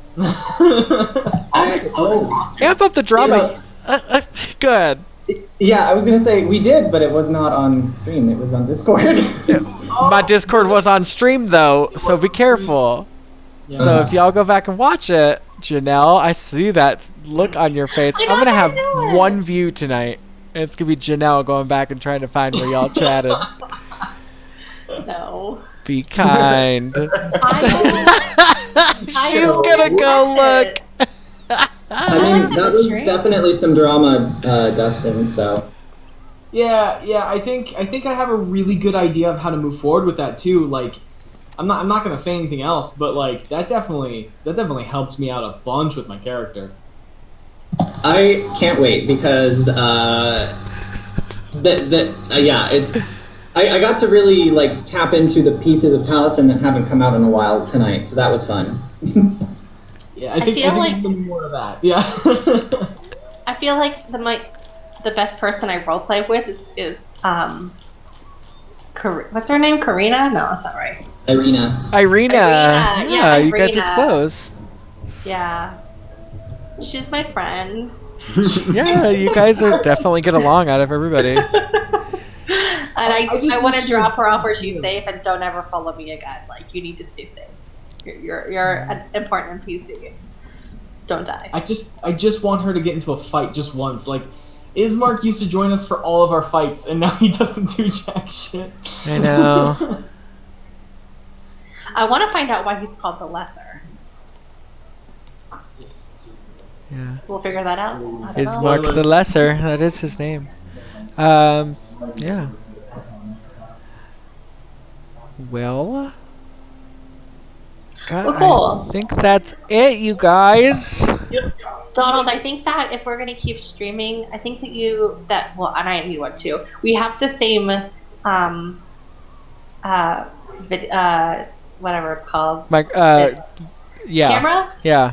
And it's only it was like $15 or $20. I think we need to upgrade your camera. Yeah. Well, once I get all of my legal stuff all did, I'm gonna be getting some money to buy me a dream computer, and I'm looking to drop close to $4,000 on a new computer.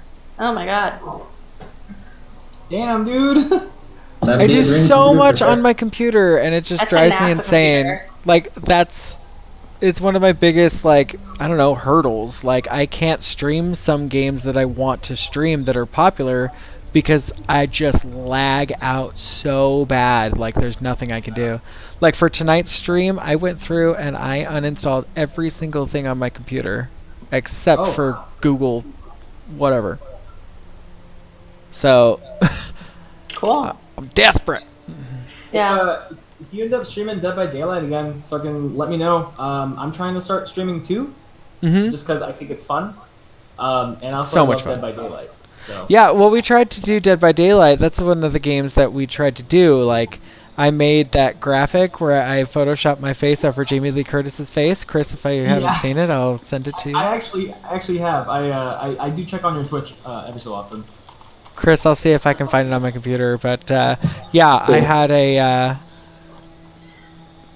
picture of me as Jamie Lee Curtis, and it was hilarious. It's good shit. I'll text it to you. Please. Yeah. Okay, well, I gotta let you go, because I gotta finish my laundry and get going home. Yeah, it's alright. Thank you all again. Bye. We love you all. Thanks, Donald. Bye, everybody. Bye. Bye. Donald, can you stay on the line? Yes, I can. You guys have fun. Bye. Thanks, Dustin. Bye. I just wanted to see if you had thought about the message that I sent you. Now that we're level 6 officially, so. Oh, right. Okay. Let's see.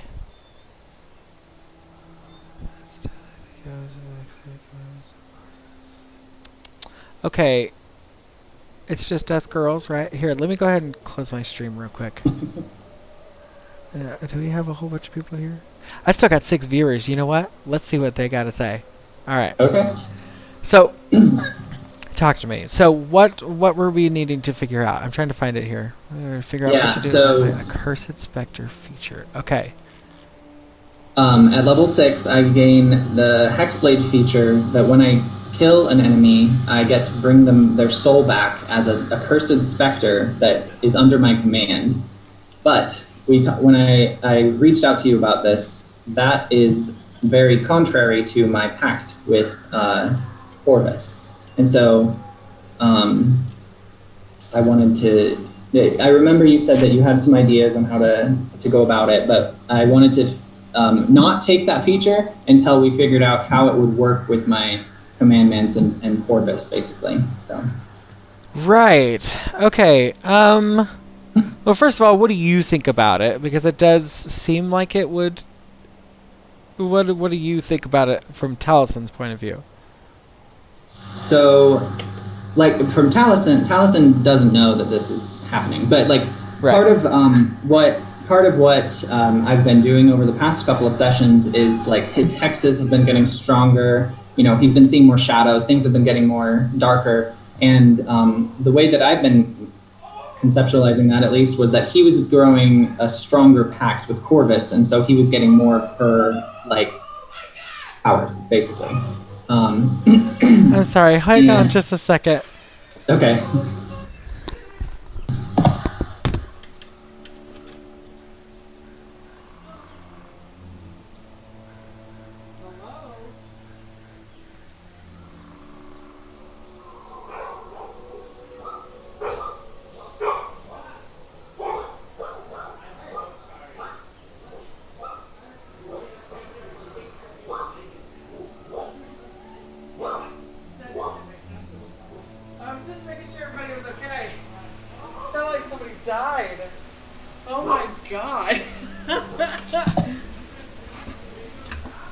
Is everything all right?